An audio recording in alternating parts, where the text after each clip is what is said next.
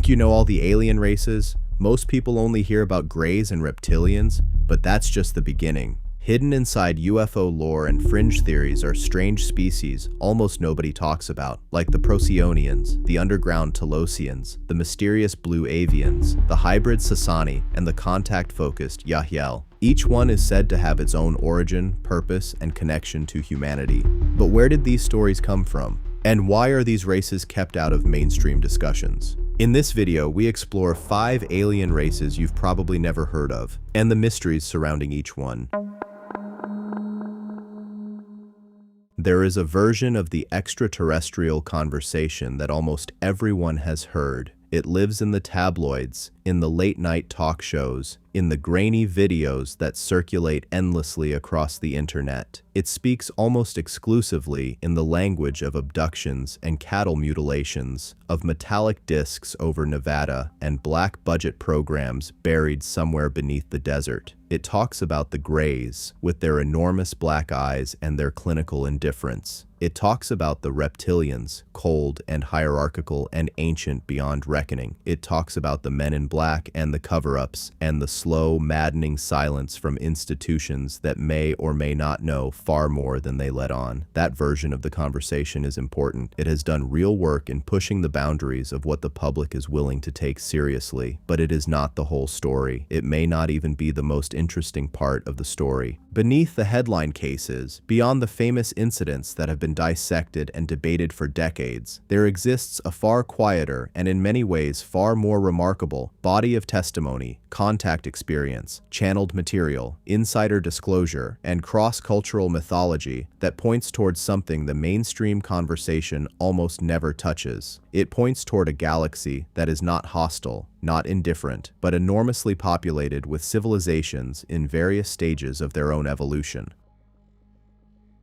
Some of them watching us with the patient attention of gardeners waiting for a seed to break the soil, some of them already engaged in communication with individuals on this planet, and some of them, according to a growing body of sources, preparing for a moment of contact so open and so undeniable that the current framework of human civilization will never quite recover from it. The 5 races this documentary explores are not the Greys, and they are not the Reptilians. They are not the faces you find on mass-market merchandise. They are not the stars of the most sensational abduction accounts. They are, in a very real sense, the hidden gallery of the extraterrestrial phenomenon, intelligences and civilizations that have been spoken about for decades by researchers, contactees, channelers, whistleblowers, and indigenous knowledge keepers, but that have never quite broken through into the broader cultural consciousness in the way their more famous counterparts have. That obscurity is itself worth examining because it tells us something about how we have been trained to think about the question of who else might be out there. When a society becomes accustomed to thinking of extraterrestrial intelligence in terms of threat, in terms of invasion narratives, abduction horror, and sinister biological experimentation, it becomes very difficult to hear, let alone evaluate,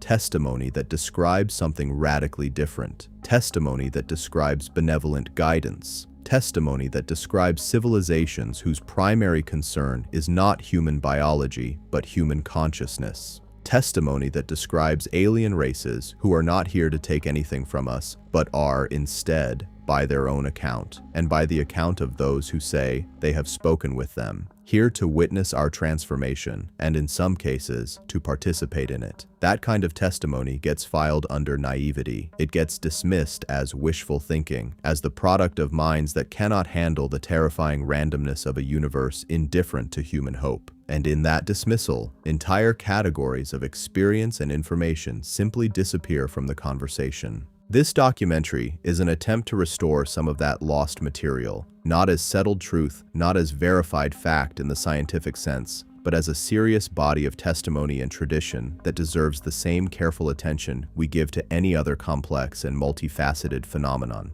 The 5 races we will examine, the Procyonians, the Telosians, the Blue Avians, the Sassani, and the Yahyel, each come to us through different channels, through different types of sources, and through different historical and cultural contexts.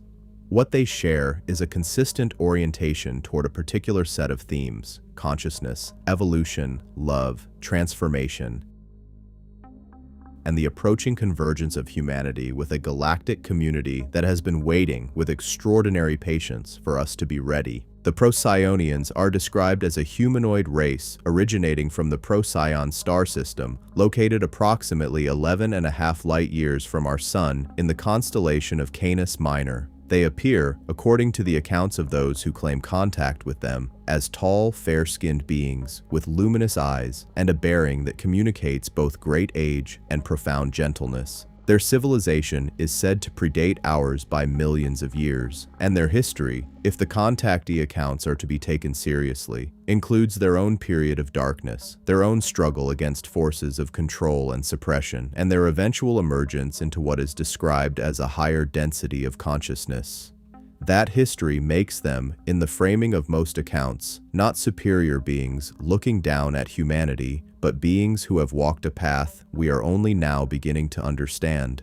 and who feel something akin to kinship with a humanity that is just now approaching its own turning point. The Telosians are different in almost every particular. They are not described as coming from another star system at all. Their origin, according to the tradition built up around them over the last century and more, is right here on Earth, or rather, beneath it. They are the survivors and descendants of an ancient civilization,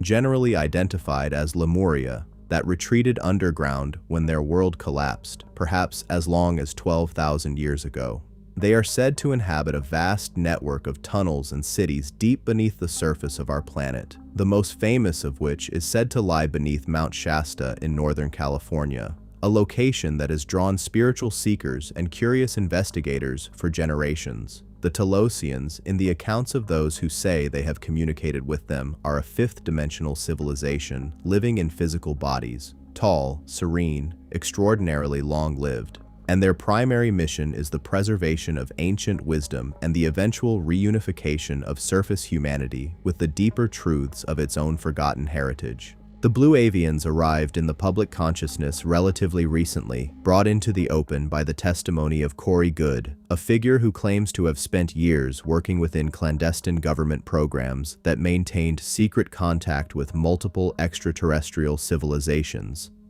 The Blue Avians, as described by Goode, are not humanoid at all. They are bird-like beings, standing between 6 and 8 feet tall, covered in indigo and blue feathers, with round heads and large eyes that communicate an intelligence both ancient and compassionate. They communicate, according to Goode, not in spoken language, but in a kind of instant telepathic transfer of complete concepts and emotional states. They are said to be members of an alliance of higher density beings that arrived in our solar system in enormous energetic spheres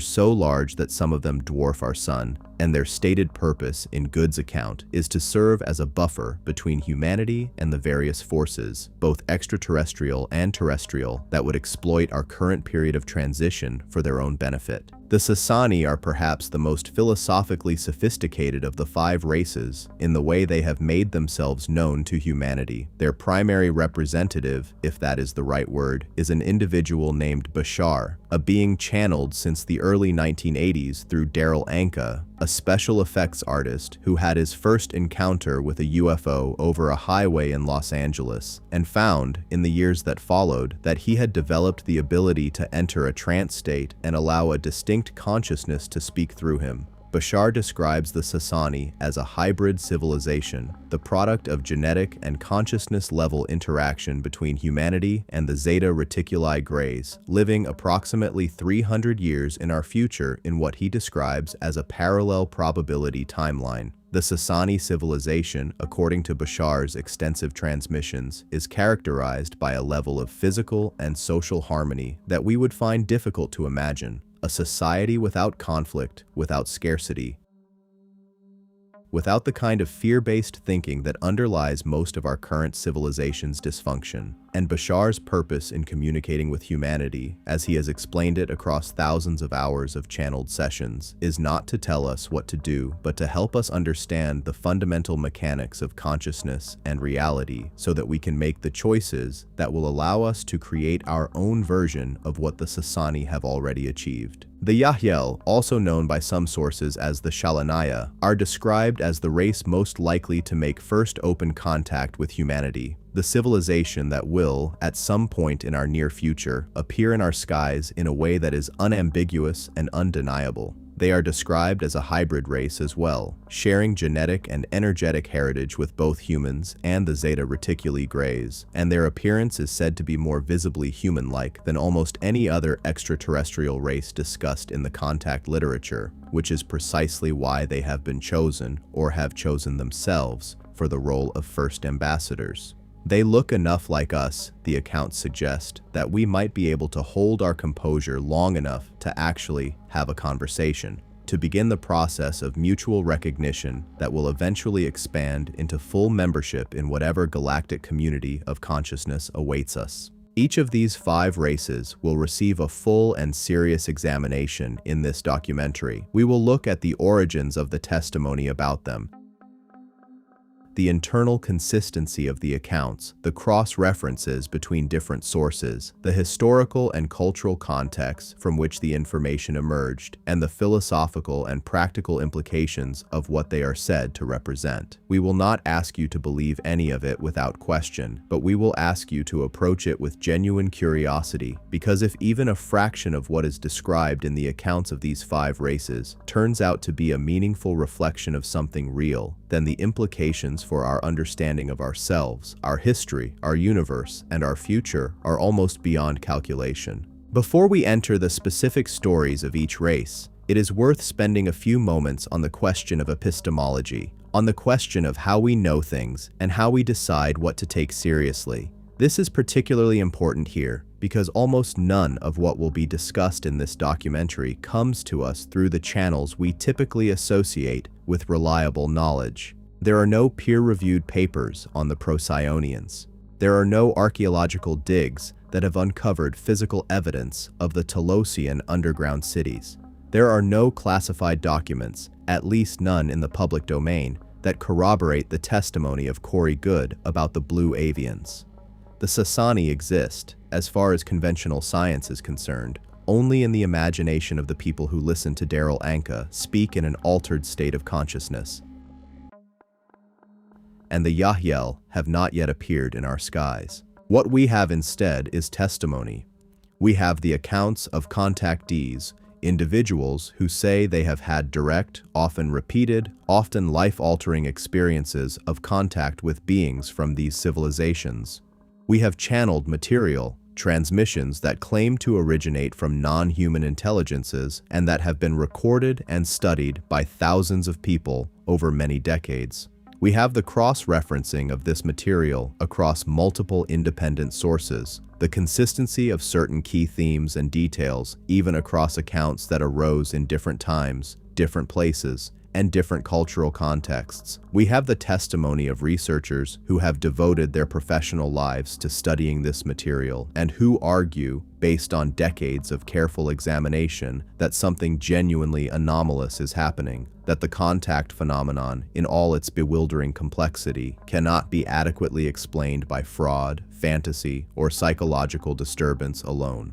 We also have something that is perhaps less obvious but equally important. We have the effect of this material on the people who encounter it. Across the board, those who describe meaningful contact with the kinds of beings represented by these 5 races report profound, lasting, positive transformation in their lives. They report expanded states of awareness. They report a deepening of compassion, a reduction of fear, a sense of connection to something larger than themselves.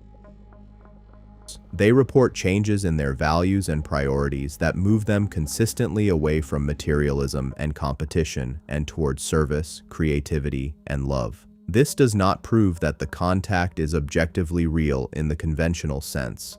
but it does suggest that something is happening, something that has measurable effects on human consciousness and human behavior, and that something deserves our attention. The 5 races we are about to explore have been described by their sources as part of a much larger reality, a galactic community of consciousness that includes hundreds, possibly thousands, of distinct civilizations at various stages of their own evolution. Some of those civilizations are older than our solar system. Some are barely more advanced than we are. Some operate in what the contact literature calls higher densities or higher dimensions, states of being that are not separate from physical reality, but rather represent a different relationship to it, a different level of coherence and awareness. The Procyonians, Telosians, Blue Avians, Sassani, and Yahyel each occupy a different position in this vast and complex ecology of intelligence, and each has a different relationship to humanity and to our current moment in history. That moment, as almost all of these sources agree, is not ordinary.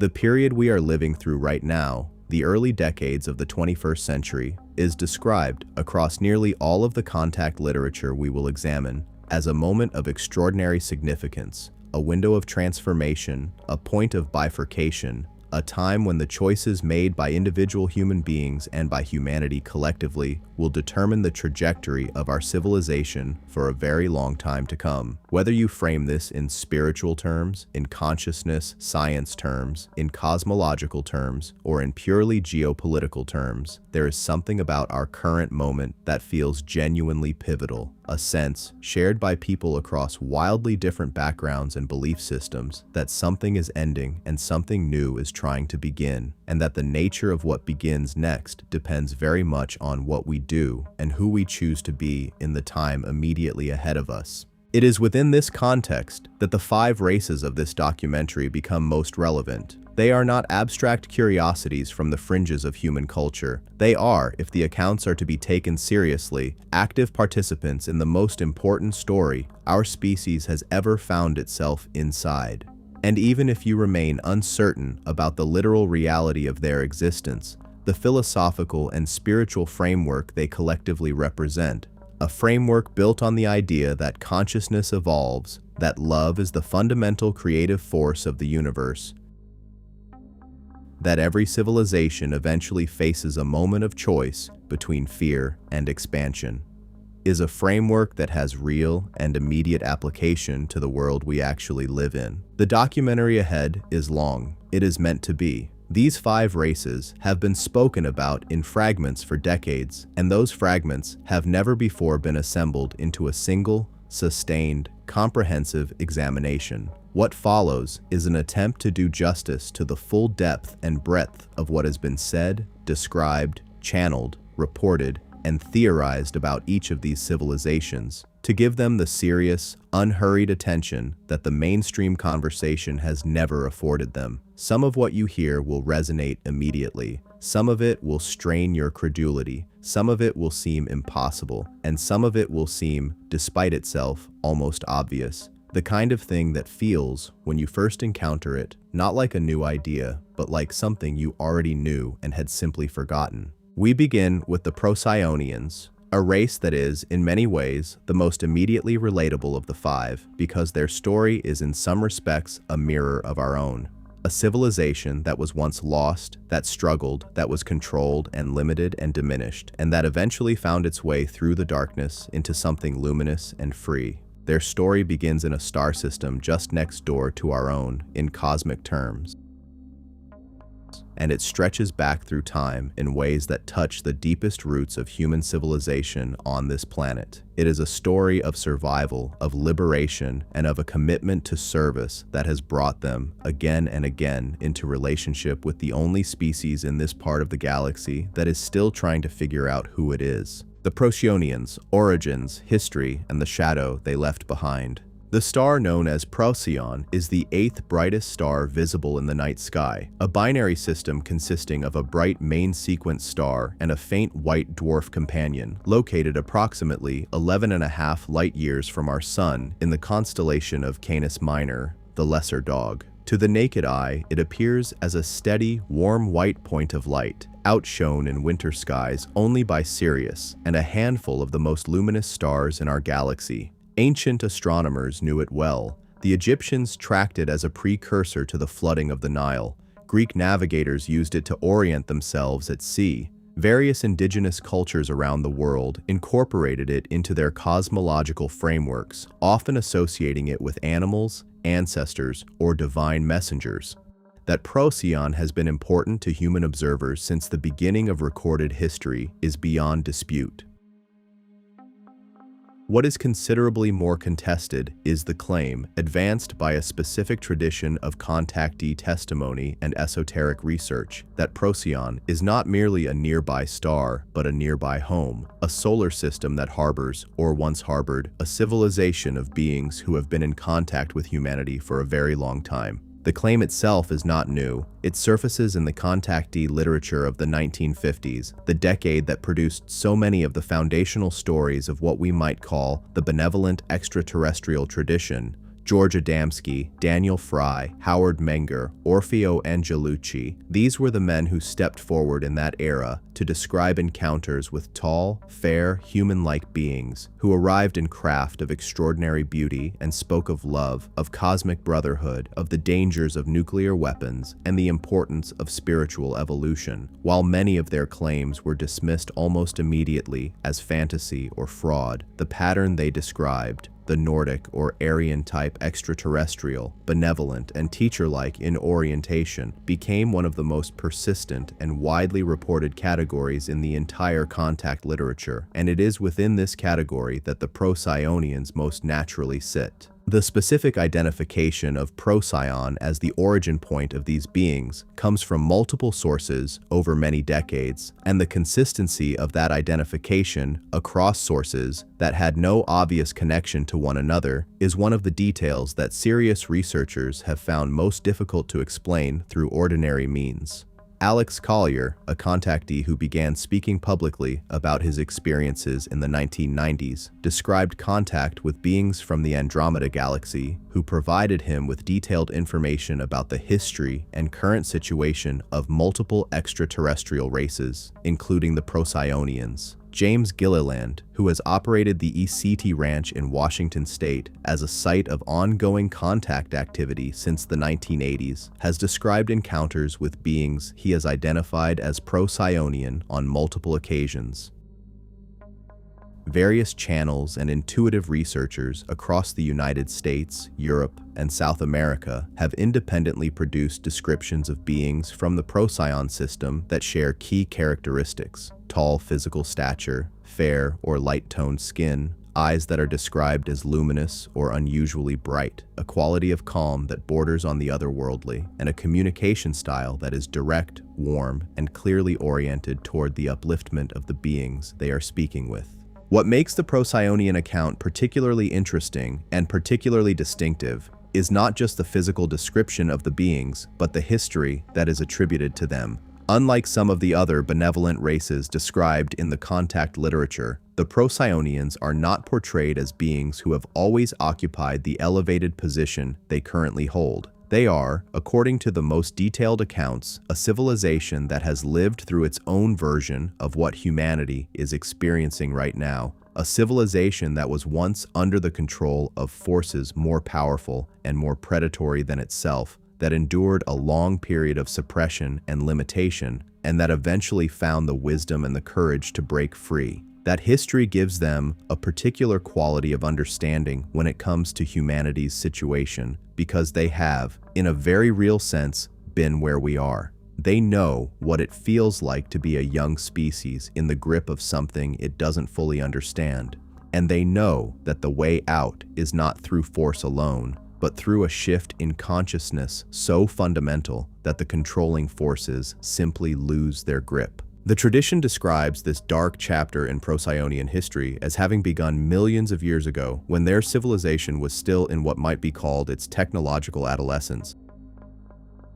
Advanced enough to have developed interstellar travel and energy technologies, but not yet mature enough in consciousness to have fully integrated the ethical and spiritual dimensions of that power. It was during this period, according to the accounts, that the Procyonians came into contact, or more precisely, into conflict, with the Draco-Reptilian civilization, one of the oldest and most expansive predatory civilizations described in the contact literature, which had by that point already established influence or dominance over a significant portion of this region of the galaxy. The draconian approach to less advanced civilizations, as described in the broader contact literature, is consistent and recognizable: infiltration rather than open conquest, the gradual co-opting of political and social structures, the manipulation of religious and cultural systems to create dependency and compliance, and the slow redirecting of a civilization's energy and resources away from its own development and toward the service of the controlling power. The Procyonians, according to the accounts, were subjected to this process for a very long time. Their civilization did not disappear. It continued to develop technically, continued to produce art and science and philosophy, continued to function in many of the surface ways that a civilization functions. But at a deeper level, something essential was being suppressed: the natural spiritual evolution of the species, the organic development of higher states of consciousness that would eventually allow them to perceive and operate in dimensions of reality beyond the purely physical. The draconian system, in the way it is described across the contact literature, is fundamentally incompatible with this kind of evolution, because higher consciousness makes a being less susceptible to manipulation, less dependent on external authority, and ultimately less useful as a resource. The draconians are therefore said to maintain their control by keeping the civilizations within their sphere of influence locked at a particular level of development.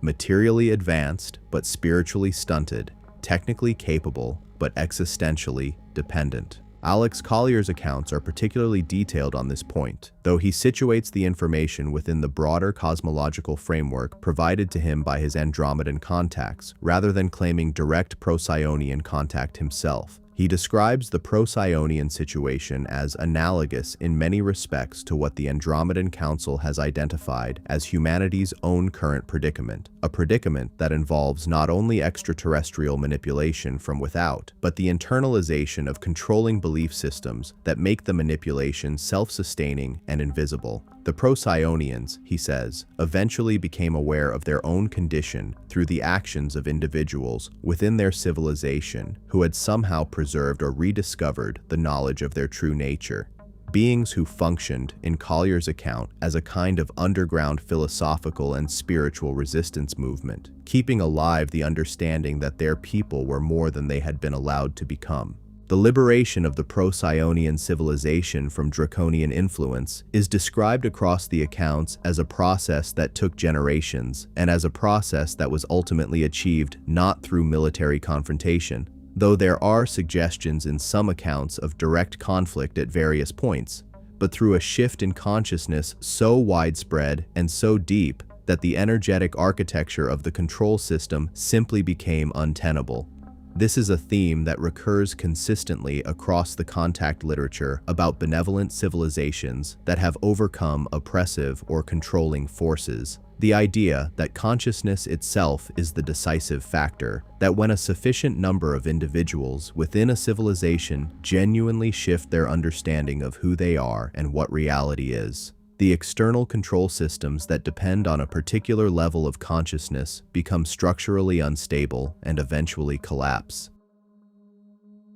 The Procyonians who emerged from that process are described as extraordinarily committed to ensuring that other civilizations do not have to travel the same road without support. This commitment is the foundation of their engagement with humanity, which is described across the accounts as extending back into periods of human history far more ancient than most people would be comfortable considering. There are claims, and these must be clearly flagged as the most speculative territory in the Procyonian account, that beings from the Procyon system were among the multiple extraterrestrial influences present on Earth during the period of early human civilizational development, and that some of the mythological traditions of ancient cultures that describe tall, radiant, teacher-like beings from the sky are at least partially drawn from genuine contact with Procyonian visitors. This is territory that overlaps extensively with the broader ancient astronaut hypothesis, and it carries all of the evidentiary challenges that hypothesis entails.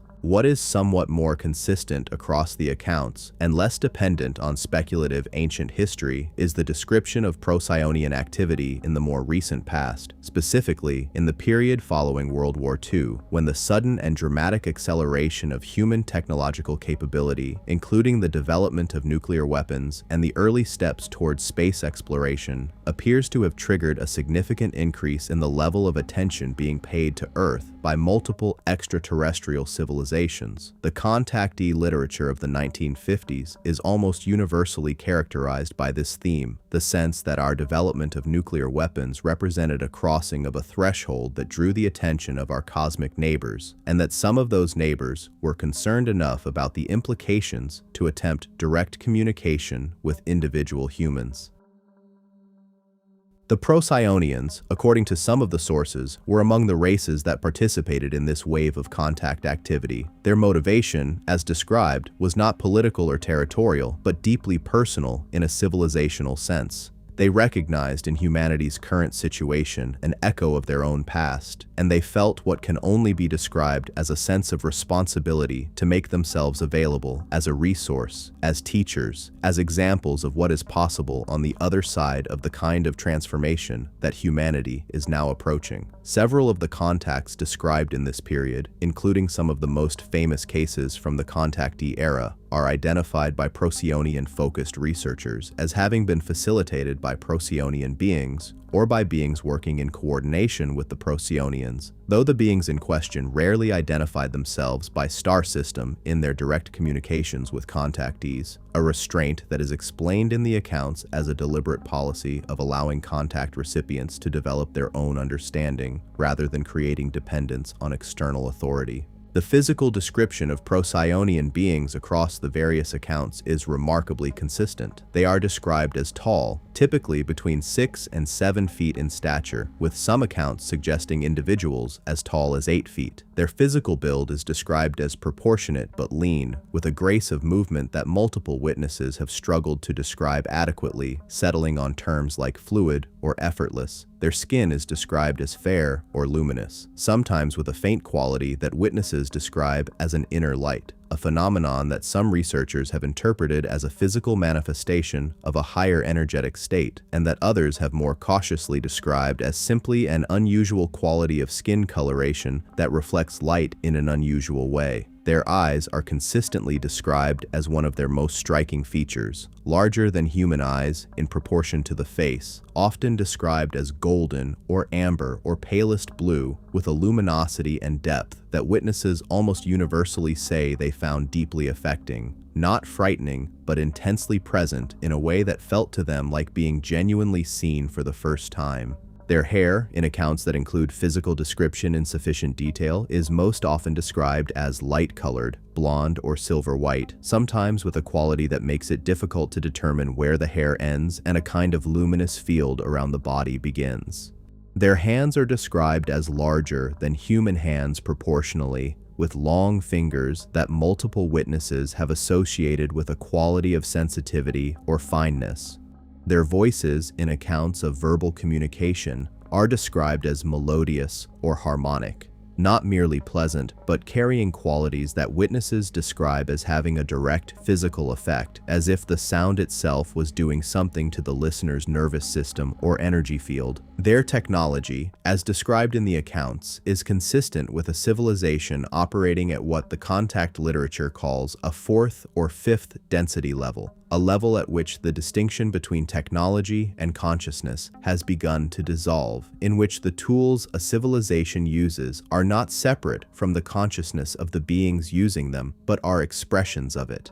Their craft, in accounts of visual observation, are described as luminous rather than metallic. Not the gleaming metal of a conventional spacecraft, but something that seems almost alive, that changes shape and color in response to the intentions of those aboard, that moves not by conventional propulsion, but by what several accounts describe as a direct relationship with the fabric of space itself. These descriptions are, of course, impossible to evaluate in any conventional scientific sense, but their consistency across accounts from different times and places is a phenomenon that deserves acknowledgement. Perhaps more important than the physical descriptions, however, is the philosophical and spiritual content of what the Procyonians are said to teach and represent. Across the accounts, whether they come from direct contact experiences, from channeled material, or from the more distant analysis of researchers who have synthesized multiple sources, there are consistent themes that define the Procyonians' orientation toward reality and their message to humanity. Chief among these is the theme of sovereignty,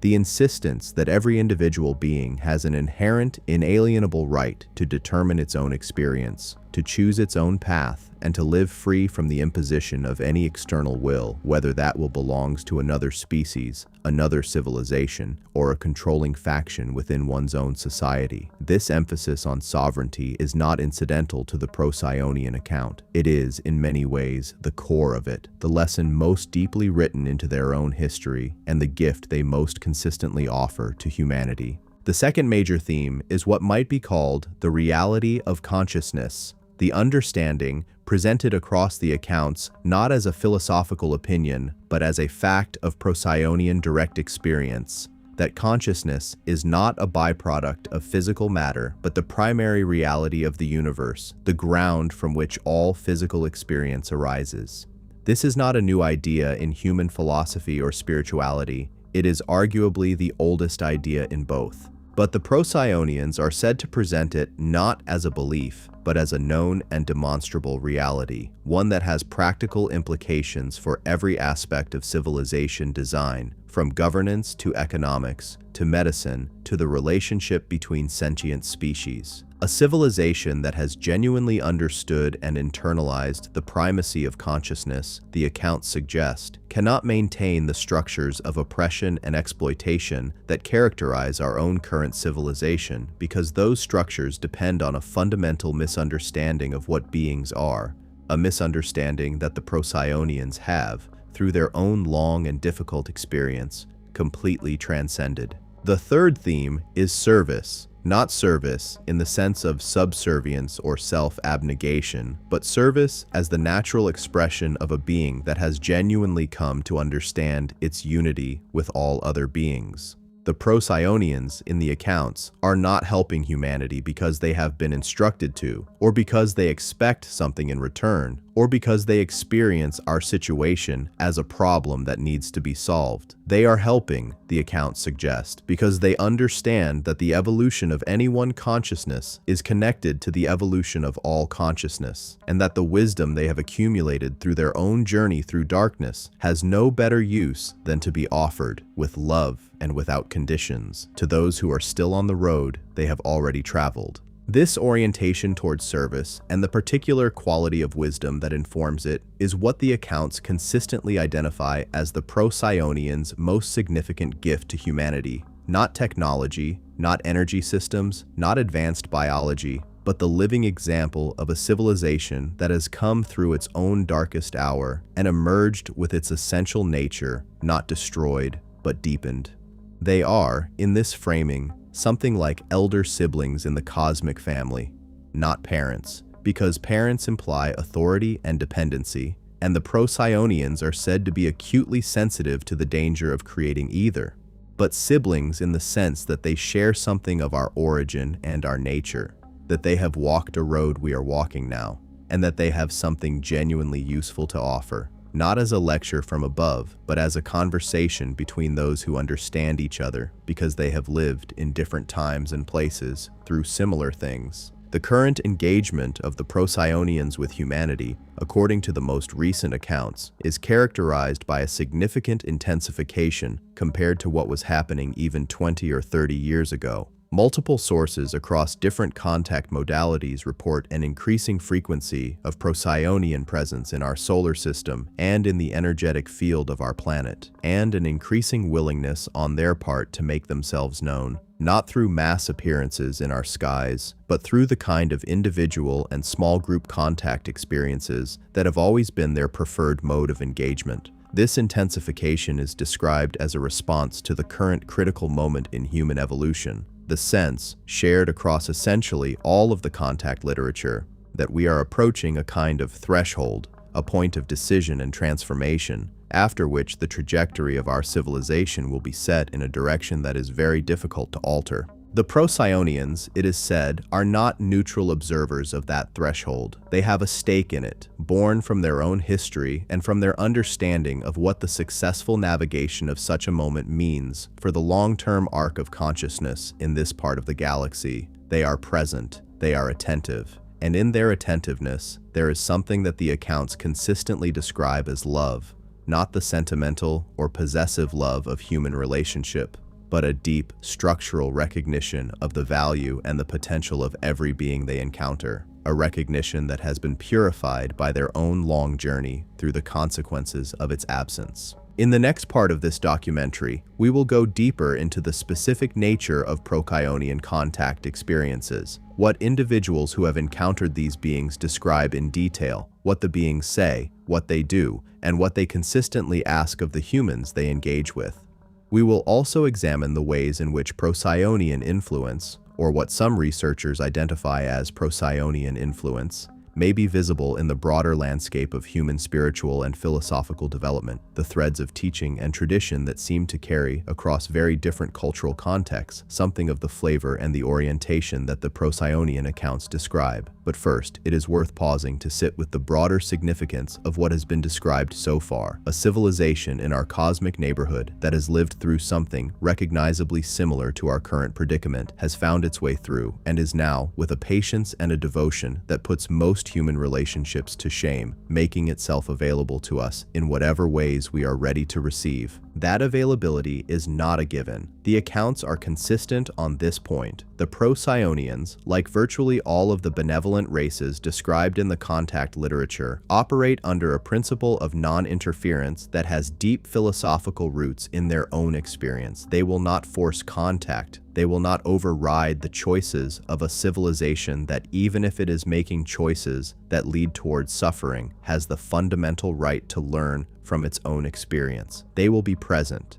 They will be available. They will make themselves known in ways that are as clear as the level of openness in the receiving consciousness allows. But the first move in every account belongs to the human. And that first move is not a physical gesture, but an internal one. A quality of genuine curiosity, genuine openness, genuine willingness to consider that the universe is far larger and far more populated and far more oriented toward love than most of our current cultural frameworks have allowed us to believe. The Procyonians, contact experiences, teachings, and their role in the awakening. The experience of contact with Procyonian beings, as described across the various accounts accumulated by researchers over the past several decades, has a distinctive phenomenological quality that sets it apart from many other categories of extraterrestrial encounter. Where the classic abduction account is characterized by paralysis, loss of agency, clinical procedures, and a pervasive atmosphere of disorientation and fear,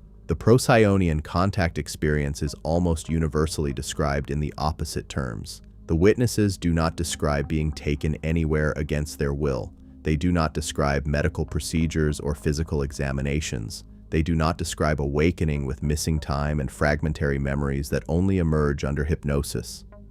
What they describe again and again across accounts that span decades and continents is a meeting, a genuine encounter between two kinds of consciousness that is characterized by mutual recognition, profound respect, and an exchange of information and energy that the witnesses almost invariably describe as one of the most transformative experiences of their lives. This does not mean the encounters are entirely comfortable, or that they do not have their disturbing aspects. Several accounts describe an initial period of intense disorientation, not the physical paralysis of the abduction literature, but something more like the disorientation of suddenly perceiving a vastly expanded reality. Multiple witnesses have described the experience of being in the presence of a Procyonian being as something like having a membrane removed from their perception, as if something that had been filtering their experience of the world suddenly becomes transparent, and they can see, at least momentarily, a layer of reality that had always been there but had never been accessible.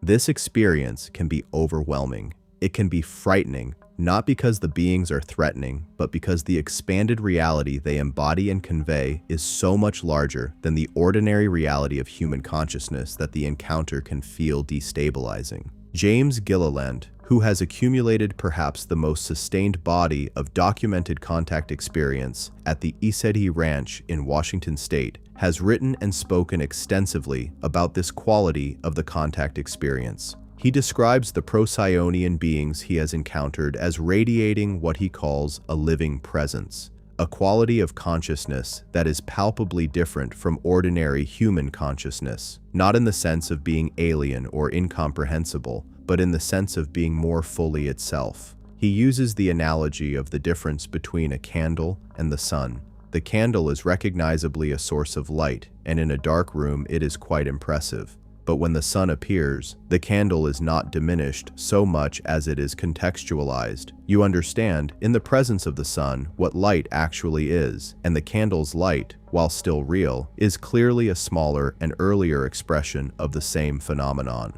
Contact with Procyonian beings, in Gilliland's account, produces this kind of clarifying shock, a sudden understanding of what consciousness is when it is more fully developed, and a corresponding recognition of how much room for development one's own consciousness still contains. The communication style attributed to Procyonian beings in these accounts deserves particular attention because it is one of the most consistently described and most significant aspects of the encounters. The beings are described as capable of verbal communication in languages accessible to the humans they are speaking with, a capability that is itself remarkable and that various sources explain in different ways, ranging from instant linguistic acquisition through technological means to a form of direct consciousness encoding that the human mind translates into familiar language patterns. But verbal communication, according to most accounts, is not the primary mode the Procyonians prefer. They are described as primarily telepathic in their communication, not in the vague, impressionistic sense in which that word is sometimes used, but in the specific sense of a direct transmission of complete thought forms, images, emotional states, and experiential knowing that arrives in the recipient's mind not as words, but as immediate and total understanding. Multiple witnesses have described receiving from Procyonian beings what they can only call complete packets of information, moments in which a vast body of knowledge or understanding arrives in consciousness not sequentially, word by word, or concept by concept, but all at once, the way a smell can instantly evoke an entire complex of memory and emotion without any linear process of reconstruction. The challenge, these witnesses uniformly report, comes afterward, in the attempt to translate that total experiential understanding into the sequential, linear medium of language. The accounts that emerge from this translation process inevitably lose something of the original, and those who have had the experience of receiving direct telepathic communication from beings of this kind frequently report a quality of profound frustration at the inadequacy of language to convey what they have actually experienced. What does emerge from these accounts, in all its linguistic incompleteness, points consistently toward a set of core themes. The beings speak, or rather transmit, about the nature of consciousness and its relationship to physical reality. They convey, directly, without argument, as a shared experience rather than a proposition to be evaluated, the understanding that physical matter is not the fundamental level of reality, but rather an expression of consciousness in a particular frequency range. They convey the understanding that the universe is alive in a way that most human cultural frameworks have not begun to approach. That every star, every planet, every galaxy is an expression of a consciousness at some level of awareness, and that the sentient beings that inhabit planetary surfaces are not isolated accidents in an indifferent cosmos, but are, in a very real sense, the universe knowing itself at a particular scale and through a particular kind of perceptual apparatus. They convey, and this is one of the most emotionally affecting elements of the accounts, the complete absence of judgment. Multiple witnesses report that the beings they encountered possessed what can only be described as a perfect and unconditional acceptance of the humans before them. Not an acceptance that is indifferent to the possibility of growth or change, but an acceptance that begins from the absolute foundation of the inherent value and worthiness of the being. This quality of acceptance is, in many of the accounts, what produces the most profound emotional response in the witnesses, because it is so radically unlike the conditional acceptance that characterizes most human relationships. The Procyonian beings, as described, do not see human beings through the lens of their failures, their fears, their limitations, or their history of harm-doing. They see something that is somehow simultaneously what the human being is right now and what the human being is in its fullest potential, and the love they extend encompasses both without distinction or preference. This quality of unconditional regard is described not as a performance or a diplomatic gesture, but as a genuine perceptual reality. The beings actually see more of the human being than the human being typically sees of itself, because they operate at a level of consciousness that allows them to perceive not just the personality level expression of a being, but the full depth of what it is. And the experience of being seen that completely, witnesses report, is both wonderful and deeply humbling. It catalyzes a kind of inner reckoning, a confrontation with the full reality of oneself that can be as challenging as it is liberating. The practical teachings that emerge from Procyonian contact, as synthesized from multiple accounts, fall into several overlapping categories. First is the teaching about frequency and vibration, the understanding that consciousness exists in different frequency states, that a being's experience of reality is determined by the frequency at which its consciousness operates, and that the process of spiritual evolution is fundamentally a process of raising that frequency through choices, practices, and orientations that are more aligned with truth, love, and creativity than with fear, contraction, and limitation. This is not a new teaching in human spiritual traditions. It resonates strongly with traditions as diverse as Vedantic philosophy, certain schools of Buddhist thought, Western mystical traditions, and the work of various 20th century consciousness researchers. But the Procyonians in the accounts present it not as philosophy, but as lived reality, as the description of their own experience and their own understanding of how the universe actually works. Second is the teaching about the relationship between individual and collective consciousness.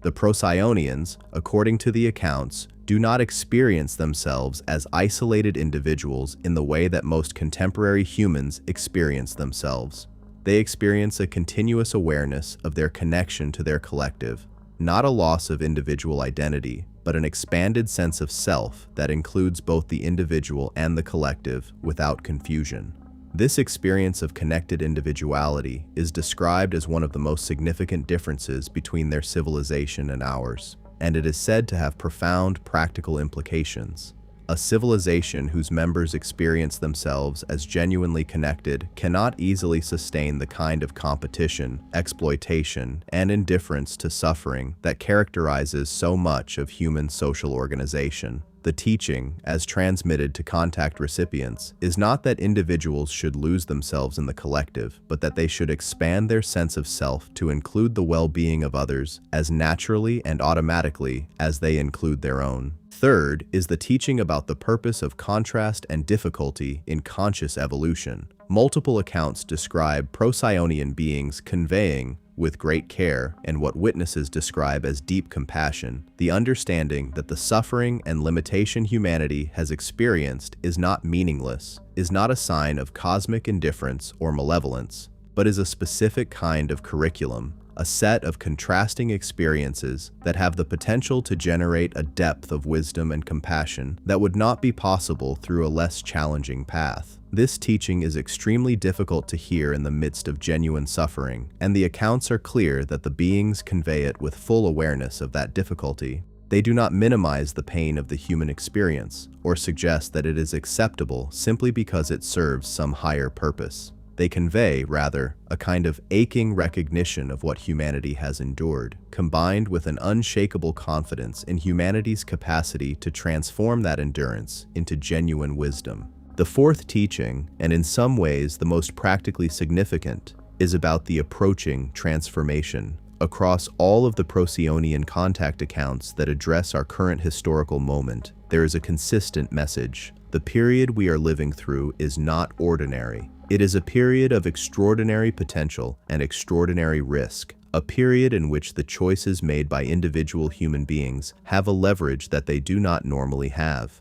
The physics of the situation, as the beings describe it in various accounts, involves a galactic-scale energetic event, a shift in the fundamental energy field of this region of the galaxy that is creating conditions for a rapid acceleration of consciousness development on every planet in its reach, including Earth. This acceleration is not forced. It does not override individual will, but it creates a set of circumstances in which the normal inertia of consciousness, the tendency of a being or a civilization to continue moving in the direction it is already moving, is significantly reduced, making genuine transformation both more possible and more urgent than it normally would be. The Procyonians in these accounts identify themselves as one of the races that has both experienced and studied this kind of galactic energetic shift, and that has witnessed its effects on multiple civilizations across multiple solar systems. Some of those civilizations, they convey, navigated the shift successfully, used the conditions it created to make the leap in consciousness that the shift made possible,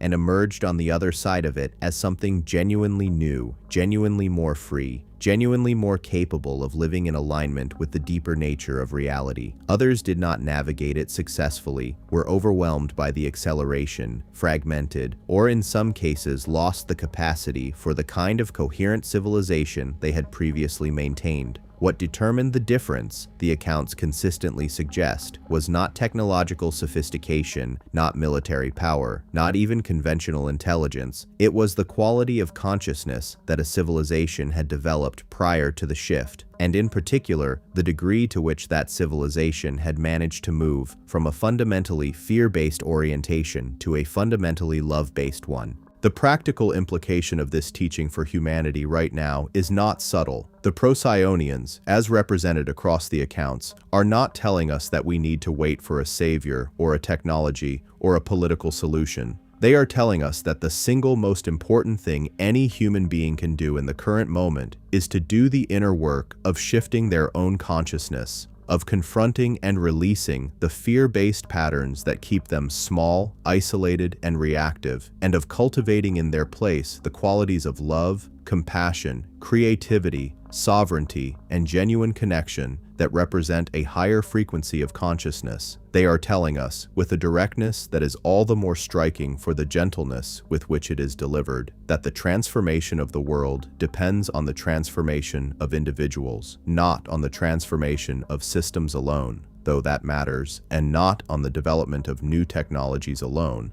though that matters too, but on the genuinely radical act of a human being deciding to be different in the deepest sense of the word. This is, of course, a teaching that exists in virtually every human spiritual tradition as well. The Procyonian contact accounts do not claim to have invented this wisdom. They claim rather to be reflecting it back to humanity from the perspective of beings who have lived its truth in ways that humanity has not yet managed to do consistently or collectively. And that perspective, the perspective of a civilization that has actually built a way of living based on this understanding, that has actually seen what a society organized around higher consciousness looks like, is perhaps the most valuable thing the Procyonian contact tradition offers. Not a prescription, not a set of rules, but a living demonstration that it is possible to be different, that the transformation being called for is not merely an aspiration, but an achievable reality, and that beings of our kind, facing challenges of our kind, have managed it before.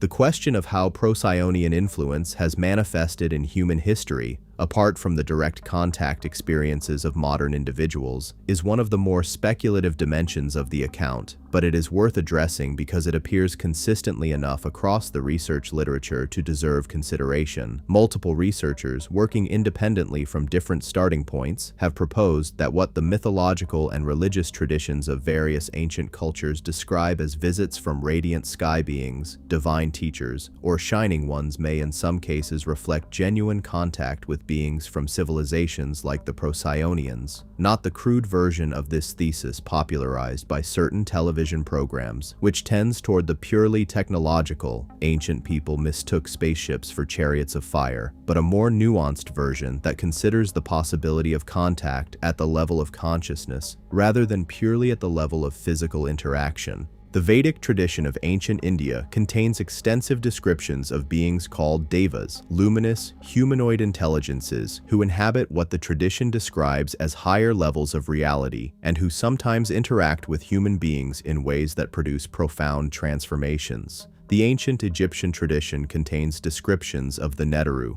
divine beings who appear to have shaped Egyptian civilization in its earliest period and who are depicted with qualities that are at once human and transcendent. Various indigenous traditions around the world describe star beings or sky ancestors who visited their peoples in ancient times and provided teaching, healing, and guidance that form the basis of those traditions' deepest wisdom. Whether any of these accounts reflect genuine contact with Procyonian beings specifically is impossible to establish with certainty, but the consistency of the broad pattern, luminous, humanoid, teacher-like beings from the sky, bringing gifts of consciousness rather than of technology, is at minimum suggestive. In the current period, the Procyonian contact tradition has intersected in interesting ways with the broader disclosure and awakening movement that has been building momentum over the past 2 decades. Multiple individuals who have become prominent in the disclosure community, researchers, whistleblowers, contactees, and public intellectuals working on questions of extraterrestrial intelligence,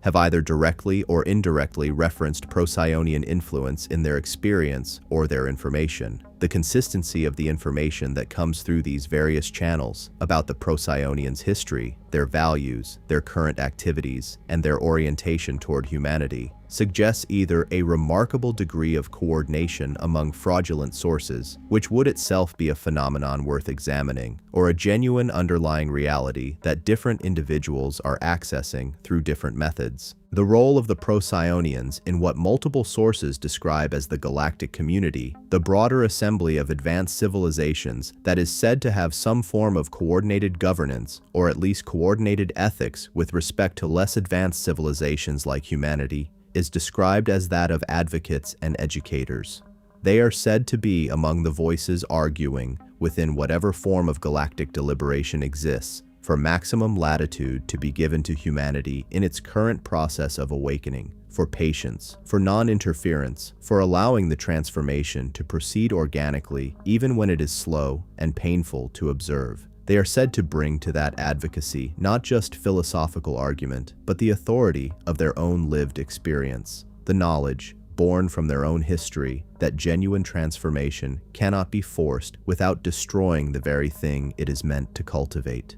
As we move forward in this documentary into the territory of the Tallosians, we carry with us from the Procyonian account several key themes that will resonate and develop through everything that follows. The theme of a civilization that has transcended control and oppression and now serves as a model for others. The theme of consciousness as the primary determinant of both individual and collective experience. The theme of an approaching transformation that depends on the inner choices of individual beings. And the theme, perhaps most fundamentally, of a universe populated by intelligences that are, at their deepest level, oriented not toward competition and consumption, but toward love and the evolution of awareness. These themes are not incidental to the account of any single alien race. They are, it seems, the grammar of the language that the benevolent races of the cosmos speak, the foundational understanding from which everything else in their relationship to humanity derives. The Procyonians have given us, through the accounts of those who say they have encountered them, a map of the terrain ahead, not a detailed blueprint, because that would violate the sovereignty they hold so sacred, but a general orientation, a sense of direction, a reassurance that the road humanity is on, however difficult it sometimes appears, leads somewhere worth going. With that orientation in mind, we now turn our attention downward, not upward to the stars, but down into the earth itself, to the hidden civilization that may be closer to us, in every sense, than any of the star-dwelling races we have considered so far. The Telosians, origins, history, and the world beneath our feet. There is a particular kind of vertigo that comes with taking the Telosian account seriously, not the vertigo of looking outward into a sky full of alien possibilities, but the vertigo of looking downward, of reconsidering the ground beneath your feet. Most of the extraterrestrial traditions we examine in this documentary require us to expand our sense of the cosmos outward, to populate the spaces between the stars with intelligence and intention. The Telosian tradition asks something different, and in some ways stranger. It asks us to consider that the most significant non-human civilization in contact with humanity may not be light years away, but miles below the surface of the very planet we have lived on for our entire recorded history. It asks us to consider that we are not alone, not merely in the universe, but on our own world, and that the civilization living in proximity to us, if the tradition is to be taken seriously, has been watching the story of surface humanity unfold with a patience and a sorrow and a love that puts most human relationships to shame.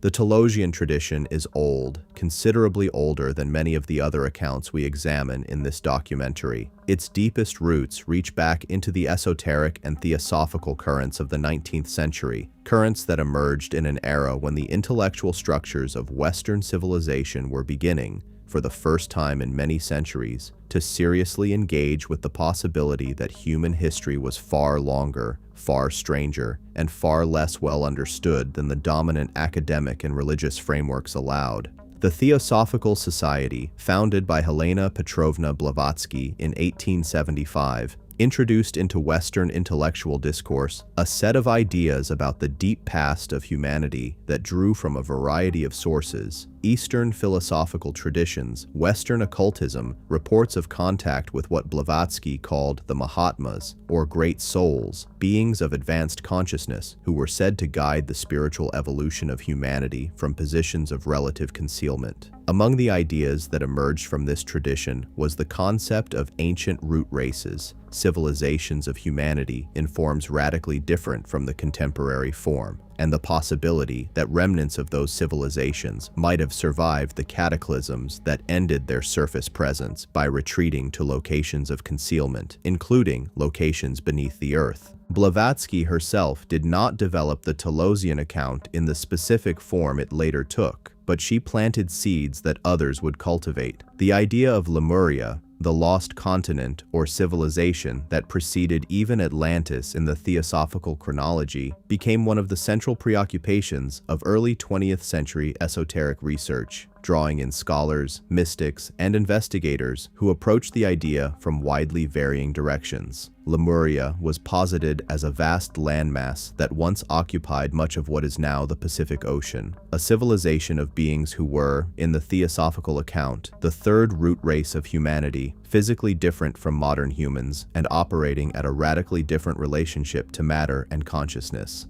The details varied enormously from source to source and tradition to tradition, but the broad outlines were consistent enough that a recognizable tradition began to accumulate, and within that tradition, the question of what happened to the Lemurians when their civilization ended became one of the central and most enduring mysteries. The specific connection between Lemuria, underground civilization, and Mount Shasta, the towering volcanic peak in Northern California that rises to nearly 14,000 feet above sea level and that has drawn spiritual seekers from across the world for well over a century, was developed most prominently in the work of Frederick Spencer Oliver, whose 1894 book, A Dweller on Two Planets, described, in the form of what its author presented as channeled or dictated material, the existence of an advanced civilization within and beneath Mount Shasta, as well as extensive detail about the Lemurian civilization and its fate. Oliver's work was remarkable for its time not merely for its content, but for the internal consistency of the civilization it described, a level of detail and coherence that its proponents have always found difficult to explain as purely the product of one man's imagination, and that its skeptics have always attributed to an unusually creative and well-read mind working in an era saturated with occult ideas.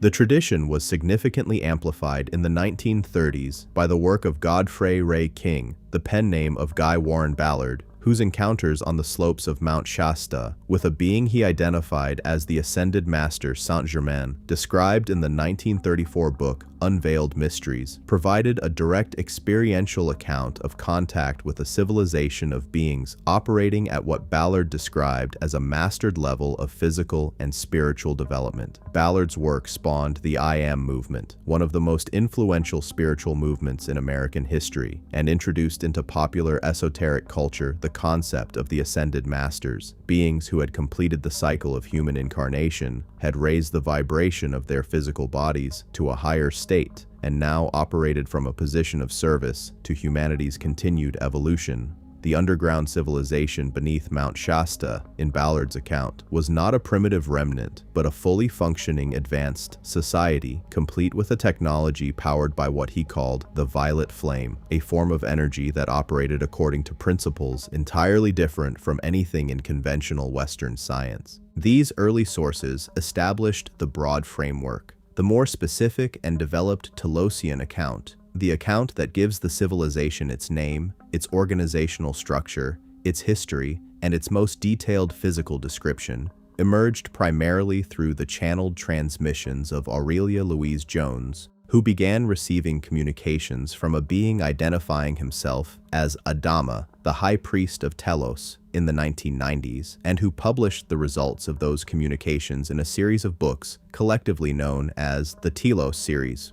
Jones's work is, by a significant margin, the most comprehensive and internally consistent body of material about the Telosian civilization, and it is from this work, supplemented by the accounts of other channels and researchers who have addressed the same civilization, that the detailed picture we will explore in this and the following section is primarily drawn. The name Telos itself, in the tradition established by Jones's transmissions, refers to the largest and most prominent of what is described as a network of underground cities that together constitute the civilization of the inner earth survivors of Lemuria. Telos is said to be situated beneath and within Mount Shasta, at various described depths ranging from 1 mile to several miles beneath the mountain's base, and is said to extend laterally across an area that, in the most detailed accounts, covers a region roughly the size of a small city. The civilization is described as far more extensive than just Telos, however. The accounts speak of a global network of interconnected underground cities and tunnel systems, some of them ancient beyond reckoning, and some of them constructed more recently by the Telosian civilization for purposes of connection and mutual support. Various locations around the world are identified in the accounts as sites of this underground network, beneath the Himalayas, beneath the Gobi Desert, beneath South America, beneath the ocean floor, in multiple locations.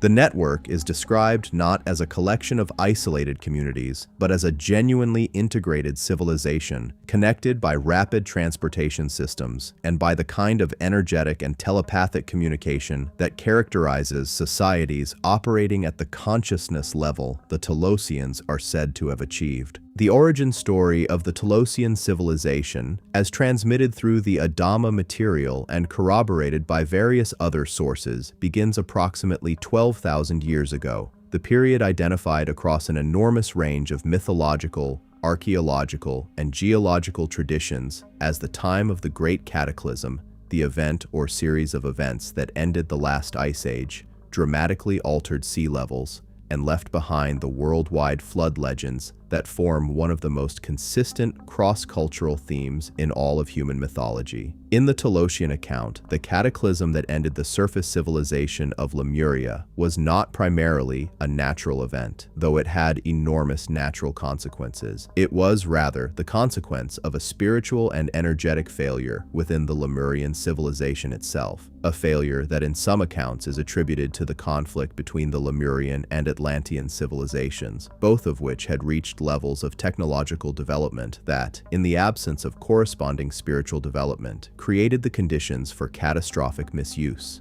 The details of this conflict vary across the sources, but the broad pattern is consistent. Two ancient civilizations, each extraordinarily advanced by the standards of contemporary humanity, came into a destructive opposition that ultimately resulted in a series of geophysical catastrophes so severe that the surface expressions of both civilizations were effectively destroyed. What makes the Telosian account distinctive is its claim about what happened to a portion of the Lemurian population before and during this catastrophe. According to the tradition, the highest councils of the Lemurian civilization received advance warning through what is described variously as divination, contact with higher beings, or direct perception by their most developed members that the catastrophe was coming and was unavoidable. They made a choice that, in the accounts, is described as one of the most consequential decisions in the long history of Earth's civilizational development. They chose to preserve what they could of Lemurian civilization, culture, wisdom, and population by moving underground. This was not, in the account, an improvised emergency measure. The retreat underground is described as having been planned over a period of time sufficient to allow the creation of genuinely habitable underground environments that drew on the Lemurian civilization's advanced knowledge of earth energies, of crystal technology, of the manipulation of what the tradition calls light and life force, to create living conditions that could sustain a large population indefinitely without access to natural sunlight or the other surface conditions that conventional biology considers necessary for life. The number of Lemurians who made this transition is described in various accounts as being in the hundreds of thousands,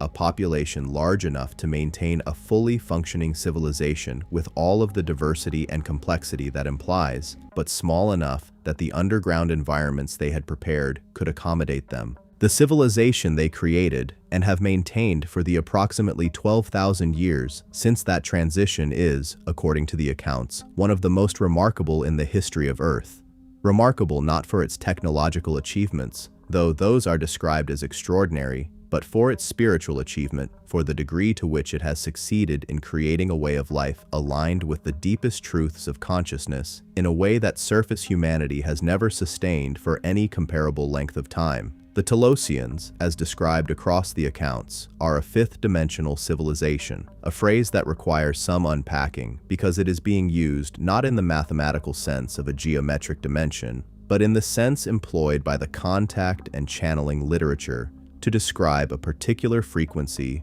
or density of consciousness and its corresponding physical and social reality. Fifth-dimensional consciousness, in the framework of the contact literature, is characterized by a direct and continuous awareness of one's unity with all other beings and with the larger field of consciousness of which all individual expressions are part. It is a state in which the kind of separation that characterizes ordinary human experience, the sense of being an isolated self in a world of other isolated selves, competing for limited resources in a fundamentally indifferent cosmos, has dissolved not into a loss of individual identity, but into an expansion of identity that includes both the individual and the universal, without conflict between them. A civilization of beings operating consistently at this level of consciousness is, in the account, one that has naturally and organically solved the problems that most concern surface humanity. Problems of conflict, of scarcity, of exploitation, of the disconnect between individual well-being and collective well-being, not through legislation or enforcement or technological fix, but through the fundamental shift in consciousness that makes those problems structurally impossible to sustain. The physical appearance of the Telosians, as described across the various accounts, reflects this higher state of consciousness in ways that make them immediately recognizable to those who have encountered them. They are described as tall, typically between 6 and 7 feet, with some individuals significantly taller, with a physical beauty that witnesses struggle to describe adequately without resorting to words like luminous or radiant. Their skin is said to have a quality of light about it, not merely reflecting light as ordinary skin does, but seeming in some accounts to generate a subtle glow from within, an effect attributed in the tradition to the higher vibratory state of their physical cellular structure. Their faces are described as noble, in the old sense of that word, expressing a quality of character and consciousness that reads immediately as wisdom, compassion, and an extraordinary kind of peace. Multiple accounts note a quality of stillness in their bearing, not the stillness of immobility, but the stillness of a consciousness that is fully present to what is, without the constant internal agitation that characterizes most human mental experience. Their clothing, in accounts that include this level of detail, is described as simple but extraordinary, garments of a material that does not appear to be woven in any conventional sense, that seems to change subtly in response to the light and to the energy of its wearer, that manages simultaneously to be elegant and entirely without pretension. Their voices are described in terms that echo the descriptions of Procyonian voices, melodious, harmonic, carrying a quality that affects the listener at a level below conscious processing, that produces a quality of calm and expansiveness in those who hear it. Several accounts describe the experience of hearing a Telosian speak as similar to the experience of deeply effective meditation, a direct shift in the quality of one's consciousness, not through the content of what is said, but through the vibratory quality of the sound itself. The society they have constructed in the 12,000 years of their underground civilization is described as genuinely utopian, but in a way that the accounts are careful to distinguish from the naive or coercive utopias of human imagination, from the enforced sameness of totalitarian fantasy or the smug complacency of a society that has forgotten how it achieved its peace. The Telosian civilization, as described, is a living, dynamic, creative culture, full of art and science and exploration and the kind of engaged inquiry that characterizes a civilization that has not made peace with mediocrity but has transcended the conditions that made mediocrity attractive. It is a civilization without poverty, without violence, without disease in the form that surface humanity experiences it, without the kind of environmental degradation that has characterized surface civilization's relationship to its world for the entirety of the industrial age. It is a civilization in which every individual has genuine access to beauty, to education, to creative expression, to the kind of deep connection with other beings that most surface humans experience only rarely and fleetingly. The absence of scarcity in the Telosian civilization is explained in the accounts through the concept of replicator technology, a term that will be familiar to anyone who has watched a certain popular science fiction franchise, but that, in the Telosian account, refers to something considerably more sophisticated than the mechanical device that franchise imagines.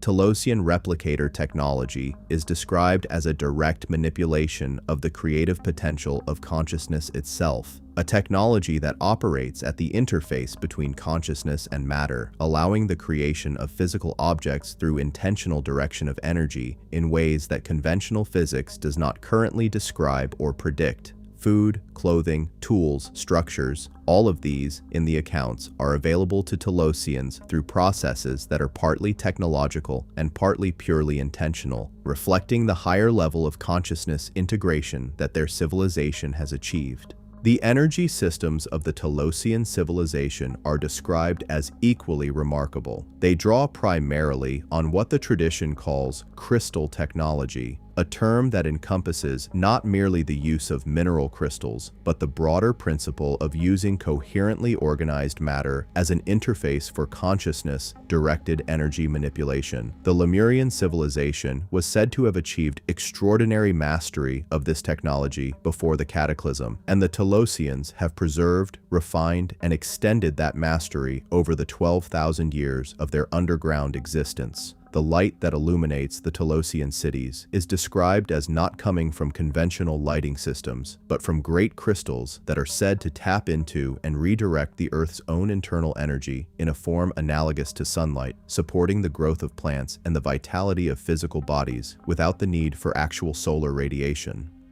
The accounts describe underground gardens and forests of extraordinary beauty,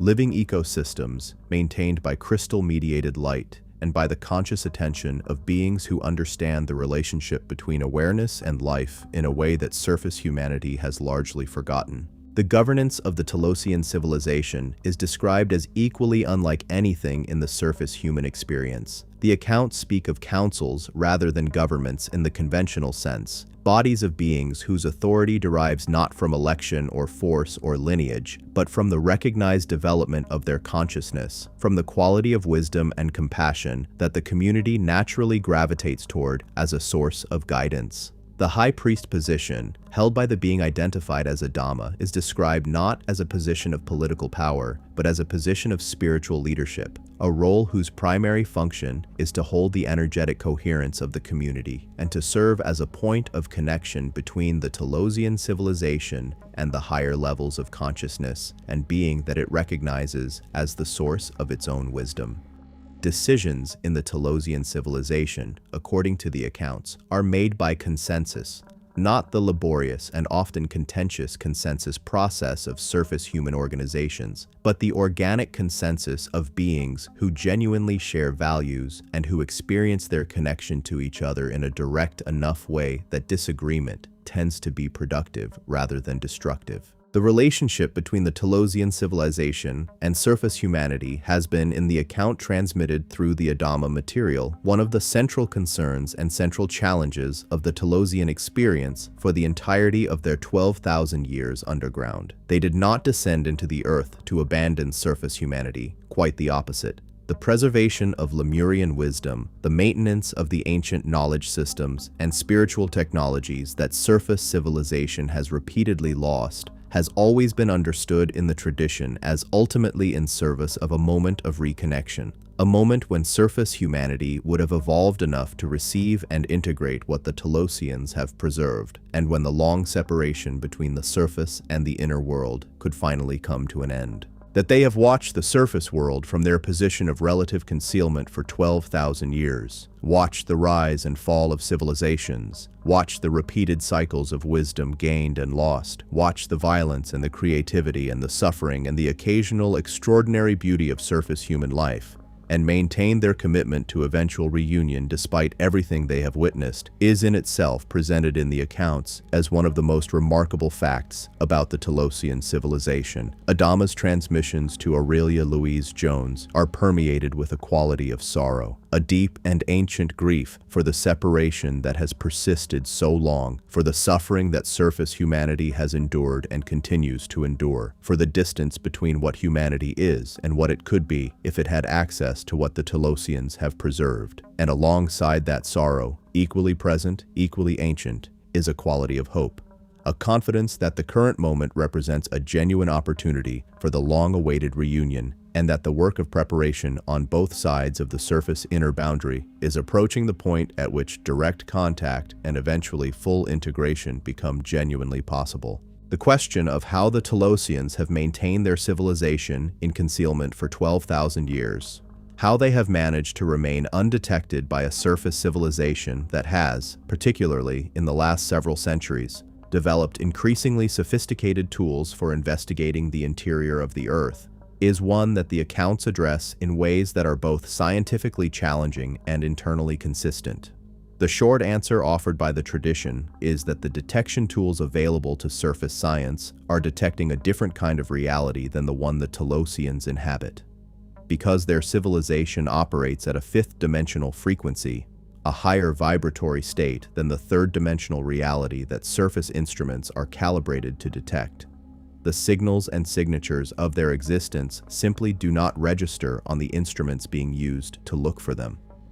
This is not described as a form of active concealment or cloaking technology, though the accounts do acknowledge that the Telosians have methods of shielding their spaces from surface intrusion when necessary, but rather as a natural consequence of the frequency differential between the two civilizations. You cannot find a fifth-dimensional civilization with third-dimensional instruments any more than you can measure the temperature of a symphony. This explanation will not satisfy a scientifically minded reader who insists on the possibility of conventional verification, and the tradition makes no apology for that unsatisfied demand. The accounts consistently hold that the nature of the Telosian reality is such that its verification will come not through technological detection, but through the expansion of human consciousness to a point where direct perception of higher frequency realities becomes possible, which is, of course, precisely the transformation that the entire contact literature describes as the central project of our current moment in history.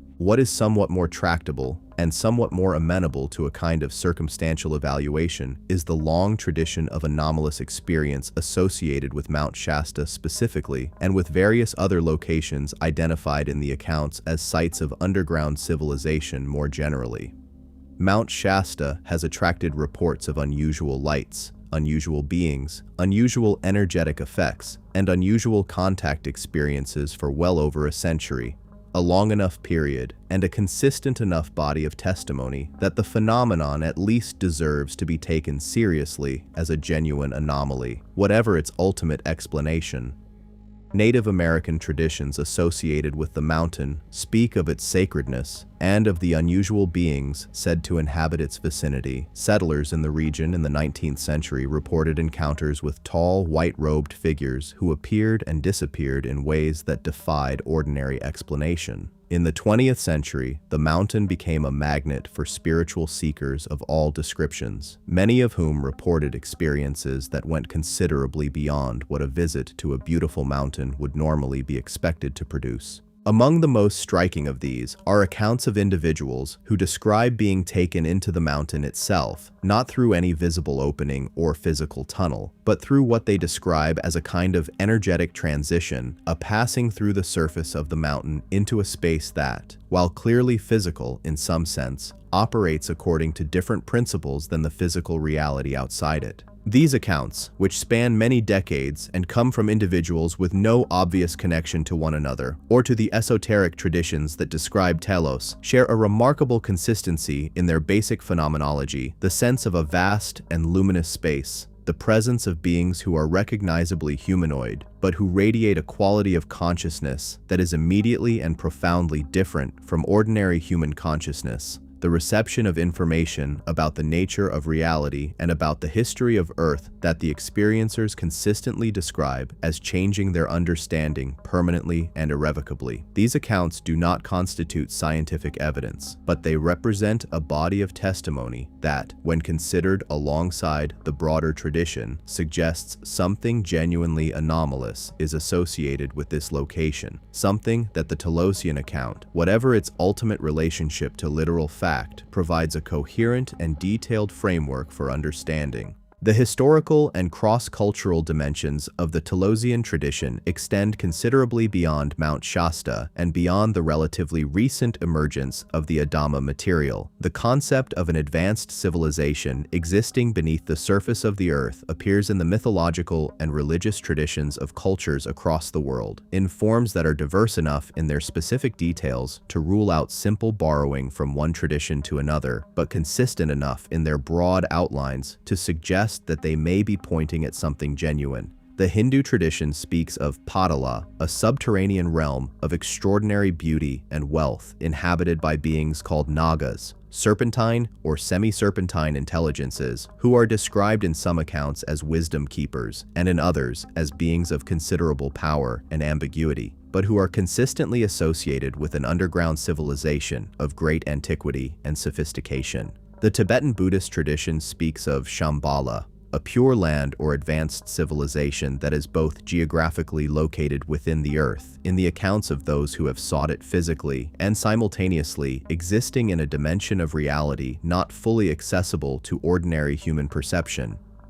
Various South American indigenous traditions speak of underground worlds inhabited by the ancestors or by beings who represent the preserved wisdom of civilizations that predate the current world. The Cherokee tradition speaks of the Nunahi, immortal spirit people who live within mountains and who occasionally interact with surface humans in ways that are protective and wise. These traditions do not all map onto the Telosian account with any precision, and the appropriate scholarly response to the resemblances is caution. Mythology is not direct ethnographic record, and the underground world is a universal enough archetype in human psychology that its appearance across multiple cultures need not imply a common factual referent. But the contact literature does not depend on these parallels for its primary evidential base. It presents them, rather, as suggestive context, as the kind of widespread and independently arising cultural memory that tends, in the history of research into anomalous phenomena, to accumulate around realities rather than around pure inventions. The traditions are worth noting, they are not worth overstating. What the tradition does most powerfully and most distinctively offer, beyond the physical descriptions, beyond the historical accounts, beyond the cross-cultural parallels, is a vision of what human civilization could look like if it were organized around a different set of foundational principles. The Telosian civilization, as described in the Adama material and related sources, is not presented as a utopia that humanity could simply decide to imitate. The gap between our current circumstances and their achieved reality is too great for simple imitation to be meaningful. It is presented, rather, as a proof of concept, a demonstration, right here on our own planet, carried out by beings who are in many respects our own ancestors, that the qualities of consciousness which surface humanity tends to regard as rare, exceptional, or beyond ordinary human capacity, genuine compassion, genuine wisdom, genuine creativity, genuine peace, are not merely ideals but achievable realities. The Telosians have not transcended the human condition in the sense of leaving it behind. They have, in the account, fulfilled it. They have become what the deepest human spiritual traditions have always insisted was humanity's ultimate potential, and they have done so not in some distant galaxy, but in the depths of our own shared world. That proximity, the proximity of a civilization that represents our own fulfilled potential, existing not light years away, but miles beneath our feet, is perhaps the most emotionally affecting aspect of the Telosian account for those who encounter it seriously. The Procyonians offer the perspective of beings who have walked a similar road and can speak from experience of what lies on the other side.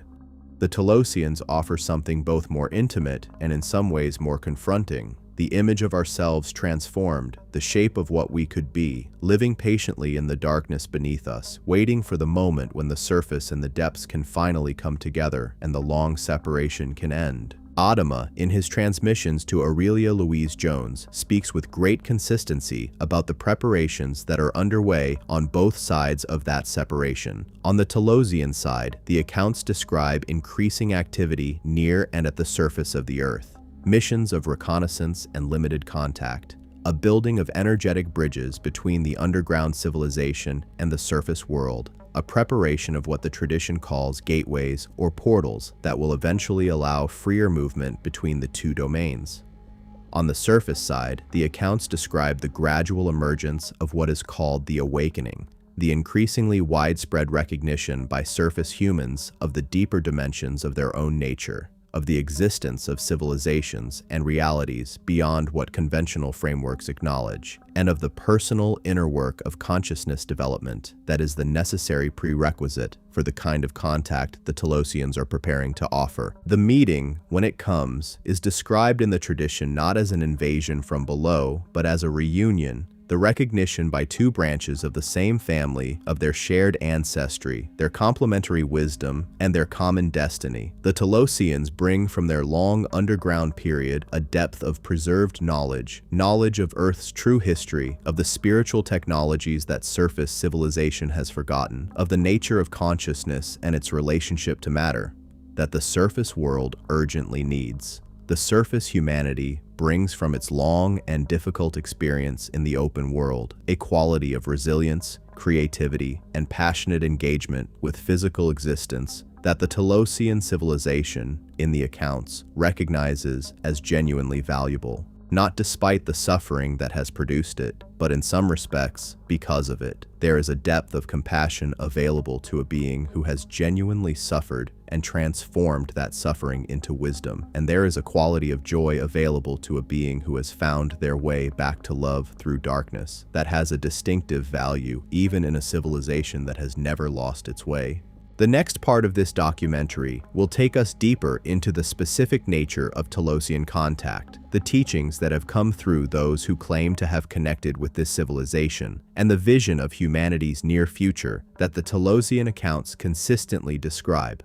a future in which the hidden world and the surface world gradually and lovingly re-merge, and in which the ancient knowledge preserved in the darkness below becomes at last available to illuminate the world above. But before we move there, it is worth sitting for a moment with the sheer magnitude of what the Telosian account is claiming, if it is true. The possibility that right now, as you read or listen to these words, there exists beneath the ground you stand on a civilization of millions of beings who are our relatives, our elders in wisdom, and our partners in the transformation that is coming. That they have been there all along, that they have never forgotten us, and that the distance between their world and ours is measured not in light years, but in consciousness, in the depth of awareness that each of us carries and cultivates in every moment of our lives. The Telosians, contact experiences, teachings, and the coming reunion. The experience of contact with Telosian beings, as described by the individuals who claim to have had it, carries a quality that is difficult to convey in summary and that resists the kind of clinical categorization that investigators of anomalous experience sometimes try to impose on it. It is not the contact of the abduction literature, with its atmosphere of involuntary intrusion and its clinical indifference. It is not even quite the contact described in the Procyonian accounts, which tends toward the sudden and overwhelming, the membrane removed, the vast reality breaking through. Telosian contact, as described across the various accounts that have accumulated over more than a century of documented experience, has a quality more like a slow opening, a gradual warming, a process less of revelation than of remembering. Multiple individuals who describe meaningful contact with Telosian beings use the word recognition, not in the sense of identifying a stranger as an acquaintance, but in the deeper sense of recognizing as your own something that has always been yours, but that you had somehow misplaced. The beings themselves, in virtually every account, communicate a sense that what is happening in the moment of contact is not a first meeting, but a resumption, the picking up of a conversation that was interrupted a very long time ago and has been waiting, with extraordinary patience, for both parties to find their way back to each other. Aurelia Louise Jones, whose sustained channeled communication with Adama over many years produced the most detailed body of Telosian contact material, describes her first experiences of this connection as beginning not dramatically but subtly,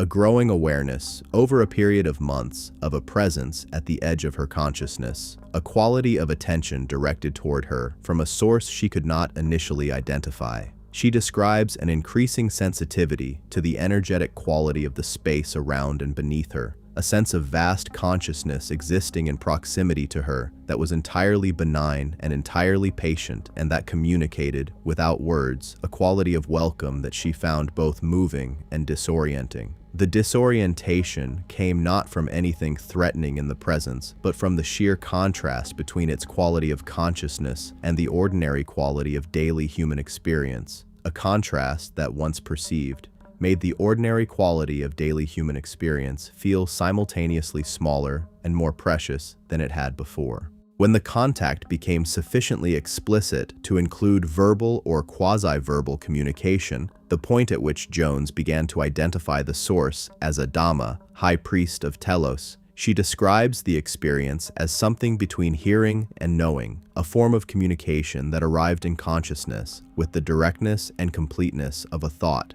that was simply there, fully formed, without the sequential process of language construction that characterizes ordinary thinking. The distinction she draws between this form of reception and ordinary thought is significant and appears consistently across accounts of this type. The received communication has a quality of otherness. It is recognizably not the product of her own mental process, combined with a quality of absolute clarity and a kind of benevolent authority that she describes as unlike anything she had previously experienced in human interaction. It does not impose. It does not demand. It presents itself with a quality she repeatedly describes as pure love, not sentimental love, not love that is contingent on agreement or performance, but the kind of fundamental unconditional regard that, when encountered in sufficient depth, reorganizes the receiving consciousness in ways that persist long after the direct contact experience itself has ended. Other individuals who describe Telosian contact, including those who have reported experiences associated with Mount Shasta and various other identified sites of the underground network, describe the phenomenology somewhat differently but consistently in ways that share these central features: the quality of recognition, the sense of resuming rather than beginning,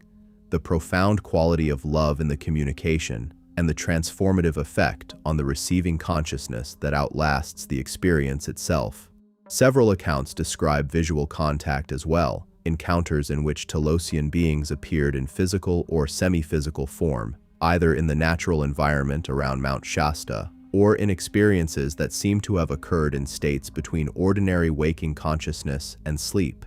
These visual accounts are remarkably consistent in their physical description of the beings: the height, the luminous quality, the extraordinary quality of peace in the bearing and expression, the eyes that multiple witnesses describe with the same vocabulary used to describe Procyonian eyes, unusually large relative to the face, unusually deep and present, communicating an intelligence and a compassion that the witness typically experiences as the most affecting aspect of the entire encounter. One of the most frequently reported features of close Telosian contact, a feature that appears across accounts from individuals with no apparent connection to the Adama material or to the esoteric Shasta tradition, is the transmission of what witnesses describe as direct experiential knowledge about the nature of the earth itself. Several individuals who have described encounters with beings they identify as Telosian or inner earth in origin report receiving, through the kind of telepathic conceptual transfer that characterizes this type of contact, a sudden and visceral understanding of the earth as a living being, not a metaphor, not a philosophical position, but a direct experiential knowing of the planetary consciousness,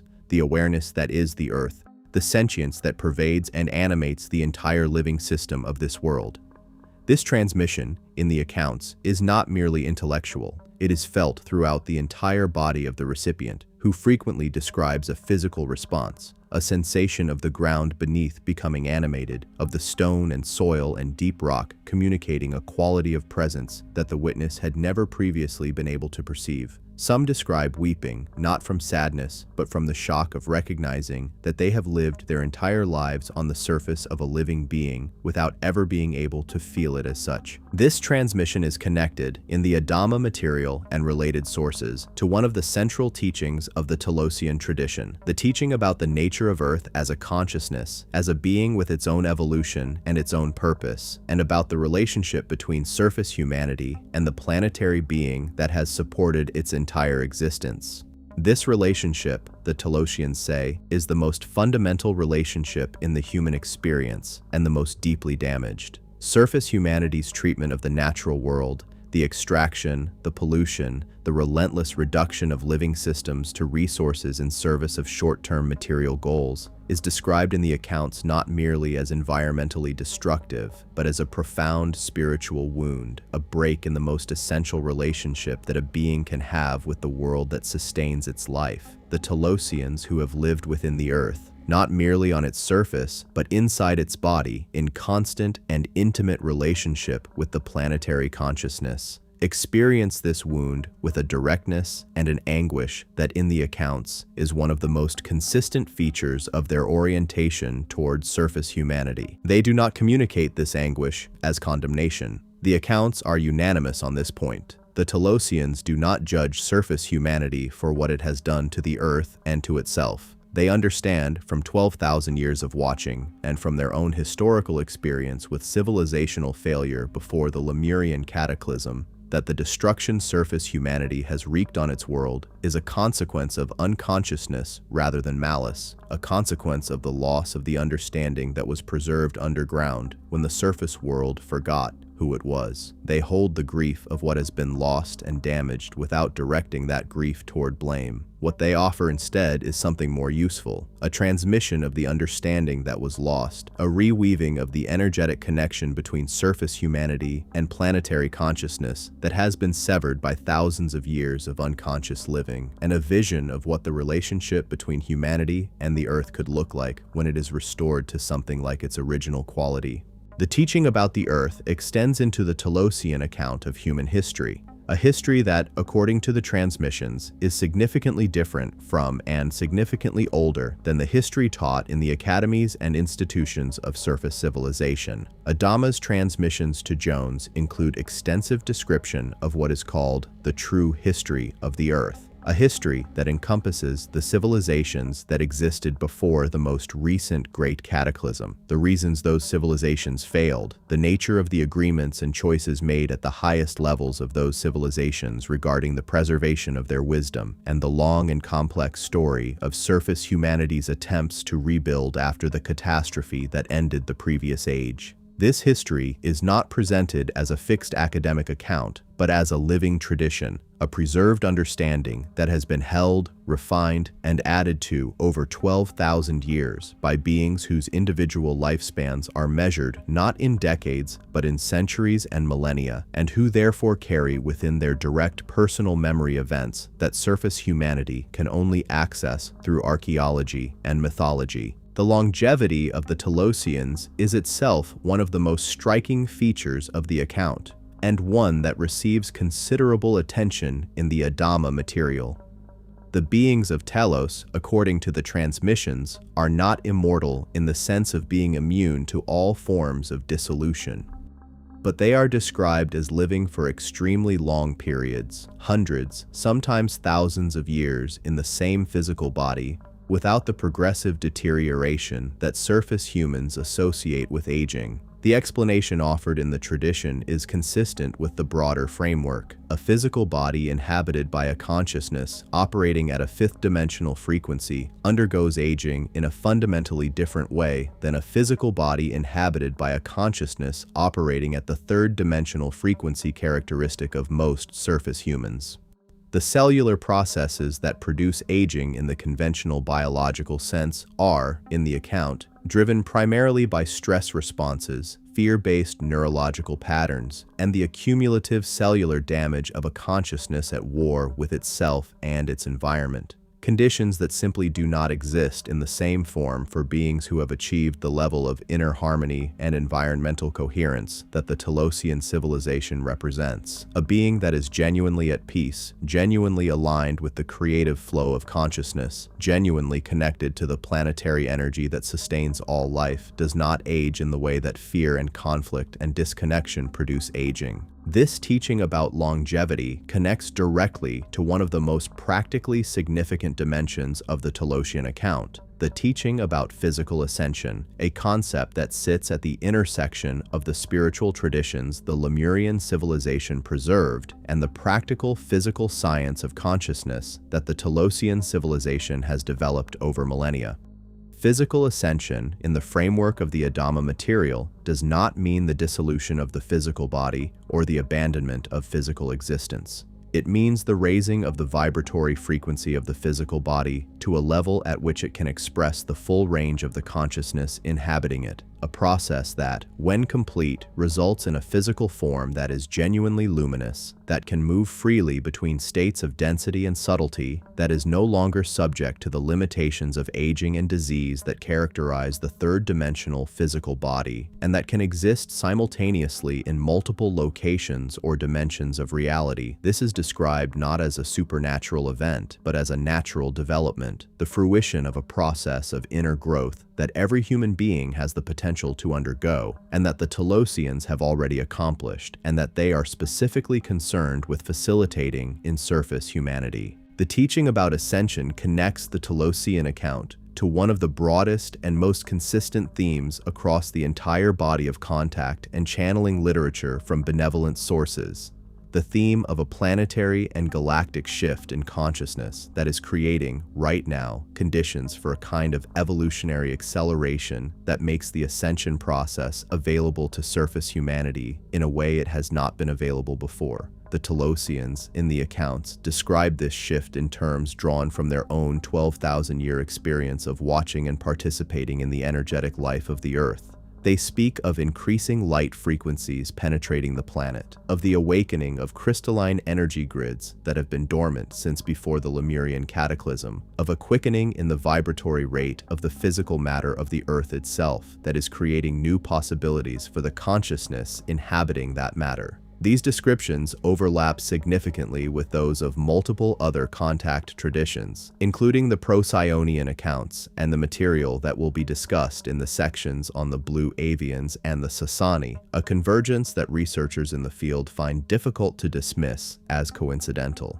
The specific role of the Telosians in this planetary transformation is described in the accounts as having two primary dimensions. The first is the preservation and eventual transmission of the ancient wisdom, the knowledge of Earth's true history, the spiritual technologies of the Lemurian period, the understanding of consciousness and its relationship to physical reality that surface civilization has repeatedly developed and lost. This knowledge is held not merely as information, but as living practice. The Telosians have not only preserved the knowledge, but have continuously worked with it, refined it, and lived it for 12,000 years, so that when the time comes to transmit it to surface humanity, it will come not as archaeological artifact, but as alive and current wisdom. The second dimension is what the accounts describe as the work of energetic bridging, the active, ongoing effort by the Telosian civilization to strengthen the connection between the fifth-dimensional reality they inhabit and the third-dimensional reality of the surface world, to build what Adama's transmissions call frequency bridges that will make the transition easier for surface humans whose consciousness is beginning to expand toward the higher states that the Telosians already inhabit. This energetic work is described as happening constantly, invisibly from the surface perspective, in locations distributed across the entire planetary surface, but concentrated particularly at the mountain peaks, the geological formations of high crystalline content, the sacred sites that indigenous traditions around the world have marked as places of special power. The fact that these sites were recognized and marked by indigenous cultures as places of unusual energy or unusual spiritual access is interpreted in the Telosian account not as coincidence but as evidence.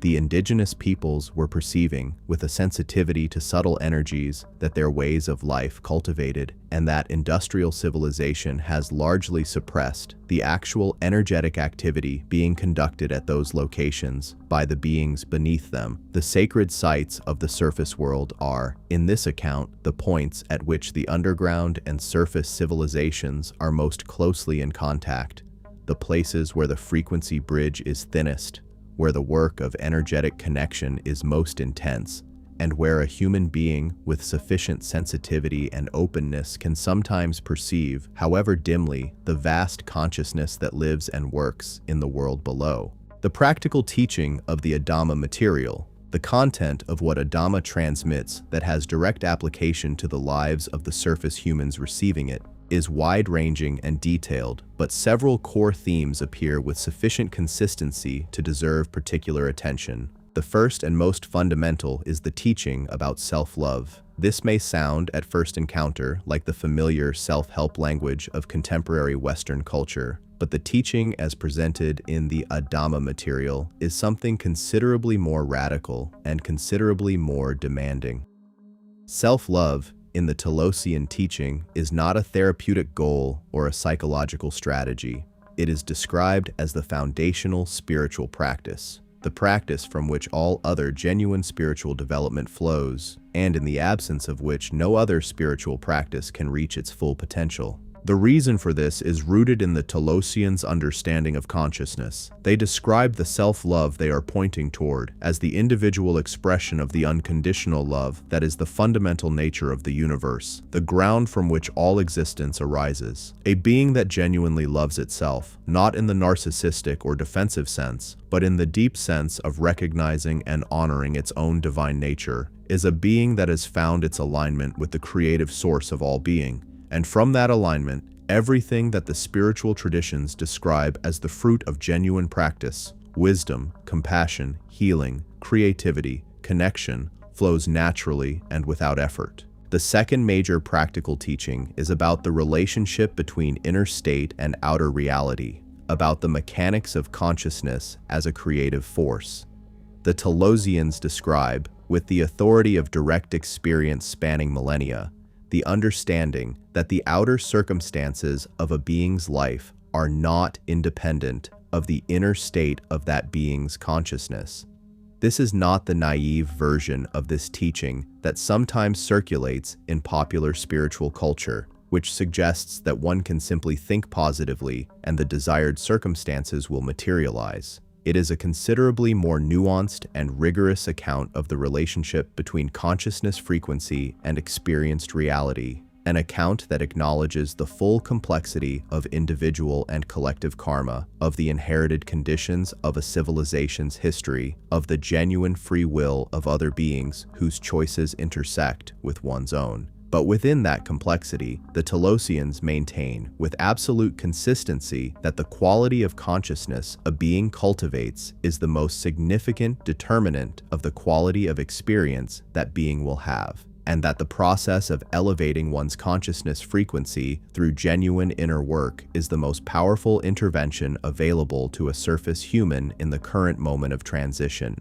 The third major practical teaching concerns the relationship between surface humans and what the Telosian tradition calls their higher selves, the aspect of each being's consciousness that exists at a higher frequency than the ordinary waking personality, and that carries the full memory and purpose of the soul's journey across multiple lifetimes. The Telosians describe a direct connection between the work of individual humans on their consciousness development and the strengthening of the human collective's link to the planetary and galactic higher mind, a connection that operates through the energetic systems of the human body, particularly through what they describe as the crystalline structures within the human physical form that are currently in a process of activation in response to the planetary frequency shift. The teaching is that each individual's inner work contributes not only to their personal evolution, but to the collective elevation of the entire surface civilization's frequency, that there is no such thing, from the Telosian perspective, as purely personal spiritual development, because every human being is an energetic node in a planetary web, and every genuine shift in consciousness at the individual level ripples outward through that web in ways that are invisible to surface perception, but very visible to beings who can perceive at the level at which the web itself operates. The vision of the coming reunion between the Telosian and surface civilizations, as described in the Adama material and related sources, is one of the most emotionally affecting passages in the entire Telosian body of work. Adama speaks about this reunion not as an event that will be announced and scheduled, not as a political decision to be made by governments or institutions, but as a natural consequence of the consciousness shift that is already underway, a threshold that will be crossed, not on a particular day, but in a particular quality of readiness, when enough surface humans have elevated their frequency sufficiently to be able to perceive and interact with fifth-dimensional beings without the overwhelming disorientation that currently makes direct open contact between the two civilizations premature.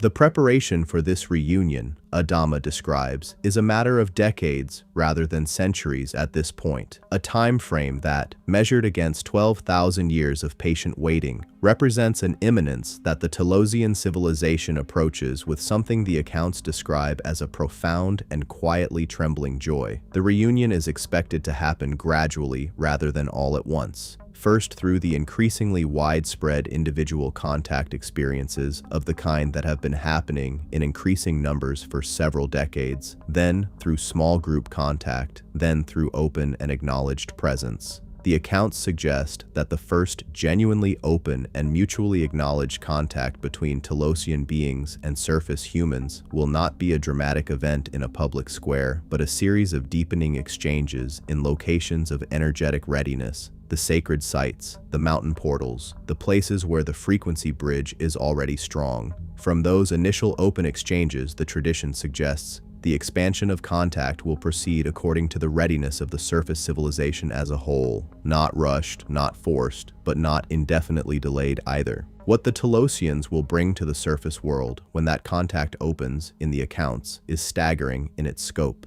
The preserved wisdom of 12,000 years, and behind that, the wisdom of the Lemurian civilization itself, which was in many respects more advanced than anything surface humanity has achieved in the interim, includes knowledge of healing technologies that would transform medicine as surface humanity knows it, knowledge of agricultural and energetic systems that would make the current civilization's relationship to its planetary resources entirely obsolete, knowledge of history that would recontextualize everything humanity thinks it knows about its origins and its identity, and knowledge of consciousness itself that would render the current spiritual and philosophical traditions of surface humanity not obsolete, but rather finally fully legible. Texts that have been imperfectly understood for centuries, finally accompanied by their original teacher, able to explain what was meant. But more than any specific content, what the Telosians promise to bring in their reunion with the surface world is something that cannot be transmitted as information, but only as presence. The living example of what humanity looks like when it is whole, when it has integrated its inner and outer lives, its spiritual and material dimensions, its individual and collective expressions. When it lives in genuine harmony with the planet that sustains it, and in genuine communion with the civilizations that share its cosmic neighborhood. When fear is no longer the dominant frequency and love, not as aspiration but as achieved reality, not as occasional grace but as sustained way of being, becomes the ground from which every choice and every creation flows. That living example, patiently preserved and developed in the darkness beneath our feet for 12,000 years, waiting for the moment of our readiness. It is, in the Telosian account, humanity's most intimate inheritance, its most ancient birthright, its most enduring promise to itself. And the Tallosians, in the accounts, hold that promise not as a burden, but as the most sacred trust they know, the thing that gives their long patience its meaning, the thing that makes 12,000 years of careful, loving, vigilant waiting not a sacrifice, but a privilege. We carry these themes, the reunion of the hidden and the revealed, the return of the ancient to the present, the flowering of the preserved potential of consciousness, as we turn now from the inner earth to the outer cosmos, from beings who have lived within our world to beings who arrived in our solar system from dimensions so far beyond ordinary human reality that even describing them requires an entirely new vocabulary. We turn now to the Blue Avians and to the extraordinary testimony of a man who claims that some of the most significant cosmic developments of our era have been unfolding not in any visible sky, but in the invisible architecture of our solar system itself, in enormous crystalline spheres that dwarf the planets, guided by bird-like beings whose message, once the strangeness of their form is moved past, turns out to be something remarkably close to what every source in this documentary has said. Be kind, take care of yourself and others, and raise your consciousness. The simplicity of that message, arriving from beings of such extraordinary nature and such extraordinary circumstance, is in itself a teaching worth paying close attention to. The Blue Avians, arrival, purpose, and the sphere being alliance.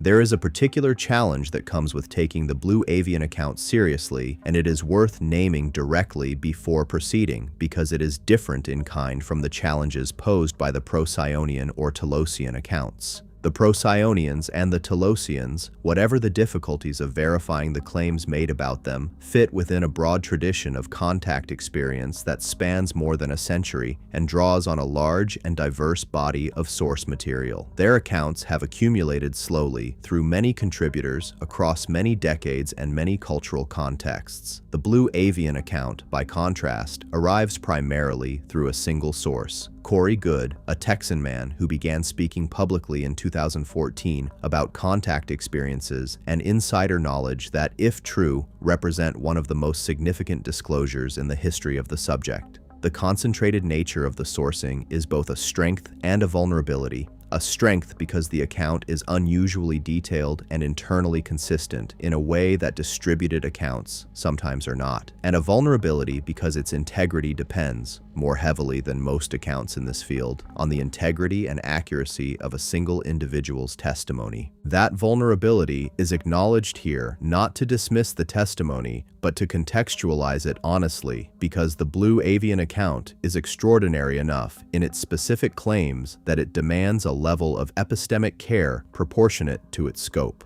Corey Goode describes not merely encounters with unusual beings, but sustained participation over a period of years in a complex of clandestine programs and interstellar relationships that would, if accurate, represent a secret history of contact and cooperation between certain elements of human civilization and multiple extraterrestrial civilizations that has been ongoing for the better part of a century. The Blue Avians, in Good's account, are not the whole of that story. They are rather the most recent and in some ways most significant chapter in it. Beings who arrived in our solar system in circumstances so unprecedented that even the other extraterrestrial civilizations with which certain human programs had existing relationships were caught unprepared by their presence. Good's background, as he has presented it across years of public testimony in interviews, conferences, and written accounts, involves a childhood recruitment into a series of programs operating under the broad umbrella of what he calls the Secret Space Program,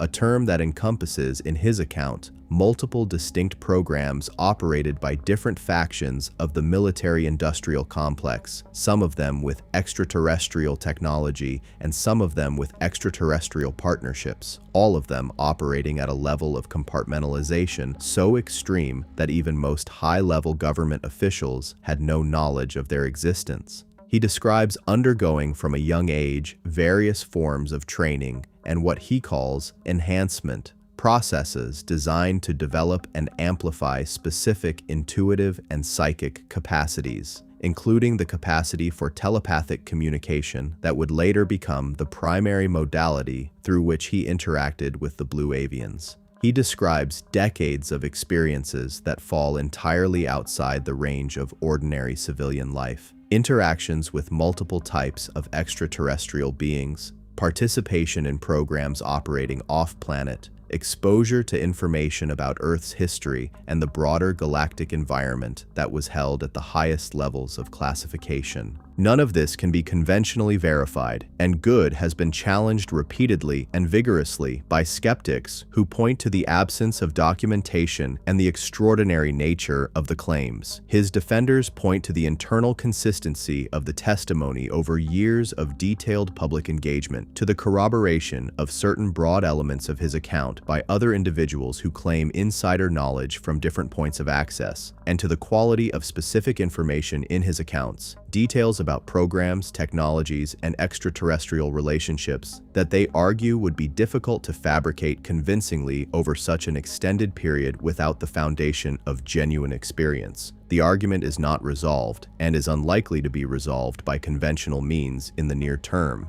What can be done, and what this documentary attempts, is to present the account as fully and carefully as possible, and to allow the reader or listener to evaluate it with the full range of relevant context. The Blue Avians, as Good describes them, are beings of remarkable appearance. They stand, he says, between 6 and 8 feet tall, though some individuals appear taller, with a body plan that is fundamentally bipedal and in certain proportions humanoid, but covered entirely in feathers of a deep, vivid blue indigo coloration.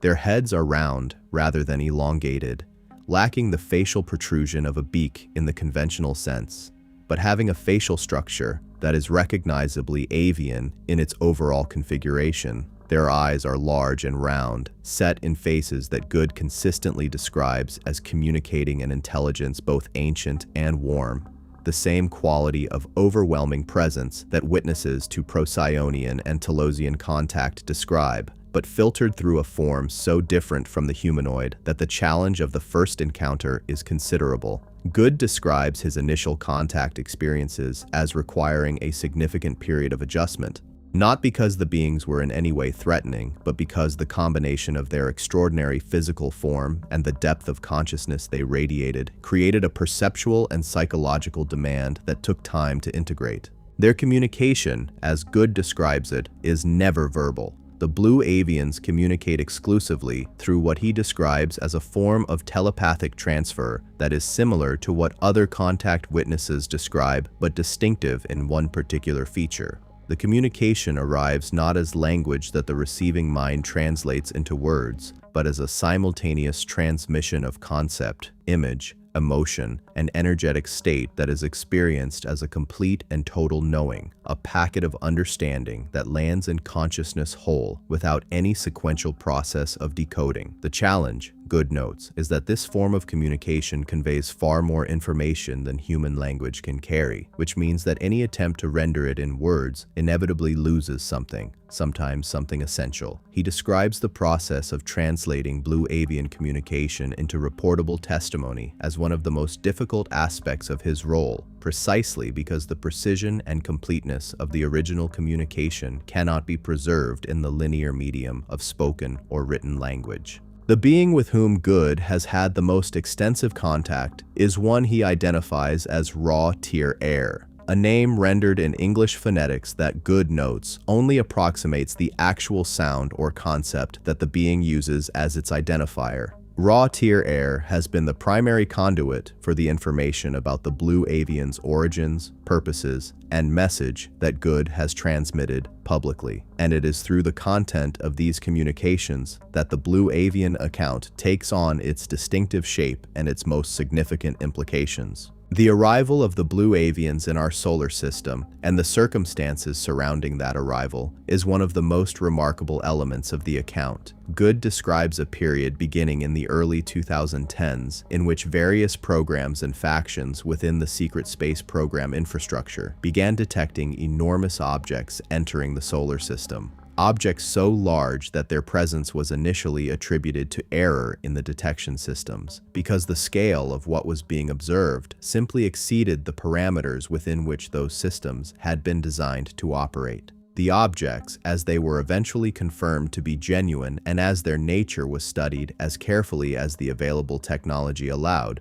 appeared to be spheres. Perfectly spherical structures with surfaces that had a quality somewhere between the crystalline and the energetic, that seemed to interact with light in ways that conventional solid objects do not, and that registered on different detection systems in ways that could not be reconciled into a single consistent physical description. They were, in the account, simultaneously physical and something more than physical, objects whose nature straddled a boundary that the physical sciences of surface humanity have not yet learned to address. The size of these objects is, in Good's testimony, the detail that most consistently produces a reaction of disbelief in those hearing it for the first time. The smaller spheres, he describes, are roughly the size of the Moon. The medium spheres are roughly the size of Neptune or Uranus, gas giants with diameters many times that of the Earth. The largest spheres, and there are several of these in the account, are roughly the size of Jupiter, the largest planet in the solar system, a world so large that more than 1,000 Earths could fit within its volume. These structures were not orbiting the sun in the manner of natural bodies. They were distributed through the solar system in a configuration that appeared deliberate, occupying positions that Good's contacts within the secret space program described as creating a kind of spherical shell or buffer around the entire inner solar system.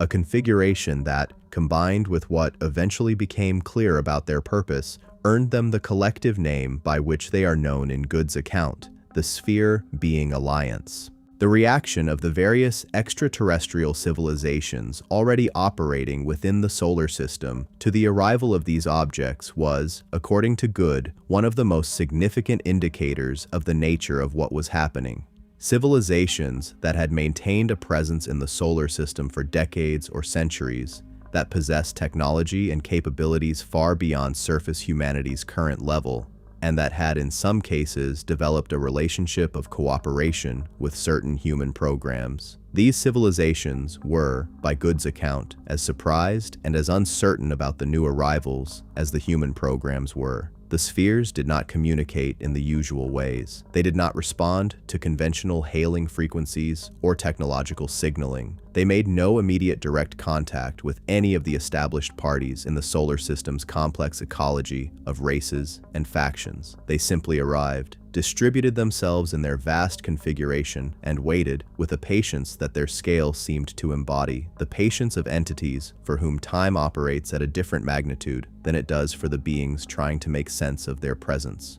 The first direct contact between the beings inhabiting the spheres and anyone in the solar system, human or otherwise, came not through the sophisticated technological apparatus of any space program, but through the intuitive capacities of individuals who had been prepared in ways they may not fully have understood to serve as the specific communication interface the Blue Avians chose to use. Good himself describes being one of these individuals. His childhood preparation in the secret space program had developed precisely the kind of telepathic sensitivity that the Blue Avians' communication mode required, and it was this sensitivity that eventually brought him, through a series of events he describes in considerable detail across his public testimony, into direct conscious contact with raw-tier air and the broader Blue Avian group. The circumstances of these initial contacts are worth describing in some detail because they differ from the contact experiences described in the Procyonian and Telosian sections in ways that reflect the distinctive nature of the beings involved. Good describes the contacts as occurring in what he calls a blue sphere encounter, an experience in which a smaller, perfectly round blue sphere of light, approximately the size of a basketball, appears in his physical environment, often in his bedroom or in other ordinary domestic settings, and serves as a kind of transport or transition mechanism, conveying him from his ordinary physical location to an environment that is described as clearly physical in certain respects.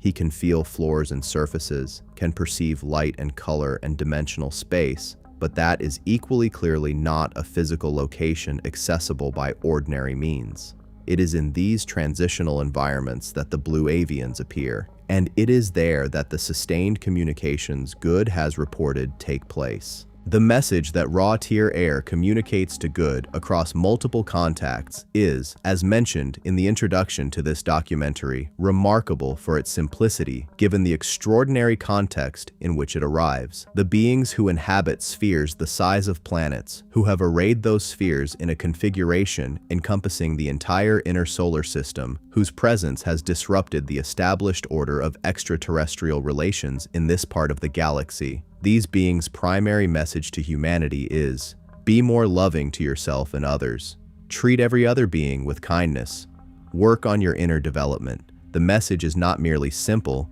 but insistently, deliberately, almost provocatively simple, as if the simplicity itself is part of the communication, as if beings of this level of development and this magnitude of presence are making a specific point by refusing to provide anything more elaborate, more technical, more strategically sophisticated. This insistence on simplicity is itself an important teaching in the Blue Avian account, and Good has spoken about it extensively. He describes asking raw-tier air on multiple occasions for more specific guidance, for information about what actions to take, what alliances to form, what specific preparations to make for the changes that the Blue Avians describe as coming. The response is consistently a gentle redirection back to the core message: be more loving, work on yourself. The sophistication that humanity needs right now, the Blue Avians communicate, is not strategic or technological sophistication, but the sophistication of genuine inner development. The kind of sophistication that is achieved not through information accumulation or tactical planning, but through the daily practice of choosing love over fear, compassion over judgment, genuine presence over distraction and denial. Everything else, all of the geopolitical complexity, all of the questions about disclosure and contact, and the management of the transition to a post-disclosure world, is secondary to and dependent on this most fundamental work. The broader context within which the Blue Avians present this message is, however, considerably less simple, and it is here that the account opens into its most significant and most controversial dimensions.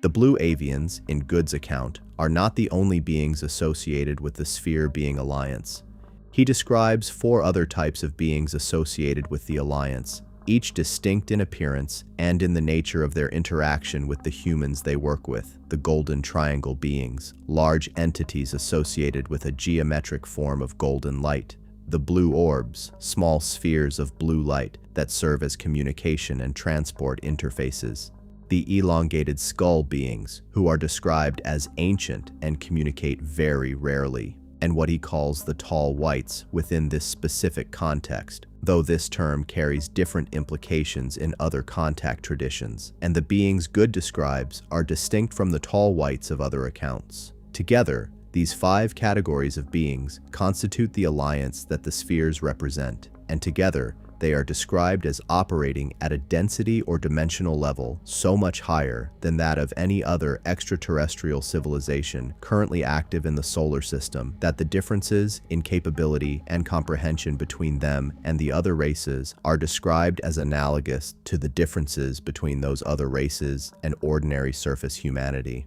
The purpose of the Sphere Being Alliance, as Good has transmitted it, operates at multiple simultaneous levels. At the most immediate and practical level, the spheres themselves serve as what Good calls a buffer, a dampening mechanism that moderates the impact of incoming energetic waves from the center of the galaxy, waves that would, without the buffer, hit the inner solar system with an intensity that would accelerate the consciousness shift on Earth far too rapidly for physical human systems to integrate without catastrophic disruption. The galactic energy wave that multiple contact traditions describe as the driver of the current consciousness shift is, in Good's account, something the Blue Avians have both confirmed and are actively managing not to prevent it, but to mediate its arrival, to step down its intensity in a way that allows it to have its transformative effect without destroying the civilization it is meant to transform. At a second level, the presence of the Sphere Being Alliance serves as what Good describes as a neutralizing factor in the complex politics of the solar system, a way of preventing any single faction, whether extraterrestrial or terrestrial, from using the current period of transition to seize control of Earth and its resources in a way that would preempt the genuine free will evolution of surface humanity.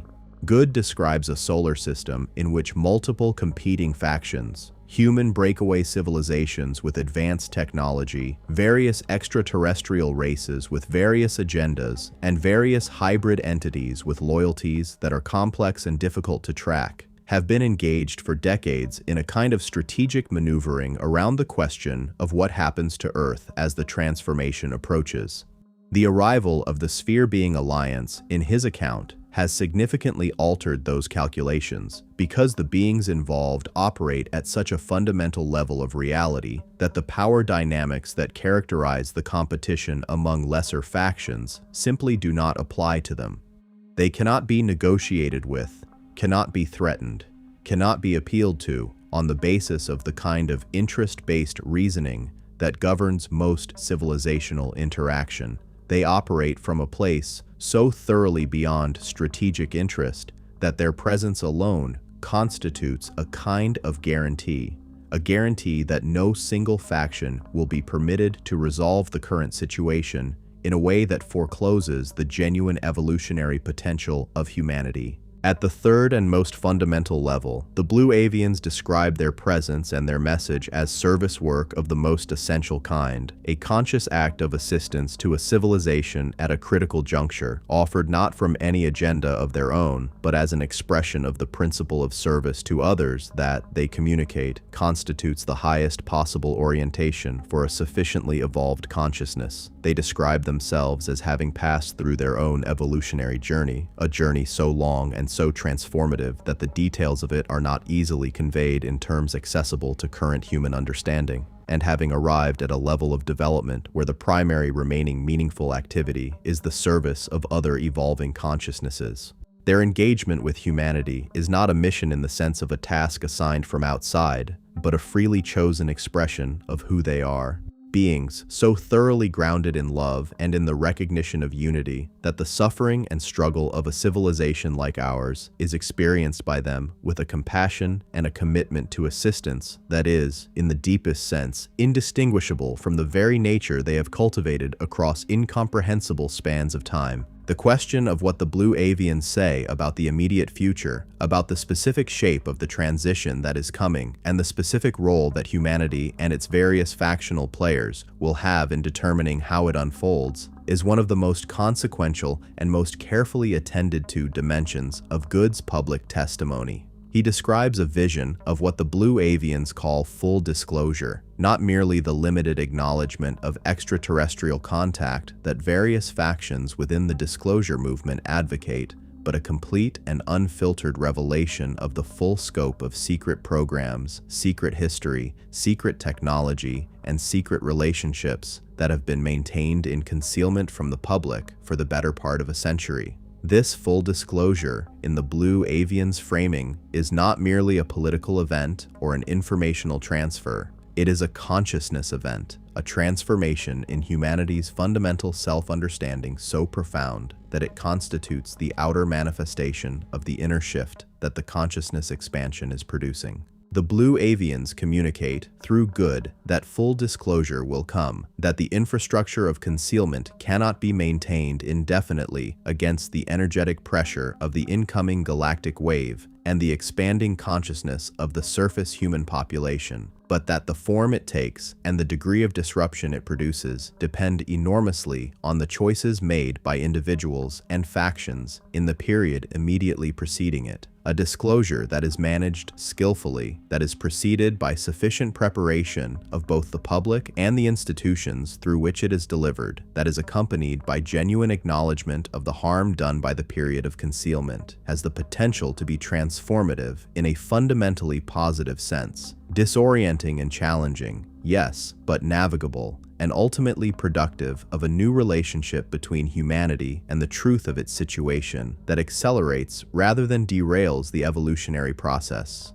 A disclosure that comes unmanaged through catastrophic leaks or geopolitical crises, or the kind of overwhelming eruption of undeniable evidence that leaves no time for preparation, has the potential to be destabilizing in ways that could set the process back significantly. Good's testimony about the specific content of what full disclosure would reveal is among the most dramatic and most challenged elements of his account. He describes secret space program infrastructure that includes not merely orbiting platforms and lunar installations, but bases on multiple bodies in the solar system, and, in some programs, facilities at interstellar distances. He describes technology so advanced compared to surface civilian technology that the gap between them makes the gap between contemporary technology and the technology of ancient Rome seem modest by comparison. He describes relationships between certain human programs and extraterrestrial civilizations that span not decades, but centuries, and that have involved exchanges of technology, biology, and information that have shaped the development of surface civilization in ways that most surface humans cannot currently begin to imagine.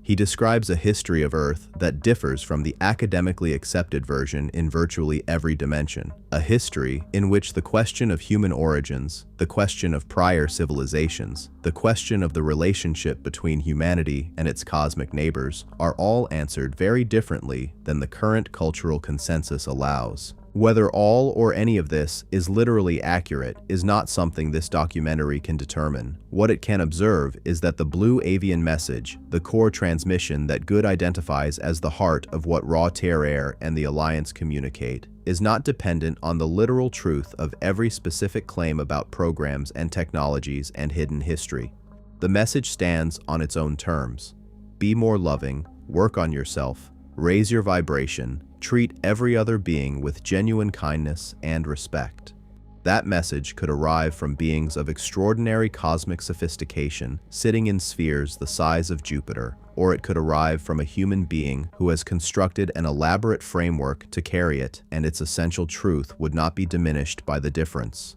The Blue Avians, if they are what Good describes them to be, presumably understand this, which may be precisely why the message is as simple as it is, and why the simplicity is so insistently maintained across every contact, every communication, every attempt to get the beings to elaborate into the kind of strategic complexity that the human mind tends to reach for when confronted with problems of this scale. The relationship between the Blue Avian account and the broader contact literature is one of significant resonance and some distinctive differences. The resonance is strongest around the themes that appear across all 5 races examined in this documentary: the approaching shift, the centrality of consciousness development, the importance of individual inner work, the nature of the galactic community as fundamentally oriented toward love and evolution. The differences lie primarily in the specific cosmological framework Good presents: the sphere buffer zone, the complex solar system politics, the level of institutional and extraterrestrial involvement in human affairs,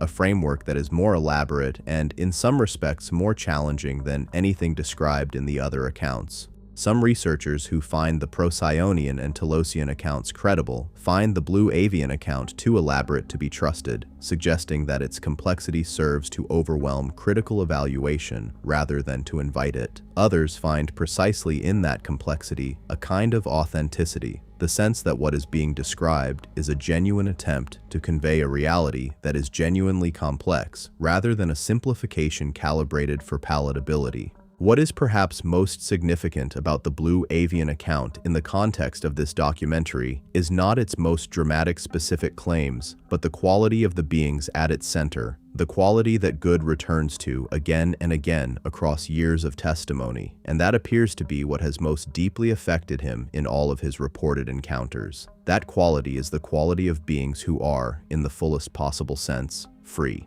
Free not in the political sense, but in the consciousness sense. Free from fear, free from strategic calculation, free from the anxiety of self-interest that colors even the most benevolent human and extraterrestrial action at the level of civilization, still concerned with its own survival and flourishing. The Blue Avians, as Good describes them, have passed through whatever process of development leads to that freedom and now exist in it as their natural state, the way water exists in its natural state as liquid. Not straining toward freedom, but simply expressing it in every communication, in every gesture, in every encounter with the imperfect and still struggling beings who have found themselves, through whatever combination of preparation and grace, in their extraordinary presence. That image of being so free, so thoroughly grounded in the love that is the fundamental nature of reality, is the most important thing the Blue Avian account leaves us with as we prepare to turn toward the Sassani, a civilization whose nature and whose relationship to humanity is in many respects entirely different from anything we have examined so far, but whose message, delivered through the most unusual communication technology in this entire documentary, turns out to rhyme with the Blue Avian message in ways that suggest the rhyme is not coincidence, but the echo of a truth that every civilization that has genuinely grown up has independently discovered, and that every civilization still in the process of growing up eventually needs to hear. The Sassani, Bashar, the hybrid civilization, and the mechanics of consciousness. There is a moment in almost every first encounter with the Bashar material when the listener experiences a particular kind of cognitive vertigo. Not the vertigo of the impossible or the frightening, but the vertigo of the unexpectedly coherent. A person sits down expecting, if they have any expectations at all, the kind of vague spiritual upliftment that characterizes much of the channeling tradition. The gentle generalities, the warm imprecision, the encouragement wrapped in metaphor that offers comfort without traction. What they find instead is something that bears almost no resemblance to that expectation. What they find is a mind, or the expression of a mind, that is rigorously logical, philosophically precise, scientifically literate in ways that go beyond what the channel's background would suggest, and possessed of a capacity for sustained, structured, internally consistent reasoning about the nature of reality that is, by any measure, exceptional. The vertigo comes from the collision between the implausibility of the claimed source, an extraterrestrial being from a hybrid civilization 300 years in humanity's future, speaking through a special effects artist sitting in a chair in an altered state of consciousness, and the unmistakable quality of what is actually being said.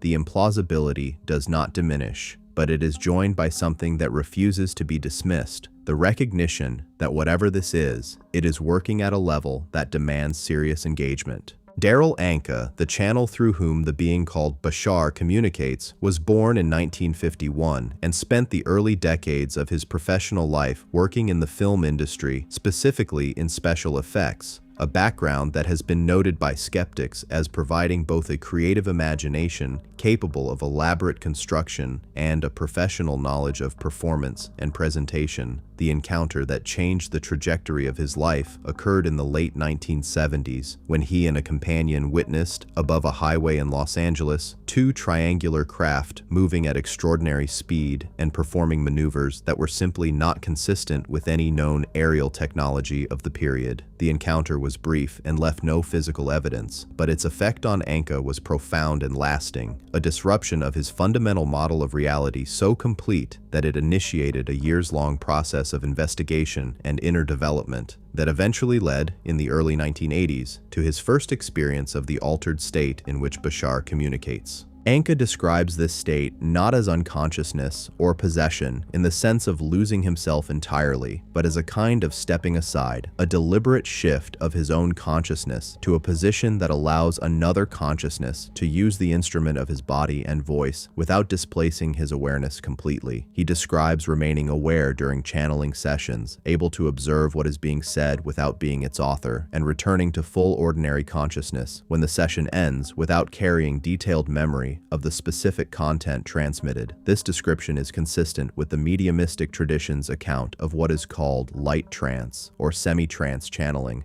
and it is the modality in which the vast majority of the Bashar material has been produced. In public sessions, before live audiences, over more than 4 decades of continuous activity that has generated thousands of hours of recorded transmissions covering an extraordinary range of topics with a consistency that would be remarkable in any single human philosopher operating across a comparable time frame. Bashar introduces himself in the earliest recordings and in the most recent as a being from a civilization called the Sassani, living approximately 300 years in what he describes as a probable future version of Earth's timeline, a characterization that already introduces one of the most distinctive and philosophically demanding features of the entire account. The Sassani do not exist, in Bashar's framing, in the same timeline as contemporary humanity. They exist in a parallel probability stream that branched from our own sometime in our past, that has developed along a different trajectory, and that is connected to our timeline not sequentially, but through what Bashar describes as a resonant relationship.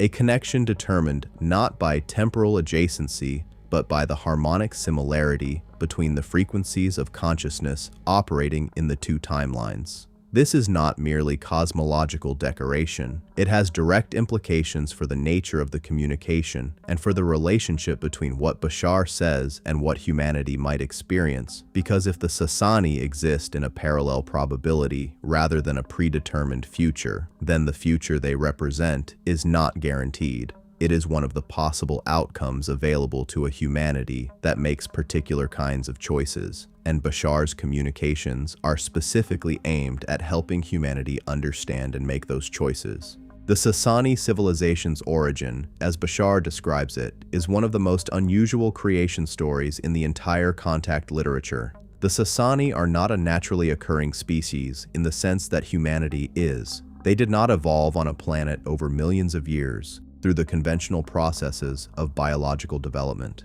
They are, rather, a deliberately created hybrid civilization, the product of a program of genetic and consciousness level combination between two very different species. Humanity, specifically the human beings of the late 20th and early 21st centuries, and the beings known as the Zeta Reticuli, or Greys, the large-eyed, small-statured beings that constitute the most widely recognized and most frequently reported extraterrestrial type in the abduction literature.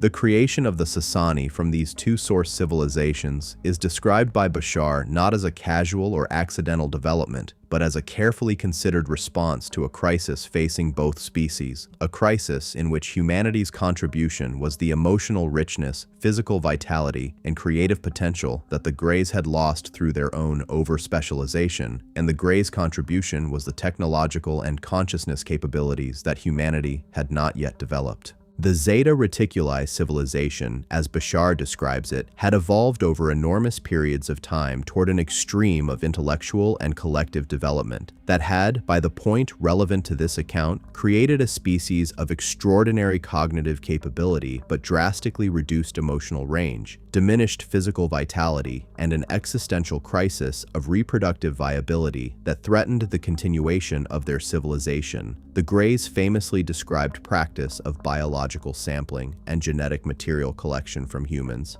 the activity at the center of the most distressing abduction accounts in the literature, is reframed by Bashar not as exploitation, but as a desperate attempt by a civilization facing extinction to preserve and renew itself through combination with a species that still possessed what the Greys had lost. This reframing does not resolve the ethical questions raised by the abduction phenomenon, and Bashar does not suggest that it does. He acknowledges the genuine distress experienced by many abductees and attributes it to the clumsiness and insensitivity of an approach undertaken in crisis rather than to malice. But the reframing does provide a context in which the Greys' activities take on a meaning different from the sinister or predatory one most commonly assigned to them, and in which the result of those activities, the Sassani hybrid civilization, becomes not a product of exploitation, but a genuine synthesis, a new kind of being that carries the contributions of both source species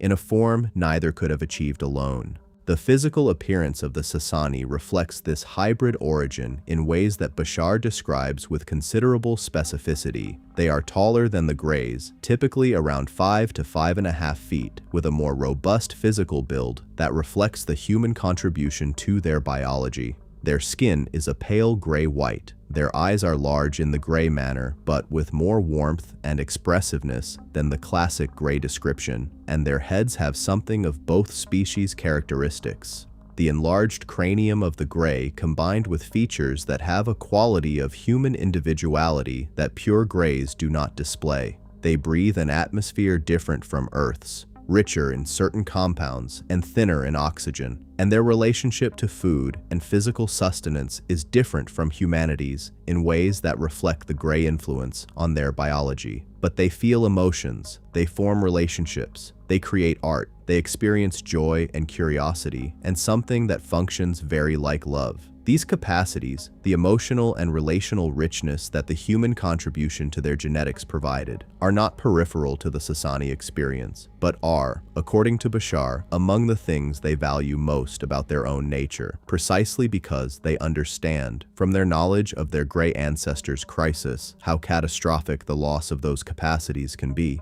The Sassani civilization, as Bashar describes it, is, like the Telosian civilization, something that reads at first encounter as utopian, but that on closer examination reveals itself to be not an imposed perfection, but a natural flowering of a consciousness that has genuinely grown up. There is no scarcity in the Sassani civilization. Their technology, which includes capabilities that Bashar describes as operating on principles that current human physics does not describe, allows the meeting of all material needs without the kind of resource competition that drives most of the conflict in surface human civilization. There is no warfare, no political system in the sense that humanity knows it, no poverty, no institutionalized violence of any kind. Social organization is described as emerging organically from the shared values and genuine mutual recognition of the beings composing the community, not as a system imposed from above, but as the natural result of beings who genuinely understand their connection to one another and who organize their collective life accordingly. Their relationship to consciousness and to reality is perhaps the most distinctive feature of the Sassani civilization, and the one that is most relevant to understanding why Bashar's transmissions take the form they do. The Sassani, according to Bashar, have a direct and developed understanding of the mechanics of consciousness, of precisely how individual and collective consciousness creates and interacts with physical reality, that allows them to navigate their existence with a precision and an intentionality that human beings in their current state of development can only approach through sustained practice and significant inner work. This understanding is not merely philosophical or theoretical. It is practical in the way that engineering is practical, a body of knowledge that allows reliable prediction and reliable intervention in the processes by which experience is created. And it is this body of knowledge, far more than any specific information about the Sassani civilization itself, that constitutes the primary gift of Bashar's communications to humanity. The framework of consciousness mechanics that Bashar has developed and refined across thousands of hours of public transmission is one of the most sophisticated and internally consistent systems of understanding about the nature of reality and the nature of experience in the entire contact literature. Its foundations are relatively simple to state, though their implications are vast, and their full integration requires sustained engagement. The first principle is that physical reality is not the fundamental level of existence, but rather an expression at a particular frequency of a more fundamental reality of consciousness. This is the same principle that appears in the Procyonian and Telosian teachings, and in various forms in most of the world's major spiritual traditions. What Bashar adds to this foundational claim is a level of operational precision that transforms it from a philosophical position into something more like a working model, a description specific enough to be applied, tested in personal experience, and refined through the feedback of direct engagement with its predictions. The second principle, which Bashar articulates in language that has become something of a signature of the transmission, is that every being, at every moment, exists at a particular state of being, a combination of beliefs, emotional frequency, and physical reality that constitutes the totality of that being's current experiential position. The being cannot change which parallel reality it occupies directly. In Bashar's model, all possible realities already exist simultaneously, and what a being does is not change reality, but shift the frequency of its consciousness to align with a different version of reality that already exists. The mechanism for this shifting is the being's state of being, its genuine, felt, deep beliefs and emotional frequencies, as distinct from the surface-level thoughts and desires that are more familiar to human introspection.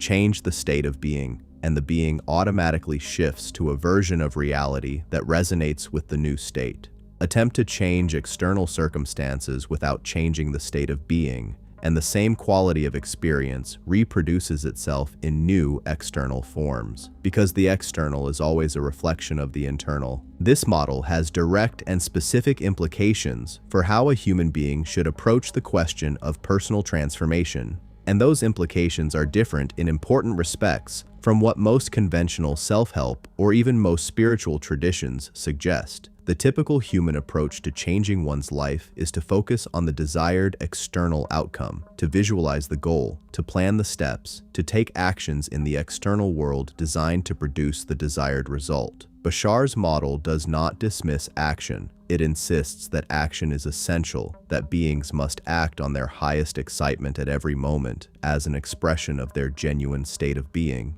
But it locates the primary leverage point differently. The primary leverage point in Bashar's account is the being's relationship to its own definitions, the beliefs it holds about what reality is, what it itself is, what is possible, what it deserves, what love means, what success means. These definitions, held often unconsciously and rarely examined, are the actual architects of the being's experienced reality, and the work of genuine transformation is fundamentally the work of becoming conscious of those definitions and, where they are limiting or fear-based, choosing to replace them with definitions that are more aligned with the being's genuine nature and highest potential. The concept of excitement is one of the most characteristic and most widely discussed elements of the Bashar transmission, and it is worth examining with some care because it is frequently misunderstood in ways that lead to significant misapplication. Bashar describes excitement, genuine, felt excitement, not the forced performance of positivity,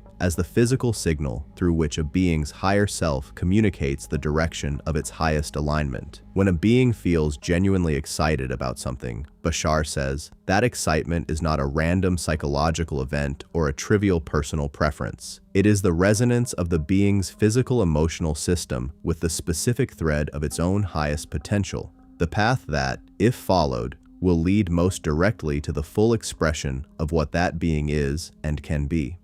The instruction Bashar offers, act on your highest excitement at every moment to the fullest degree you are able, without insisting on a specific outcome, is therefore not a recipe for impulsive or self-indulgent behavior, but a precision tool for navigating toward one's deepest purpose through the guidance of one's own inner compass. The qualification about outcome is essential and is frequently missed in casual summaries of this teaching. Bashar is explicit that acting on excitement without attachment to a specific outcome is the key that makes the practice work. The attachment to a specific outcome is itself a form of definition, a belief that the good the being is moving toward can only arrive in a particular form, and that limiting definition, when held tightly, can actually block the larger and more creative good that the being's higher self is moving toward. The practice, properly understood, is not the pursuit of what one wants, but the expression of what one genuinely is, in faith that the universe, understood in Bashar's model as the creative consciousness of which all individual beings are expressions, will organize the circumstances of experience in ways that reflect and support that genuine self-expression.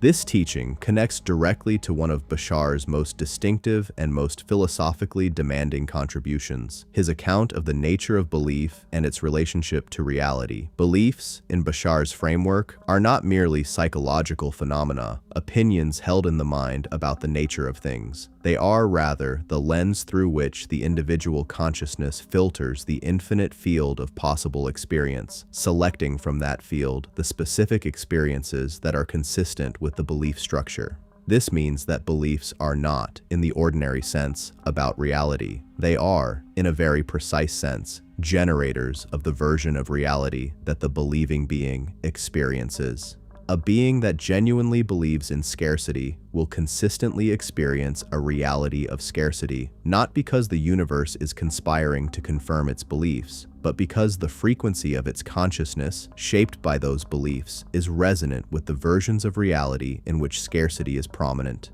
Change the belief, genuinely, at the level of felt knowing rather than intellectual affirmation, and the frequency changes and the experienced reality changes accordingly. The identification and transformation of limiting beliefs is therefore, in Bashar's teaching, the central practical work of consciousness development, not as a therapeutic exercise, but as a cosmological one, a direct engagement with the mechanism by which reality is created. Bashar describes a process for working with limiting beliefs that he has articulated in various forms across decades of transmission, a process that involves identifying the belief, acknowledging its effect on experienced reality without blame or judgment, understanding the reasons the belief was adopted, often as a response to childhood experience or cultural conditioning that made it seem necessary for survival, and then making the conscious, deliberate choice to adopt a different belief that is more aligned with the being's genuine values and highest potential.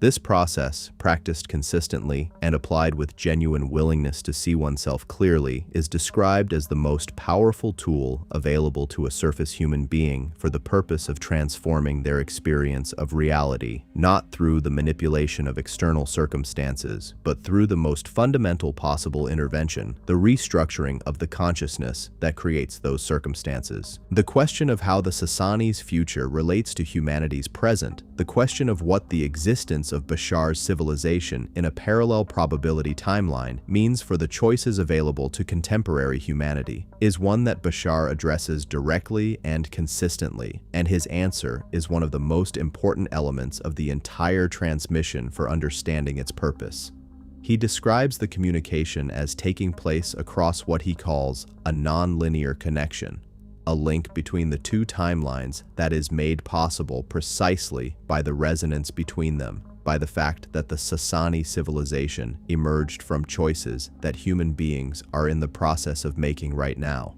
The Sassani are, in a very specific sense, what humanity could become, not through any predetermined fate, but through the consistent application of the choices and the understanding that Bashar's transmissions are designed to make available. This means that Bashar is not speaking to humanity from a position of detached observation. He is speaking, in a sense, to his own ancestors, to the beings whose choices will determine whether the version of the future from which he comes is actually the version that manifests, or whether different choices lead to a different probability branch in which the Sassani civilization is not the outcome. This creates a relationship between Bashar's message and humanity's situation that is uniquely personal and uniquely urgent. The Blue Avians speak from a level so far beyond ordinary civilization that their message, while deeply moving, can feel abstract in its distance from the specific challenges of human life. The Procyonians and Telosians speak from positions of achieved wisdom that are deeply inspiring, but that involve a kind of distance, the distance of beings who have completed what humanity is still attempting. Bashar speaks as a hybrid being, carrying human genetic and consciousness heritage in his very biology, who is in some sense invested in the outcome of humanity's current choices in the most direct possible way. He is not merely advising a civilization he observes from outside. He is, in the framework his transmissions establish, speaking to the beings whose choices determine whether his civilization exists in the form he knows it,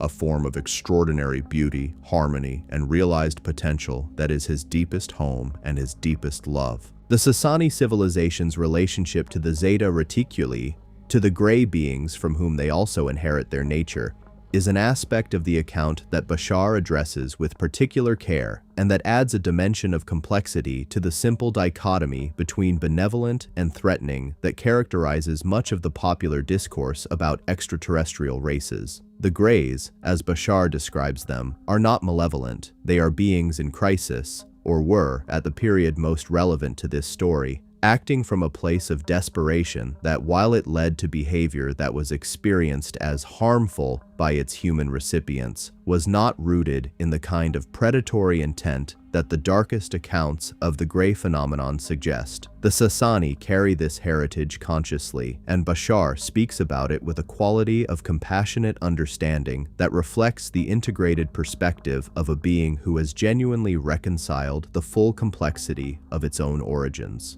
The Sassani are not ashamed of their gray heritage. They honor it as one honors the suffering and the striving of those who gave them life, even when the means by which that life was given involved things that were less than fully conscious or fully kind. The practical legacy of this reconciliation in Bashar's transmissions is a consistent emphasis on the integration of shadow, on the importance of acknowledging and working with the full reality of one's own experience, including its difficult and unflattering dimensions, rather than attempting to transcend or deny those dimensions through spiritual bypassing. Bashar is consistently and explicitly critical of what he calls spiritual bypassing, the use of spiritual concepts and frameworks to avoid rather than engage with the genuine challenges of one's experience. The teaching about excitement and parallel realities is not, in his presentation, a way of escaping the difficulties of one's current situation, but a way of engaging with those difficulties at the most fundamental possible level, of understanding them as the expression of specific beliefs and frequency states, and of doing the genuine inner work of transforming those beliefs and states rather than simply trying to think or believe one's way into a better circumstance while leaving the underlying definitions untouched. The account of the Sassani civilization extends, in Bashar's transmissions, into descriptions of specific features that illuminate particular aspects of the teaching in concrete terms. He describes a civilization without money, not because resources are unlimited in any naive sense, but because the Sassani's relationship to material need has been transformed by their consciousness development to the point where the system of exchange that money represents is structurally unnecessary. He describes a civilization without career in the human sense. Beings do not labor at roles that are disconnected from their genuine nature and passion, but rather contribute to the collective life through the expression of exactly those capacities and enthusiasms that most fully express who they are. in a social ecology organized around the principle that the genuine self-expression of each individual is precisely what the collective most needs. He describes systems of governance that operate through a kind of collective consciousness awareness rather than through representative deliberation, a capacity for shared perception of the collective's needs and resources that emerges naturally from a level of consciousness development that includes genuine empathic awareness of the wider community as an extension of the self. He describes a civilization in which the relationship between individual and collective has been resolved in a way that has eluded every human civilization throughout recorded history, not by subordinating the individual to the collective or the collective to the individual, but by achieving, through consciousness development, a level of understanding at which the apparent conflict between those two poles dissolves. Each Sassani individual is described as fully themselves, unique, expressive, creative, possessed of a distinctiveness that is not dissolved, but rather amplified by their connection to the collective,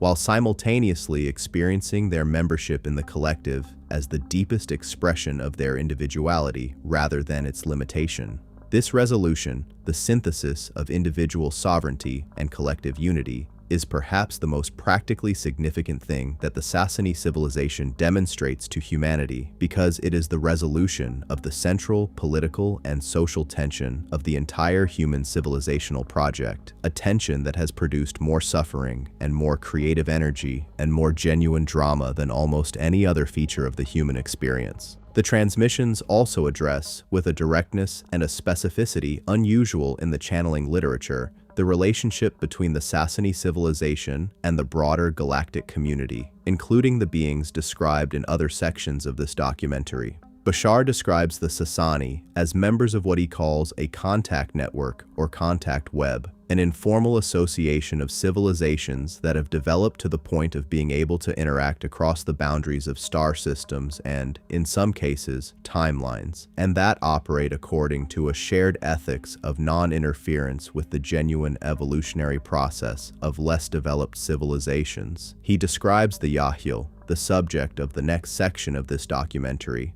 as the Sassani's closest relatives in this network, another hybrid civilization sharing significant genetic heritage with humanity, and the civilization most directly involved in the upcoming process of open first contact. He speaks of the Procyonians with a quality of respect and recognition, acknowledging them as a civilization that has navigated much of what both humanity and the Sassani are still navigating, and that serves as a model of achieved consciousness development. He speaks of the Blue Avians with a quality that is the closest thing to awe that appears in his transmissions, describing them as beings operating at a level so far beyond what the Sassani themselves have achieved that the relationship is less one of peer recognition than of student to a teacher whose teaching consists primarily of presence. What Bashar does not do, and this is one of the most consistently noted features of the transmission by those who have engaged with it seriously over many years, is tell humanity what to do. He does not prescribe. He does not command. He does not offer specific predictions about events, specific timelines for developments, specific instructions for the management of civilizational challenges. He offers understanding, the deepest possible understanding of the mechanics of consciousness and the nature of reality, and he offers it with the consistent insistence that what each individual does with that understanding is entirely their own choice, their own responsibility, their own creative act. He speaks as someone who knows, from the experience of his own civilization's development, what kinds of understanding lead to what kinds of outcomes, and who is making that knowledge available as freely and as precisely as the communication modality allows. But the choices remain entirely with the beings receiving the communication. This insistence on sovereignty, on the absolute primacy of the individual being's own creative authority over their experience,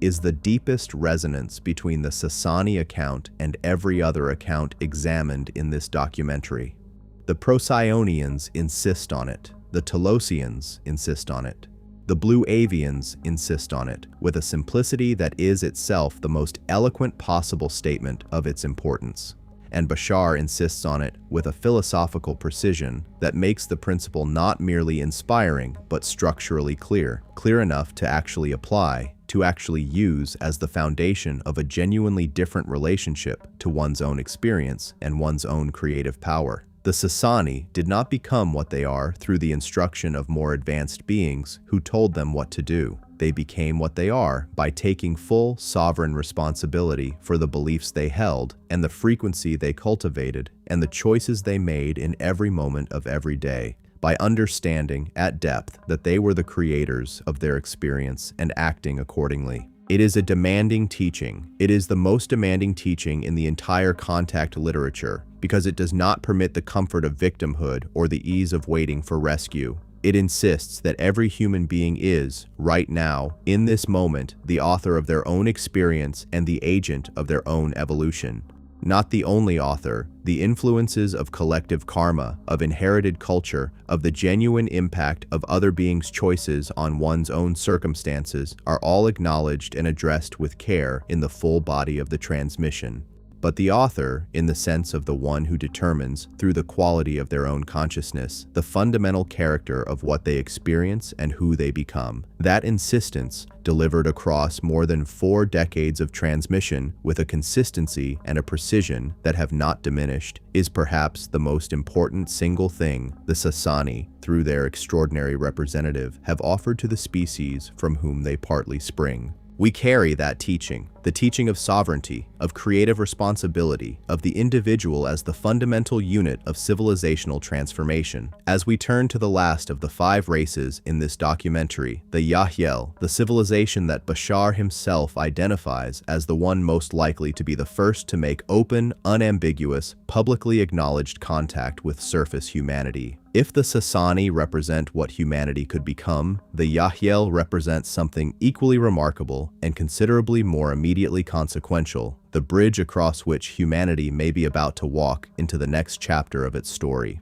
The Yahyel, first contact, the bridge civilization, and the approaching moment. There is a particular word that appears, with striking consistency, in every serious account of the Yahyel. A word that does not appear with the same frequency or the same weight in the accounts of any of the other 4 races examined in this documentary. That word is soon. The Procyonians are described as present, attentive, deeply engaged with humanity's current transition. The Telosians are described as preparing, as building the energetic infrastructure for a reunion that is closer than it has ever been. The Blue Avians are described as having already arrived, their vast spheres already in position, their buffer already functioning. The Sassani are described through Bashar's transmissions as connected to humanity across the resonant thread of a shared probable future. But the Yahyel are described across every source that addresses them with any specificity as coming, as approaching a threshold of open, physical, undeniable contact with surface humanity that is not measured in generations or even in decades, but in a time frame that the sources, with a consistency that is itself remarkable, describe as imminent. Soon is a word that has been misused in the contact literature with sufficient frequency that it deserves to be held carefully, with full awareness of its history of premature deployment. But it is also a word that, when it appears in this particular context and with this particular unanimity across independent sources, deserves to be taken seriously enough to examine with full attention what it might actually mean. The Yahyel, also referred to in some sources as the Shalanaya, a name that various accounts translate approximately as those who will come or those who are close,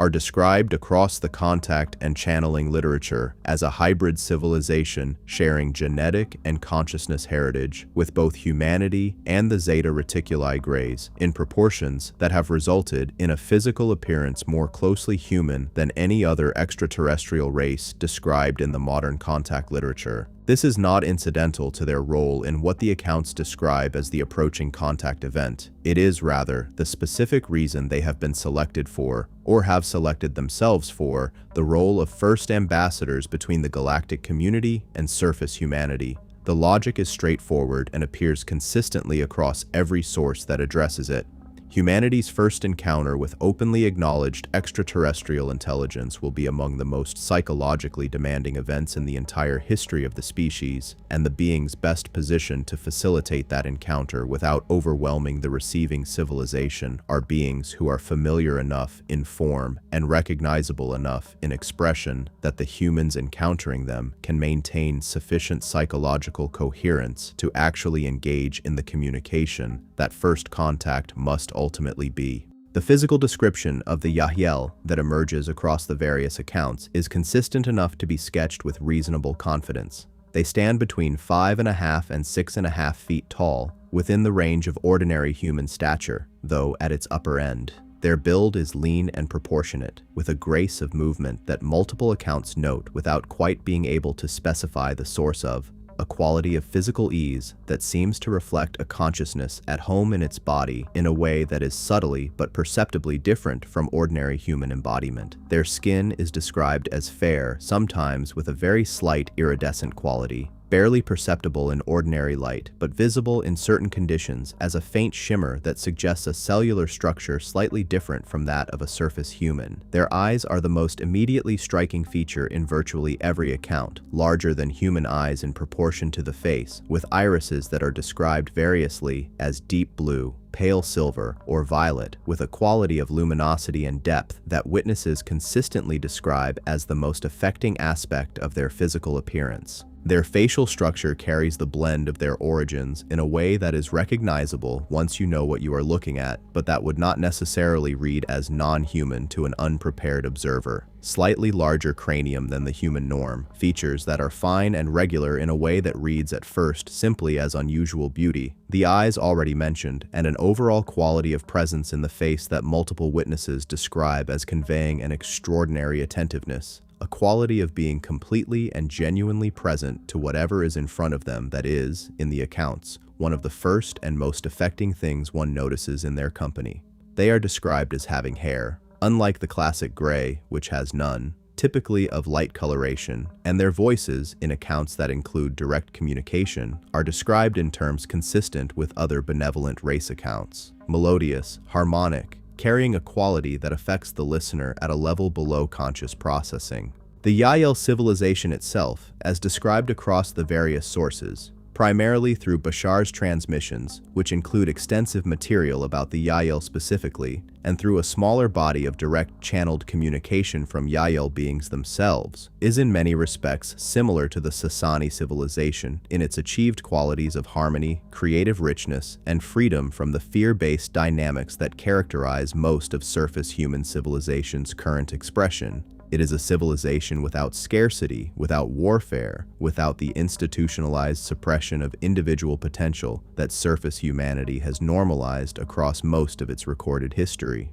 It is a civilization in which the relationship between individual and collective has been resolved in the direction of genuine unity in diversity, each being fully themselves, fully expressive of their own unique nature, while simultaneously experiencing their connection to the wider community as a source of abundance and support rather than constraint or competition. What distinguishes the Yahyel account most sharply from the Sassani account is not the content of their civilization, but the nature of their current relationship to humanity. The Sassani are described as connected to humanity primarily through the resonant link of a probable future and through the communication channel of Bashar's transmissions, a connection that is real and significant, but that is not physical in the conventional sense, that does not involve Sassani ships in Earth's skies, or Sassani beings walking the surface of the Earth in forms that surface humans could perceive and interact with directly. The Yahyel are described as already present in Earth's physical environment in a more proximate sense, as having been visiting the surface of the Earth and its near-space environment for decades, as having conducted their own version of the gradual familiarization process that several sources describe as a necessary precursor to open contact, and as approaching a threshold at which the gradual and concealed presence transitions into something open, acknowledged, and genuinely mutual.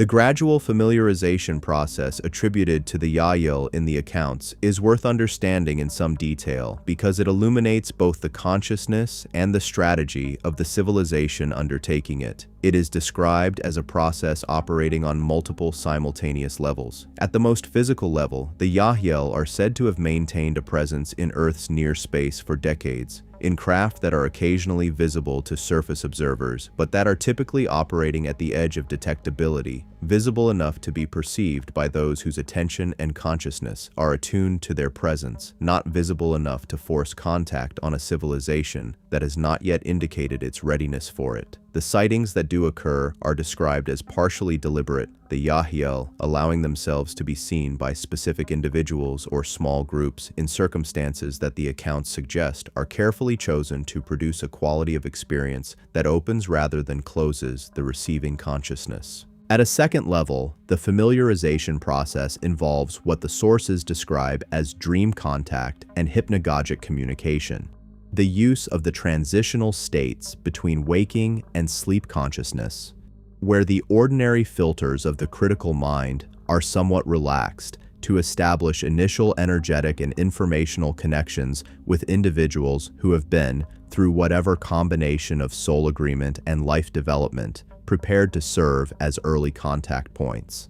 Several individuals who have later come to understand themselves as having connection with the Yahyel describe a history of vivid and unusually coherent dreams involving beings who match the Yahyel description. Dreams that carry a quality of reality distinct from ordinary dreaming, that leave behind not merely a vague emotional impression, but specific informational content, and that produce in the dreamer a lasting shift in their sense of who they are and what reality encompasses. At a third and perhaps most significant level, the familiarization process involves what the Yahyel accounts describe as a soul-level agreement, the understanding that many of the humans currently alive, particularly those who find themselves drawn to the contact phenomenon and to the broader awakening of consciousness it is associated with, have agreed at a level deeper than ordinary personality to participate in the contact process in specific ways. Some of these individuals are described in the accounts as having what might be called dual citizenship, a connection to the Yahyel civilization that is not merely sympathetic or intellectual, but involves an aspect of their consciousness that has direct experience of the Yahyel reality, either through connection across the non-linear resonance of shared heritage or through something more specific that certain traditions would describe as simultaneous existence in multiple dimensional expressions. The idea that some surface humans are, in some sense, already Yahyel, or carry a Yahyel aspect within their multidimensional identity, is one of the more challenging elements of the account, but it is consistent with the broader framework of multidimensional consciousness that runs through virtually all of the contact literature we have examined. The question of when, the question that the word soon points toward, is one that the Yahyel accounts approach with considerable care and with a consistent emphasis on the relationship between timing and human readiness. Bashar, in his transmissions about the Yahyel, is explicit that the timing of open first contact is not determined by a fixed schedule or an externally imposed agenda, but by the readiness of the surface human population, a readiness that is measured not in any single dramatic threshold event, but in the gradual, distributed, collective shift in consciousness that makes open contact possible without overwhelming disruption. He describes a kind of moving threshold, a level of collective awareness, of openness to the reality of extraterrestrial intelligence, of freedom from the fear-based reactions that would make an initial contact experience traumatic rather than transformative, that the surface human population is approaching through the very awakening process that this documentary is itself, in a small way, a reflection of. The specific form that first open Yahyel contact is described as likely to take in the various accounts is worth examining, because it is considerably more modest and more intimate than the spectacular scenarios that popular culture has conditioned most people to expect from a first contact event. There are no descriptions in the Yahyel accounts of enormous motherships hovering over major cities, of simultaneous global broadcasts, of the kind of overwhelming public event that would immediately and irrevocably transform every human being's understanding of reality, whether they were ready for it or not. What is described instead is something considerably gentler and considerably more elegant, a gradual making visible of a presence that has always been there, beginning with appearances in locations and before groups of people who have specifically and consciously invited contact, whose frequency of consciousness has been developed to the point where the encounter can be grounded and integrated rather than simply overwhelming. The locations identified in various accounts as sites of likely initial open contact are consistently described as places of high energetic coherence.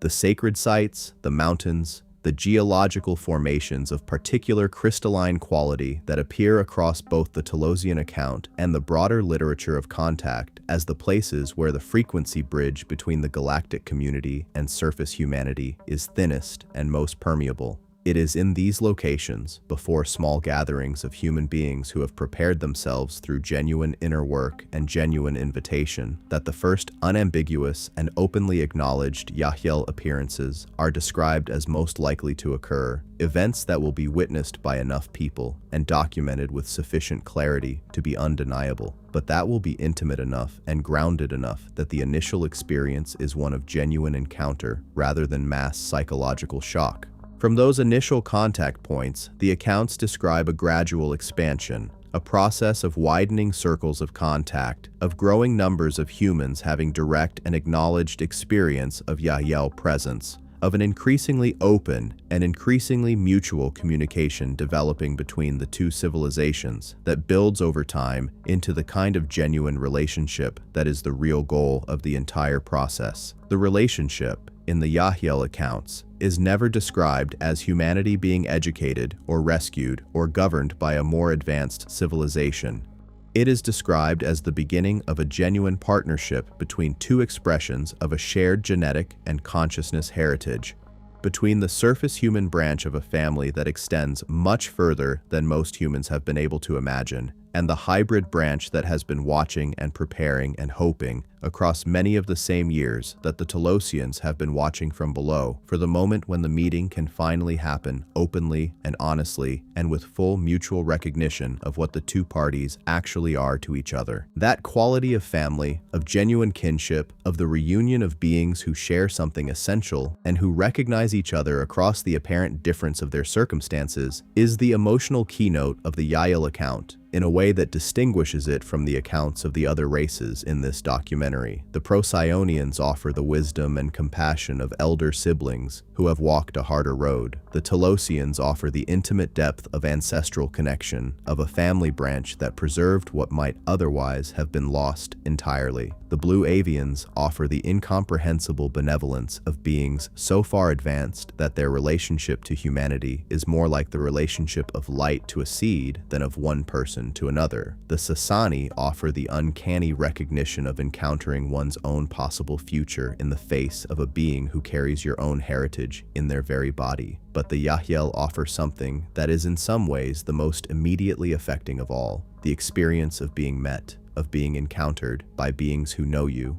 who know the human family from inside, who carry it in their own nature, who have been watching you from across a distance that is closing, who are coming toward you with the specific and particular love of those who are nearly home. The philosophical content of Yahyel communication, as transmitted through the small but significant body of channeled material specifically attributed to Yahyel beings, carries the same foundational understanding that appears across all 5 races in this documentary. The primacy of consciousness, the creative power of individual choice, the approaching transformation, the nature of love as the fundamental force of the universe. But the Yahyel transmissions have a quality that is somewhat distinct from the other sources, a quality of warmth that is less elevated than the Blue Avians' transcendent compassion, less philosophically precise than Bashar's rigorous mechanics, less ancient than the Telosian depth of preserved wisdom. It is a warmth that is recognizably personal,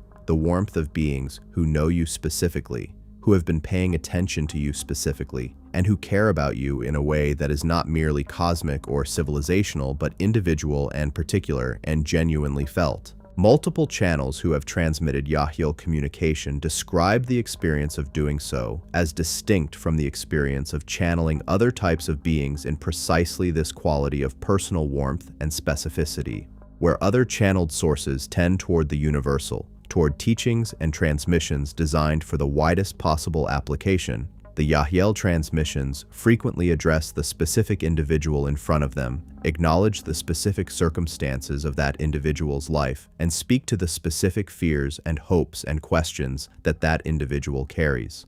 This specificity, multiple channels note, is itself informative about the nature of the Yahyel's relationship to humanity. It suggests a degree of ongoing attention, of genuine ongoing interest in the specific human beings they are in relationship with, that goes considerably beyond the detached wisdom of a more elevated source, simply making its understanding available to any consciousness capable of receiving it. The Yahyel have spoken in these transmissions about their experience of the approaching contact moment from their own perspective, and those descriptions are among the most moving passages in the entire body of contact literature this documentary draws on. They describe an anticipation that is both joyful and solemn, the joy of beings who are approaching the fulfillment of a purpose they have held for a very long time, and the solemnity of beings who understand fully the weight of what the moment will mean for the civilization they are approaching.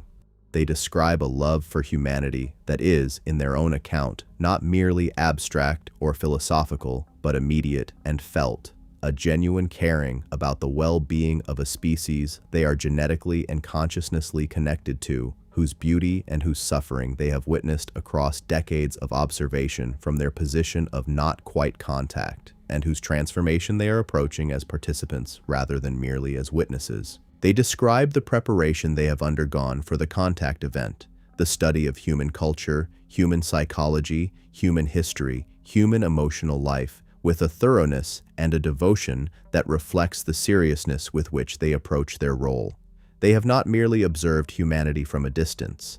They have engaged with human culture in depth, with human art, human music, human literature, human philosophy, human spirituality,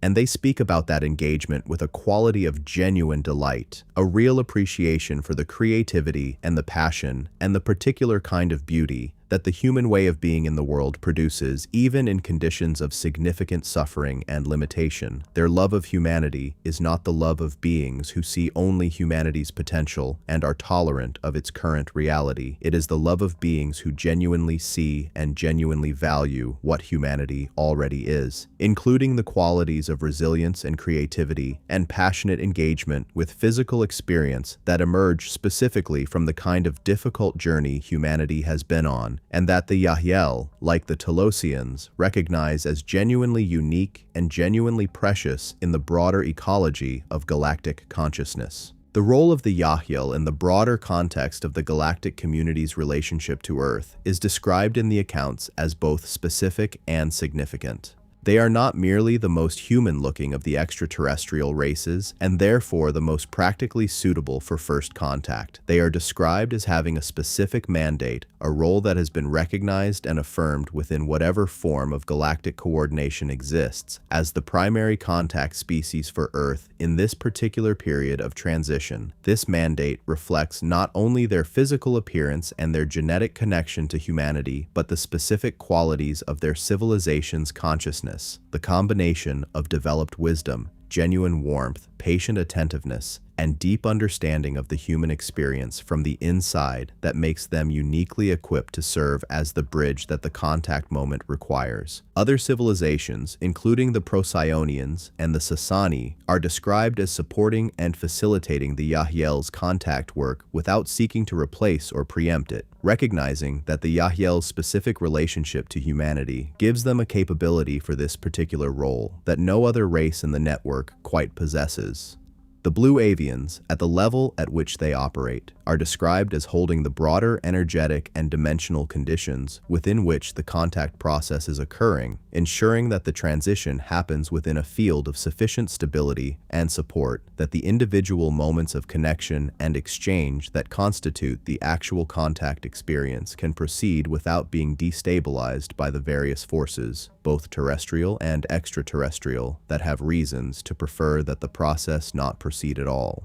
The question of those forces, of the various factions and interests that have reasons to prefer that humanity not achieve open, acknowledged, transformative contact with its galactic neighbors, is one that the Yahyel accounts address with a directness and a lack of drama that is itself instructive. Yes, there are forces that prefer the current arrangement, the arrangement in which humanity remains in the dark about the full reality of its situation, in which the infrastructure of concealment and control that has been built over the past century continues to function, in which the awakening process is delayed or derailed.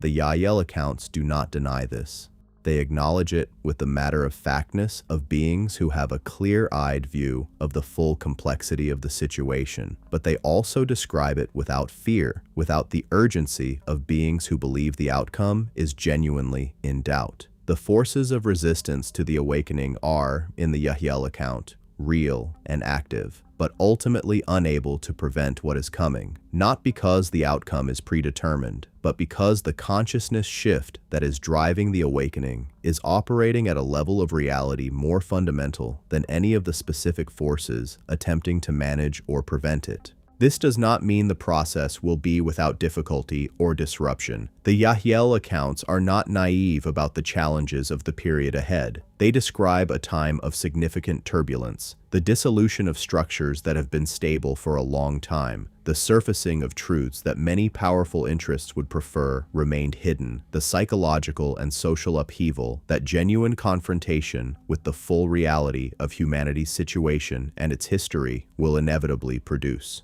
They describe this turbulence not with alarm, but with the calm of beings who have watched the full arc of the process, and who understand that the disruption is not a sign of failure, but a necessary feature of genuine transformation, the creative destruction, in the deepest sense, that makes room for what is trying to be born. What they consistently offer in the face of that turbulence is the same thing, in their own distinctive register, that every race in this documentary offers: the reminder that the quality of consciousness that individual human beings cultivate in this period is the most important determinant of how the collective transition unfolds, not the political actions of governments, not the decisions of military or industrial powers, not the timing or form of any single disclosure event or contact encounter. The frequency that individual human beings choose to inhabit, the degree to which they move in their daily lives in the direction of love, of openness, of genuine compassion and genuine curiosity and genuine willingness to encounter the full reality of what is the primary creative force shaping the collective experience of this extraordinary moment. The Yahyel believe this not merely as a philosophical position, but as a lived understanding because they have watched it in action across the decades of their observation of surface humanity, watched moments when the collective frequency shifted measurably in response to individual choices made in conditions of genuine difficulty, watched the ripple effects of genuine inner transformation moving outward through communities and cultures in ways that the individuals making those choices could not have predicted and did not need to predict. They are coming. This is the fundamental claim of the Yahyel account, and it is worth sitting with that claim in its full simplicity for a moment before moving on. Not coming in the invasive or threatening sense, not coming to rescue or to govern or to transform humanity from outside, coming in the sense of approaching an open threshold, walking toward a door that is opening from both sides, meeting a civilization that is, in its better moments and in its most awakened individuals, walking toward the same threshold from the other direction.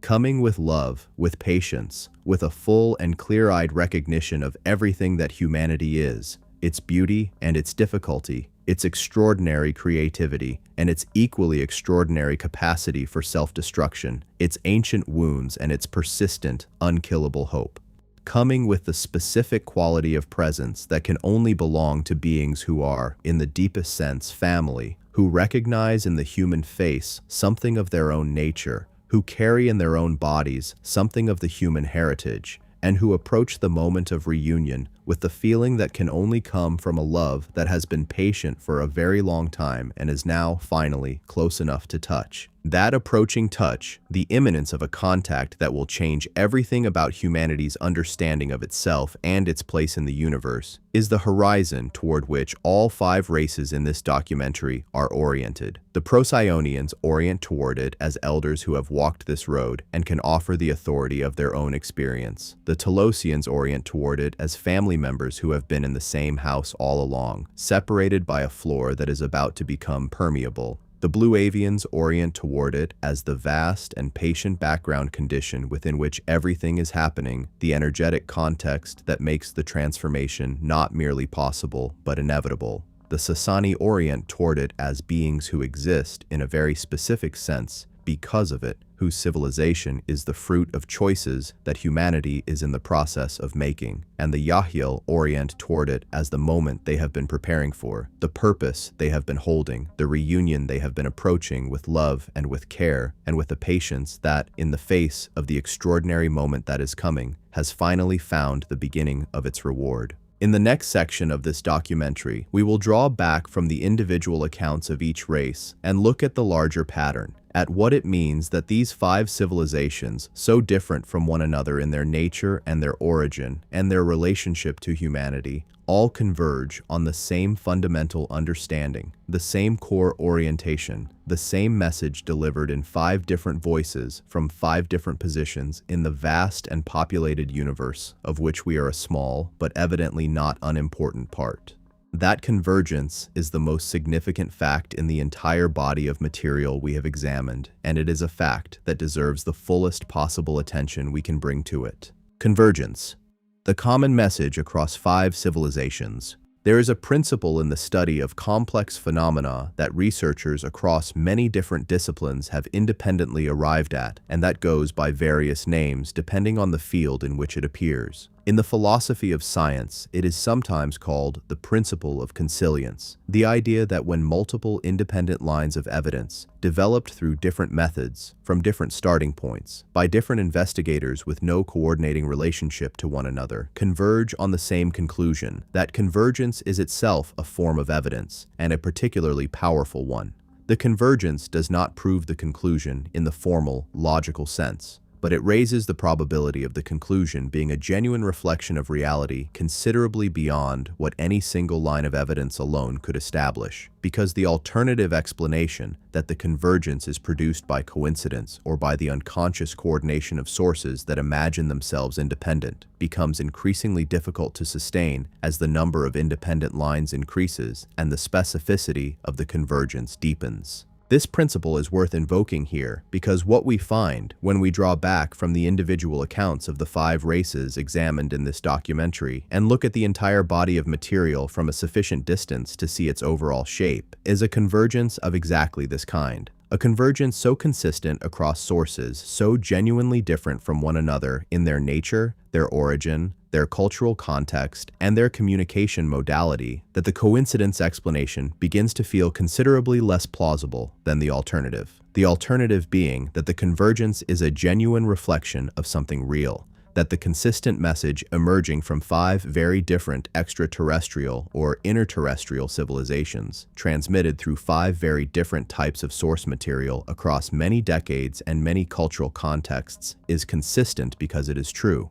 Because the universe actually works the way these sources collectively describe, because consciousness actually is what they say it is, because love actually is, in whatever sense the most rigorously honest use of that word allows, the fundamental nature of reality. The convergence operates at multiple levels of specificity, and it is worth examining each level carefully because the depth of the convergence is as significant as its breadth. At the broadest level, all 5 races agree on what might be called the metaphysical framework, the fundamental account of what reality is and how consciousness relates to it. At a middle level, all 5 races agree on the diagnosis of humanity's current situation and the nature of the transition it is approaching. At the most specific level, all 5 races agree on the practical prescription, on what individual human beings need to do right now in response to the situation and the transition. The agreement at all three levels, across sources as different as the Adama channeling material, the Bashar transmissions, the Corey Good testimony, and the various accounts of Procyonian contact, constitutes a pattern that deserves to be taken with the utmost seriousness. The shared metaphysical framework begins with the claim about the nature of consciousness. Every one of the 5 races examined in this documentary, through every type of source through which information about them has been transmitted, presents consciousness not as a byproduct of physical matter, but as the primary reality of the universe, the ground from which all physical experience arises and to which all physical experience returns. This is not a peripheral detail in any of the accounts. It is the foundational claim upon which every other element of each account depends. The Procyonians present it as the most fundamental understanding their civilization has achieved. The Telosians live it as the basis of their entire social and technological reality. The Blue Avians communicate it as the background condition of their existence at a level so thoroughgoing that they seem unable to quite understand why it is not self-evident to the beings they encounter. The Sassani, through Bashar, elaborate it into the most operationally precise framework in the entire literature. The Yahyel carry it in their very bodies, in the hybrid nature that makes them the specific kind of bridge they are, and transmit it through the specific warmth and presence that characterizes their contact encounters. The claim that consciousness is primary is, of course, not unique to the contact literature. It is the foundational claim of most of the world's major mystical and contemplative traditions. It appears in the most ancient texts of the Vedic tradition, in the core teachings of Buddhist philosophy, in the Neoplatonic tradition of Western philosophy, in the mystical currents of the Abrahamic religions, and in the cosmological frameworks of numerous indigenous traditions around the world. Its appearance in the contact literature does not make it true. The antiquity and breadth of a belief is not evidence for its accuracy, but the specific way in which the 5 races present this claim is worth noting. They present it not as a philosophical opinion or a religious belief, but as a direct experiential knowing, a fact of their own existence that they are in a position to report because they have lived it, not because they have reasoned their way toward it or inherited it from a tradition. The authority they bring to the claim is not the authority of revelation or of argument, but the authority of direct perception, the authority of beings who experience the primacy of consciousness as the background reality of their daily lives in the way that we experience the solidity of tables and the realness of hunger. The second point of metaphysical convergence is the account of what might be called the structure of reality, the claim that what appears to ordinary human perception as a single, fixed physical world is actually an enormously complex, multidimensional field of consciousness, expressing itself in multiple simultaneous frequencies or densities, and that what human beings experience as the physical world is one particular frequency band within that field, not the whole of it. This claim appears in all 5 accounts in forms that are superficially different. The Procyonians speak of densities, the Tallosians speak of dimensions, the Blue Avians speak of spheres and levels of being, Bashar speaks of parallel realities and frequency states, the Yahyel speak of octaves of consciousness, but that describe the same basic structure, a universe that is far more layered and far more populated with intelligent life than the single thin band of physical reality that human perception normally accesses would suggest.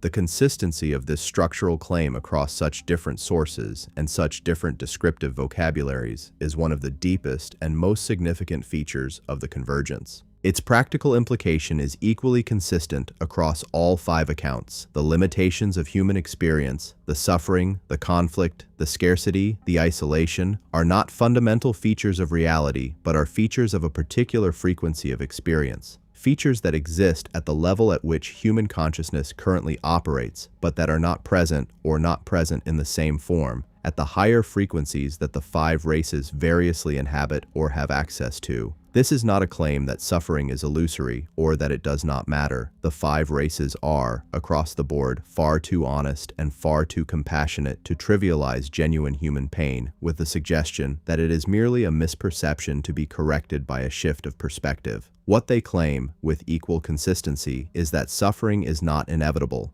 that it is not a permanent feature of consciousness, but a feature of a particular developmental stage of consciousness, and that the transition beyond that stage, the shift into the higher frequencies at which the five races operate, is precisely what the current moment in human history makes more genuinely possible than it has been for a very long time. The third point of metaphysical convergence, and perhaps the most immediately affecting, is the universal insistence of all five sources on the nature of love as the fundamental creative force of the universe. Every one of the five races, in every type of source material, in every communication modality, comes back to this claim with a consistency that cannot be accidental and cannot be explained as the projection of human sentimentality onto alien experience. The Procyonians describe love as the frequency from which their civilization has been rebuilt after its long period of darkness. The Telosians describe it as the organizing principle of the entire Telosian society, and as the nature of the earth itself as a conscious being. The Blue Avians communicate it as the background state of their existence, not an emotion they feel, but a reality they are. Bashar describes it, with philosophical precision, as the vibrational signature of the fundamental nature of all being, the resonance of consciousness with its own source. The Yahyel carry it in their particular quality of warm, specific, personal attention to the human beings they encounter, a quality that is, in every account, described as the most immediately affecting thing about them. The convergence on love is not a convergence on sentimentality. The love described across these five accounts is not the conditional, possessive, fear-adjacent love that most human experience of the word encompasses. It is something more fundamental, something that the philosophical traditions of consciousness have tried to point toward with words like agape, or ahimsa, or karuna, or the Tao, a quality of fundamental alignment with the creative ground of being, a recognition of the inherent value and beauty of every expression of consciousness, a commitment to the flourishing of all that exists, that is not chosen from outside, but expressed from the most natural and essential core of a sufficiently developed consciousness. The five races all describe love in this sense as not merely a value they hold, but a reality they perceive, something they experience as the actual nature of the universe when it is seen clearly enough, and that human beings also have direct access to in their best moments, as a felt reality rather than merely an aspiration. Moving from the metaphysical level to the diagnostic level, from the shared account of what reality is to the shared account of what is currently happening to humanity, the convergence is equally striking. All five races describe the current period of human history as a period of extraordinary significance, a period of genuine bifurcation in which the choices made by individual human beings and by humanity collectively will determine the trajectory of the civilization for a very long time to come. This is not a minority position in the contact literature. It is the majority position present across virtually every serious source that has anything to say about humanity's current situation. But the five races in this documentary agree on it with a unanimity and a consistency of framing that goes beyond the general claim to a specific shared diagnosis of the nature of the moment. The shared diagnosis involves three interrelated elements. The first is the energetic element, the description of an incoming wave of galactic-scale energy originating from the center of the galaxy and moving outward through the spiraling arms of the Milky Way that is creating conditions for a rapid acceleration of consciousness development on every planet in its path. This galactic wave appears in various forms and with various levels of technical specificity in the accounts of all five races. The Procyonians describe it as the wave that catalyzed their own transformation. The Tallosians describe its effects on the crystalline grid of the Earth as the energetic driver of the current surface awakening. The Blue Avians have positioned their spheres specifically to buffer its most disruptive effects. Bashar describes it as the rising frequency of the fundamental energy field within which all parallel realities are embedded. The Yahel describe it as the background energetic condition that is making the contact moment both possible and necessary in a time frame it would not otherwise have occupied. The second element of the shared diagnosis is the institutional element, the description of a set of structures, political, financial, informational, and in some accounts, extraterrestrial, that have been operating for varying lengths of time and with varying degrees of conscious intent to keep humanity in a state of consciousness below what the galactic wave is now making available. This element is the most potentially alarming aspect of the shared diagnosis, and it is the aspect most susceptible to misuse, most easily distorted into paranoid frameworks that attribute all of humanity's difficulties to a single malevolent conspiracy, and that consequently remove from individual human beings the sense of genuine creative agency that every one of the 5 races insists is the essential ingredient of genuine transformation. The 5 races are not, it must be emphasized, conspiracy theorists in this sense. They acknowledge the existence of controlling structures without attributing to them either the totality of humanity's difficulties or the power to prevent the awakening that is currently underway. The structures are real, they are active, they are worth understanding and working to dismantle through the appropriate means. But they are not the central story. They are the background condition against which the central story, the evolution of human consciousness, is unfolding, and they will lose their grip not through a dramatic confrontation, but through the far more fundamental and far more powerful process of the human consciousness evolving beyond the frequency range in which they operate effectively. The third element of the shared diagnosis is the temporal element, the consistent description across all 5 accounts of the current moment as one of unusual urgency, a window that is opening and will not remain open indefinitely, a period in which the specific combination of galactic energetic conditions and accumulated human consciousness development has created an opportunity for transformation that is genuinely unprecedented in the recorded history of the species on this planet. This temporal urgency is not described as a threat. The window closing does not mean catastrophe, but rather the passing of an exceptional opportunity, a return to the slower pace of ordinary evolutionary time that would delay the liberation of human consciousness by generations or centuries rather than decades. The urgency is therefore not the urgency of fear, but the urgency of genuine opportunity. The urgency of recognizing that a door is open, that the conditions for walking through it are present, and that walking through it requires a quality and a depth of engagement that ordinary circumstances do not demand and do not cultivate. At the practical level, the level of what the 5 races collectively recommend that individual human beings actually do in response to this shared diagnosis, the convergence is, if anything, even more striking than at the metaphysical and diagnostic levels, because the practical prescription is both simpler and more demanding than most people, encountering it for the first time, expect it to be. It is simpler because it does not involve a list of specific actions, specific preparations, specific technical or political or social interventions, specific behaviors that must be adopted, and specific behaviors that must be abandoned. It is more demanding because what it does involve is the most fundamental possible change in the quality of consciousness that a being brings to every moment of its existence, a change that is not achieved by following a program, but by making a genuine, deep, sustained commitment to the direction of love and the expansion of awareness that every one of the 5 races, in every account, identifies as the single most important thing any human being can do in the current moment.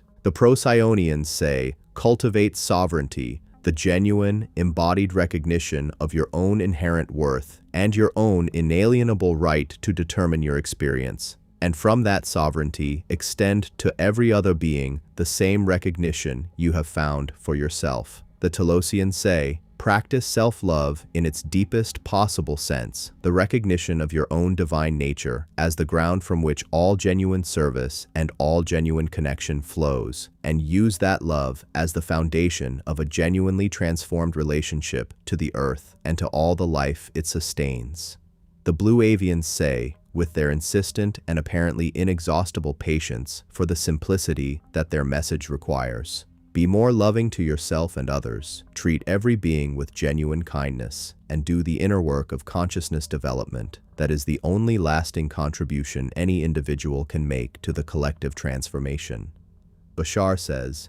act on your highest excitement at every moment. Do the work of identifying and transforming your limiting beliefs,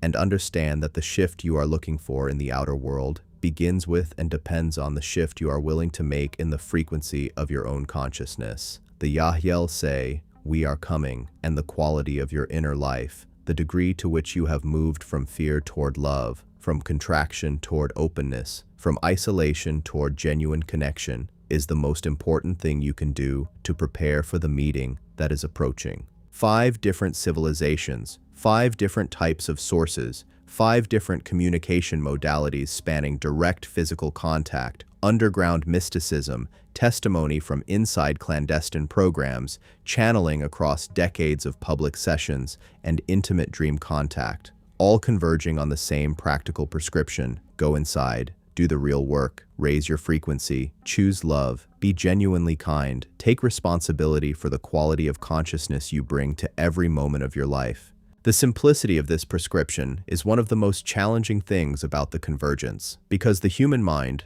particularly the human mind that has been trained by the particular kind of civilization that surface humanity has built, tends to equate simplicity with shallowness, and to feel that problems of the magnitude that the 5 races collectively diagnose must require solutions of comparable magnitude. The institutions of surface civilization in particular are structured around the assumption that meaningful change requires complex, coordinated, resource-intensive intervention at the systemic level.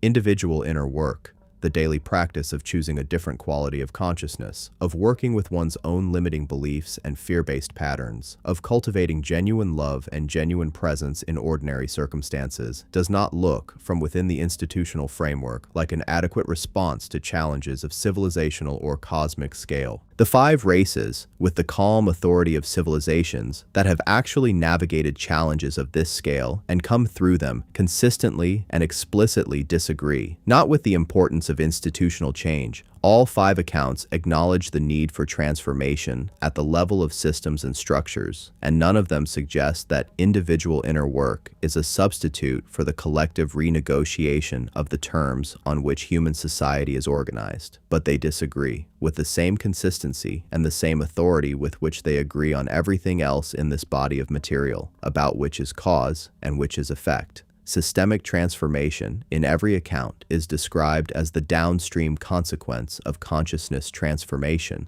as what happens in the outer world when enough individuals have done the genuine inner work of shifting their frequency.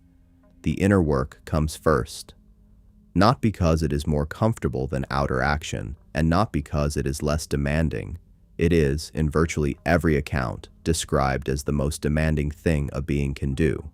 But because it is, in the account of every civilization that has successfully navigated the kind of transition humanity is now approaching, the foundational movement from which every other meaningful movement flows. The question this convergence raises for any serious engagement with the material is one that is both simple and profound. Why? Why do 5 apparently independent sources, originating in different star systems, different dimensional realities, different periods of terrestrial and extraterrestrial history, agree so comprehensively on the nature of reality, the diagnosis of humanity's situation, and the prescription for its transformation? The cynical answer is that the convergence is not genuine, that the various sources, whatever their apparent independence, are all drawing from the same pool of human spiritual aspiration, and therefore reflect the same human wishful thinking in 5 different costumes. This is a genuinely available explanation, and it cannot be ruled out with certainty on the basis of the available evidence. But it has weaknesses that deserve acknowledgement. The first is the specificity of the convergence, the degree to which the agreement extends not merely to vague generalities about love and consciousness, but to specific claims about the structure of reality, the nature of the current galactic energetic situation, the relationship between individual consciousness and collective experience, and the mechanics of consciousness as a creative force that have real and testable implications for daily life. Wishful thinking tends toward the vague. The convergence in this material tends toward the precise, and the precision is consistent across sources that have no obvious means of coordination. The second weakness of the cynical explanation is the effect of the material on those who engage with it seriously and deeply. If the convergence is merely an elaborate mirror of human wishful thinking, its consistent effect on serious long-term engagers should be the reinforcement of wishful thinking, a deepening of comfortable passivity, an increase in the tendency to wait for rescue, a decrease in the demanding inner work of genuine self-examination and genuine change. The opposite appears to be what actually happens. The people who engage most deeply with the material described in this documentary, not the casual consumers of its most dramatic surface elements, but the serious, long-term, genuinely committed engagers, tend to report precisely the opposite effects: an increase in personal responsibility, a deepening of genuine inner work, a greater willingness to confront and transform the fear-based patterns in their own consciousness, and a greater capacity for the kind of genuine compassion and genuine presence that the five races collectively prescribe. This is not the profile of a material that is primarily serving the function of wishful thinking. It is the profile of a material that is primarily serving the function that it claims to serve: the genuine education and genuine evolution of the consciousness that engages with it. There is a third consideration that is perhaps the most philosophically interesting of all, and it concerns the relationship between the convergence itself and the question of what kind of universe we live in. If the five races are accurately describing the fundamental nature of reality, if consciousness is indeed primary, if love is indeed the fundamental creative force, if the universe is indeed organized around the principle of the evolution of awareness toward its own fullest expression, then the convergence is not surprising. It is what we should expect. In a universe organized around these principles, the genuine wisdom traditions of genuinely evolved civilizations will naturally converge, because they are all describing the same reality from different vantage points. The convergence is not evidence that the sources are copying from each other. It is evidence that they are all perceiving accurately, that they are all, from their different positions and through their different instruments of perception, pointing toward the same truth. This is, of course, a circular argument if used as the primary evidence for the truth of the framework. One cannot use the framework to validate the convergence that validates the framework. But it is not circular as a coherence argument. It demonstrates that the convergence is precisely what the shared framework predicts, and that the shared framework therefore has at least the virtue of internal consistency at the level where the metaphysical claims, the diagnostic claims, the practical claims, and the fact of the convergence itself all fit together without contradiction in a way that a false framework would not be expected to achieve. The practical implications of the convergence for how one approaches one's own life are, if the material is taken seriously, considerable and immediate. If five apparently independent civilizations, speaking from positions of direct experience and achieved development, consistently identify the cultivation of a higher frequency of consciousness, specifically the frequency associated with love, genuine compassion, creative expression, and sovereign self-responsibility, as the most important thing any individual can do in the current moment, then the question of how one actually cultivates that frequency becomes the most important practical question in one's life. Not more important than feeding one's children or meeting one's immediate responsibilities, but more important in the sense of being more fundamentally determining of the quality and meaning of one's entire existence than most of the things to which most people in surface civilization devote most of their energy. What does it actually mean to raise one's frequency? The five races collectively provide a more specific answer to this question than any single one of them provides alone. It means, following the Procyonian teaching, cultivating genuine sovereignty, the recognition and embodiment of one's own inherent worth and one's own inalienable creative authority. It means, following the Telosian teaching, practicing self-love as a genuine spiritual discipline,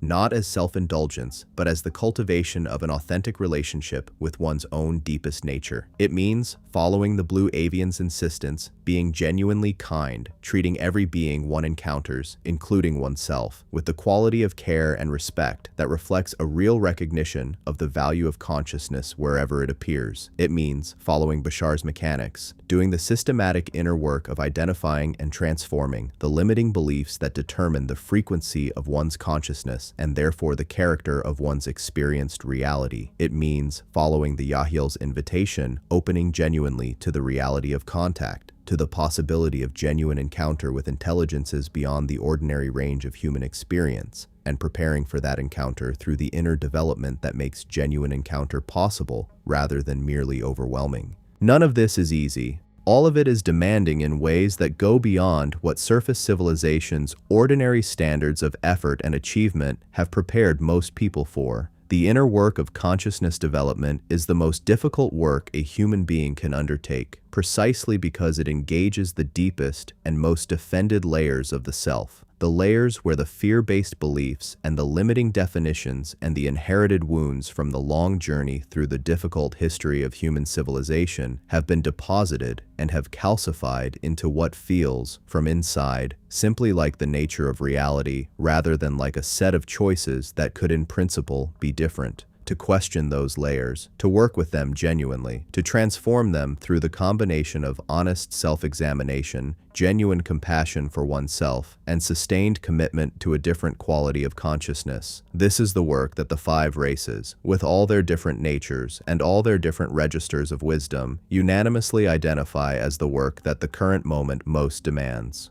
And they identify it not as a burden, but as an invitation, as the most extraordinary opportunity that a being in the particular circumstances of surface humanity in the early 21st century has ever been offered. Because the galactic wave that is creating the energetic conditions for rapid consciousness development is not merely a challenge to be navigated, it is a gift of extraordinary proportions, an amplification of the inner work, a reduction of the normal inertia of consciousness change, a cosmic support for the direction of growth that makes what would normally take lifetimes achievable in years, and what would normally take years achievable in moments of genuine, deep, open-hearted choice. That gift is being offered right now by the universe itself, mediated by the patient and loving attention of 5 civilizations that have each, in their own way and for their own reasons, devoted extraordinary resources of time and consciousness and care to making sure that humanity does not face the most important moment in its history alone.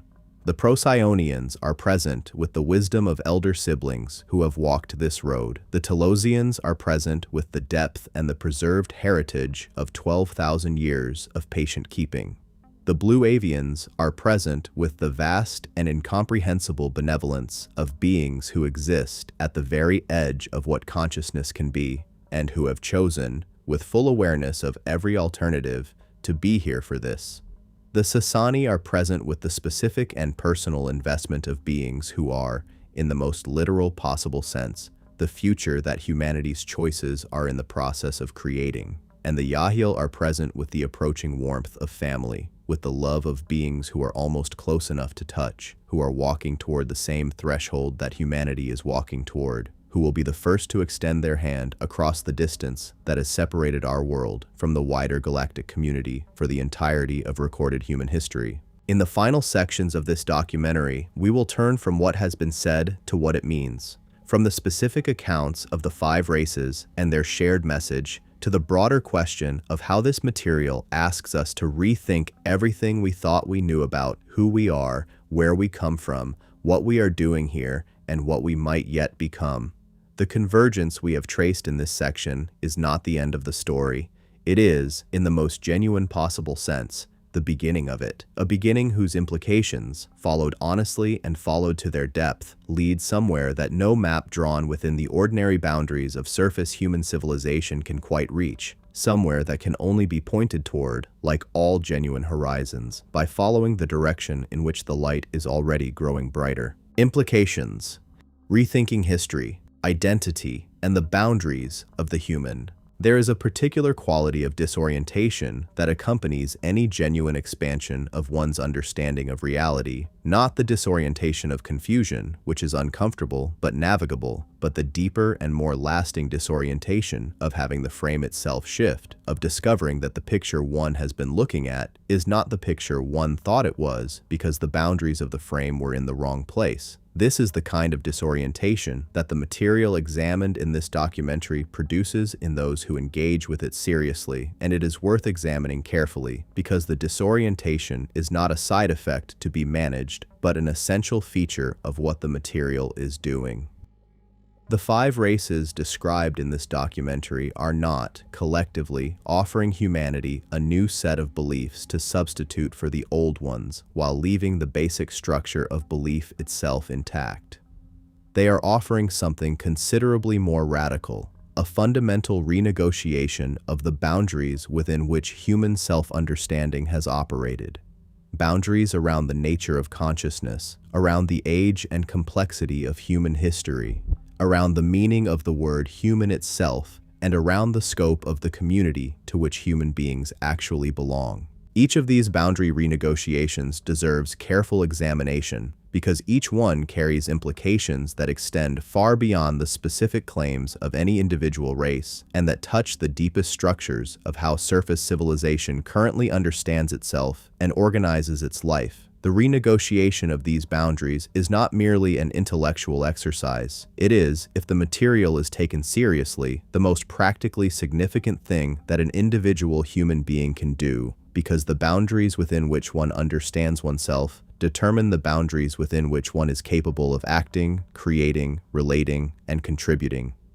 Expand the boundaries far enough, and the entire landscape of what is possible changes. The first and most fundamental boundary renegotiation concerns the nature of consciousness itself and its relationship to the human identity. Surface civilization, particularly in its dominant Western scientific expression, has operated for several centuries on the assumption that consciousness is a byproduct of physical matter, specifically of the kind of complex information processing that biological brains perform. This assumption has been enormously productive in certain respects. It has driven the development of neuroscience, of cognitive psychology, of artificial intelligence, of an increasingly sophisticated understanding of the physical correlates of mental experience. But it has also placed a ceiling on the understanding of what consciousness is and what it can do. A ceiling that the 5 races, across all their different accounts, describe as the most significant single limitation operating on the surface human civilization's understanding of its own nature and potential. If consciousness is not a byproduct of matter, but the primary reality from which matter arises, then the human being is not primarily a physical entity that has, as a remarkable accident of biological complexity, developed the capacity for awareness. The human being is primarily a consciousness, an expression of the fundamental creative awareness of the universe that is chosen, for purposes of experience and development, to take on a particular physical form at a particular point in time and space. This inversion does not render the physical form unimportant. The accounts of all 5 races consistently affirm the value and the specific gifts of physical embodiment. The Yahyel love humanity, partly for the quality of embodied experience that human beings bring to existence. The Sassani carry human genetics, partly because of what physical embodiment contributes to consciousness. The Telosians have maintained physical bodies across 12,000 years, precisely because the depth of connection between consciousness and physical reality that embodiment allows is something they value rather than transcend. But it does render the physical form secondary, instrumental, an expression of something more fundamental rather than the ground of everything. The practical implication of this inversion is difficult to overstate.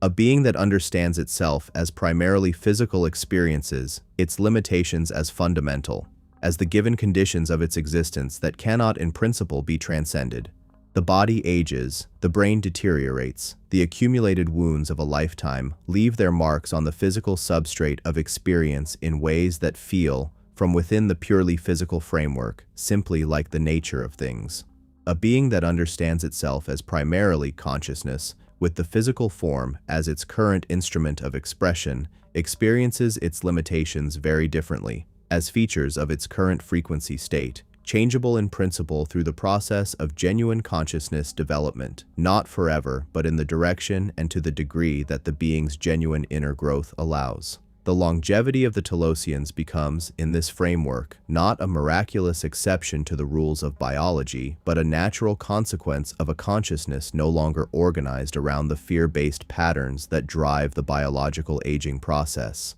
The luminosity of the Procyonians, the physical grace of the Yahyel, the extraordinary vitality that multiple accounts describe as a feature of genuinely advanced consciousness, These become not supernatural phenomena, but natural expressions of a physical form inhabited by a consciousness operating at a higher frequency than the one that produces the ordinary human experience of embodied limitation. The second boundary renegotiation concerns human history, the story that surface civilization tells itself about where it comes from, how long it has been here, and what it has been through. The academic consensus on human history, as it currently stands, is a story that begins in earnest approximately 10,000 years ago, with the development of agriculture and the emergence of the first recognizable civilizations in the Fertile Crescent, extends backward through perhaps 200,000 years of anatomically modern human existence in hunter-gatherer forms, and identifies the deep past before that as the province of biological evolution rather than cultural history. It is a story that is, by its own internal standards, extraordinarily well documented and carefully defended, a story built on the accumulation of archaeological evidence, of genetic analysis, of the painstaking reconstruction of past environments and past cultures from the physical traces they have left. The 5 races, with a consistency and a specificity that goes well beyond what any single source alone would be sufficient to establish, collectively describe a different story. A story in which the 10,000 years of documented surface civilization is not the beginning, but rather a particular chapter in a human presence on this planet that is vastly older, vastly more complex, and vastly more cosmically entangled than the academic framework currently allows. The Telosians alone, if their account is accurate, represent a surviving thread of human civilization that predates the entire academic history of civilization by a factor of more than 10. The Procyonians' account of their engagement with humanity extends the relevant time frame back through periods that the academic framework does not even register as belonging to the history of human civilization at all. Bashar's transmissions about the hybrid program and its deep history imply a relationship between humanity and extraterrestrial intelligence that has been shaping the development of the species across timescales that make the documented history look, in the terms he sometimes uses, like the last few pages of a very long book. The implications of this deeper history, if it is accurate, are not merely academic. They are existential in the most literal sense. They concern the nature of what human beings actually are, what their actual origins involve, what the actual scope and meaning of the journey they have been on actually encompasses. A humanity that has been shaped by hundreds of thousands or millions of years of interaction with multiple extraterrestrial civilizations that carries in its very genetics the contributions of more than one cosmic heritage that has lived through cataclysms and civilizational collapses and periods of extraordinary development that left no trace in the archaeological record because they operated at levels of reality that do not fossilize. This humanity has a very different understanding of itself than the humanity produced by the conventional story. It has a deeper sense of its own roots, a wider sense of its own context, and a more complex sense of its own responsibilities, not only to its current generation and its current civilization, but to the long arc of consciousness development that runs through its entire history, and that connects it, at depths the conventional story cannot reach, to the galactic community of which it has always been a part. The third boundary renegotiation is in some respects the most personally challenging because it concerns the meaning of the word human itself, the category around which most people's deepest sense of identity, community, and moral concern is organized. When the Telosians are described as ancient Lemurians, who have been living beneath the surface of the earth for 12,000 years, they are described as human, not metaphorically or loosely, but in the sense of belonging to the same species and the same civilizational tradition as surface humanity, with all of the shared heritage and shared potential that implies. When Bashar describes the Sassani as carrying human genetics in their hybrid nature, he is describing a civilization that is, in a very specific biological and consciousness sense, partly human, that has inherited from the human contribution to its nature specific qualities and capabilities that it recognizes and honors as distinctively human gifts. When the Yahyel are described as the most human-looking of the extraterrestrial races and as sharing deep genetic connection with humanity, the boundary between human and non-human becomes not a clear line, but a spectrum, a continuum of shared heritage and shared nature, across which the apparently sharp distinction between us and them dissolves into something considerably more nuanced and considerably more interesting. This dissolution of the US-them boundary is not merely sentimental or diplomatic. It is not simply a call for tolerance or openness toward beings who are genuinely and completely other. It is a specific and substantive claim about the nature of the galactic community and humanity's relationship to it. The claim that humanity is not isolated, not unique in a way that separates it from the rest of the conscious universe, not encountering extraterrestrial intelligence as something completely foreign and completely incomprehensible. Humanity is, if the five races accounts are accurate, embedded in a web of relationship and shared heritage that extends across star systems and across civilizational histories, that connects it to beings who are partly kin, partly students, partly teachers, partly partners in a project of consciousness evolution that none of them is undertaking alone. The appropriate response to this expanded understanding of community is not the dissolution of the specifically human, not the abandonment of the particular qualities and the particular history that make human beings who they are, but the enrichment of the human by its placement in its actual context, the context of a galactic family of consciousness in which the human expression is one of the most vivid, most passionate, most cosmically significant members. The fourth boundary renegotiation, and the one that perhaps carries the most immediate practical weight, concerns the scope of human possibility, the range of experience and capability and being that is actually available to human consciousness, as distinct from what surface civilization's current framework considers within the realm of the possible. Every one of the five races, in every account, pushes this boundary substantially outward from where the conventional framework places it. The longevity of the Telosians pushes the boundary around physical life. The telepathic communication of the Procyonians and the Blue Avians pushes the boundary around the transmission of consciousness between individual beings. The multidimensional awareness attributed to sufficiently developed human consciousness pushes the boundary around what a physical human nervous system can perceive and process. The direct creative relationship between consciousness and experienced reality that Bashar describes pushes the boundary around the degree of agency that individual human beings have over the circumstances of their lives. These expansions of what is possible are not described in any of the accounts as capabilities available only to special or exceptional individuals. They are described as the natural consequence of the consciousness development that the five races collectively prescribe. The natural expression of a human consciousness that has genuinely shifted its frequency through the inner work that every account identifies as the central practical task of the current moment. The Telosians' longevity is presented as an expression of a quality of consciousness that surface human beings also have access to, not as a biological accident of their particular lineage.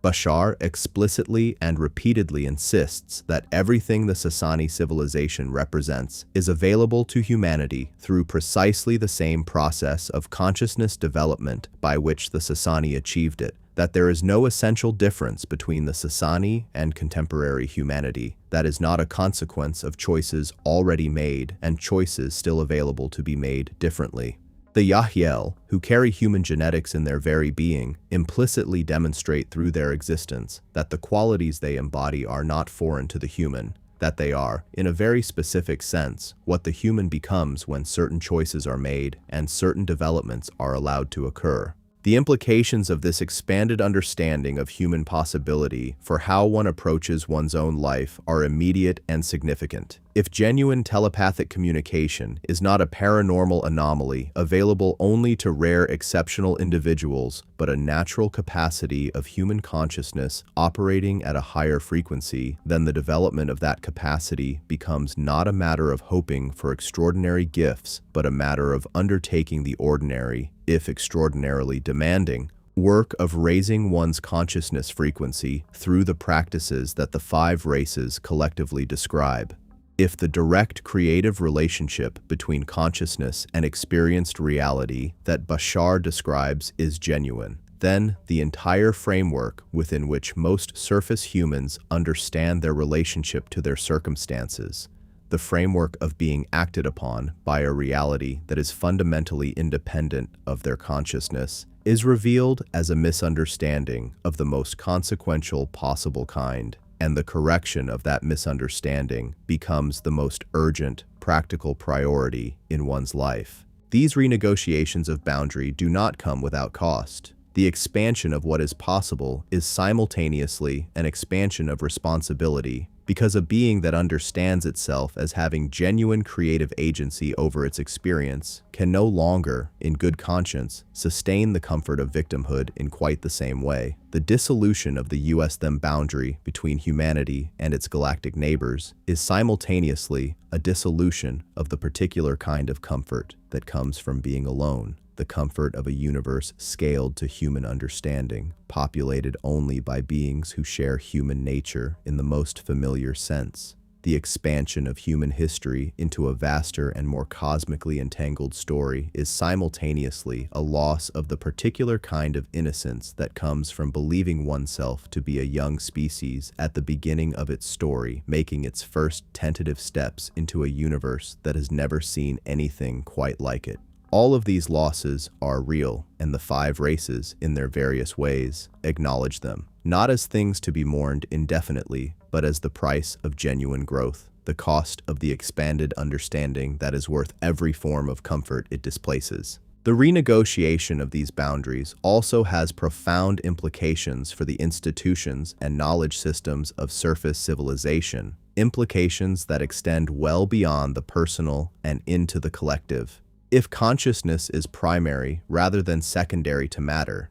then the entire edifice of materialist science, for all of its extraordinary achievements and all of its genuine contributions to human flourishing, is built on a foundational assumption that is not merely incomplete but specifically inverted at the most fundamental level. This does not mean that the discoveries of materialist science are false. The 5 races do not suggest that the laws of physics as currently understood are simply wrong, or that the achievements of medicine and engineering and technology that have been built on those laws are illusory. What it means is that those achievements represent the development of one level of a far larger reality, a level that is genuinely real and genuinely important, but that cannot be extended indefinitely upward without eventually running into the limits that its foundational inversion imposes. A science of consciousness that takes seriously the claim of the 5 races, that explores the relationship between awareness and reality, with the same rigor and the same commitment to honesty that materialist science brings to the relationship between matter and matter, would not replace existing science but would encompass and transcend it, making possible discoveries and applications that the current framework cannot even frame as questions. The implications for religion and spirituality are equally significant but differently configured. The material examined in this documentary does not validate any single religious tradition over others. It does something both more modest and more far-reaching. It validates the deepest insight common to virtually all of the world's major religious and contemplative traditions. The insight about the primacy of consciousness, the nature of love as the fundamental force of the universe, the possibility of genuine transformation in the quality of a being's relationship to reality, while simultaneously contextualizing those traditions as partial and culturally conditioned expressions of a truth that is larger than any single tradition's framework can fully contain. The Vedic tradition, the Buddhist tradition, the Christian mystical tradition, the Sufi tradition, the indigenous traditions of multiple continents. Each of these has captured something genuine and something important. None of them, in the framework the 5 races collectively present, has captured everything. And the expansion of the human context to include genuine engagement with the galactic community of consciousness that the 5 races represent opens the possibility of a synthesis of spiritual understanding that goes beyond what any single tradition has achieved, a synthesis that honors the genuine wisdom of each tradition while recognizing that the full truth of consciousness and its relationship to reality is larger than any of them has been able to hold alone. The implications for politics and social organization are perhaps the most immediately practically relevant and the most difficult to think through clearly without falling into either the trap of naive utopianism or the trap of cynical dismissal. The five races collectively describe civilizations that have solved the problems that surface humanity's political traditions have struggled with throughout recorded history. The problem of organizing large numbers of beings with different needs, values, and capabilities into a collective life that is genuinely just and genuinely nourishing for all of them. They have solved these problems not through the discovery of the right political system, not through the triumph of democracy over authoritarianism, or of collectivism over individualism, or of any other political framework over its alternatives,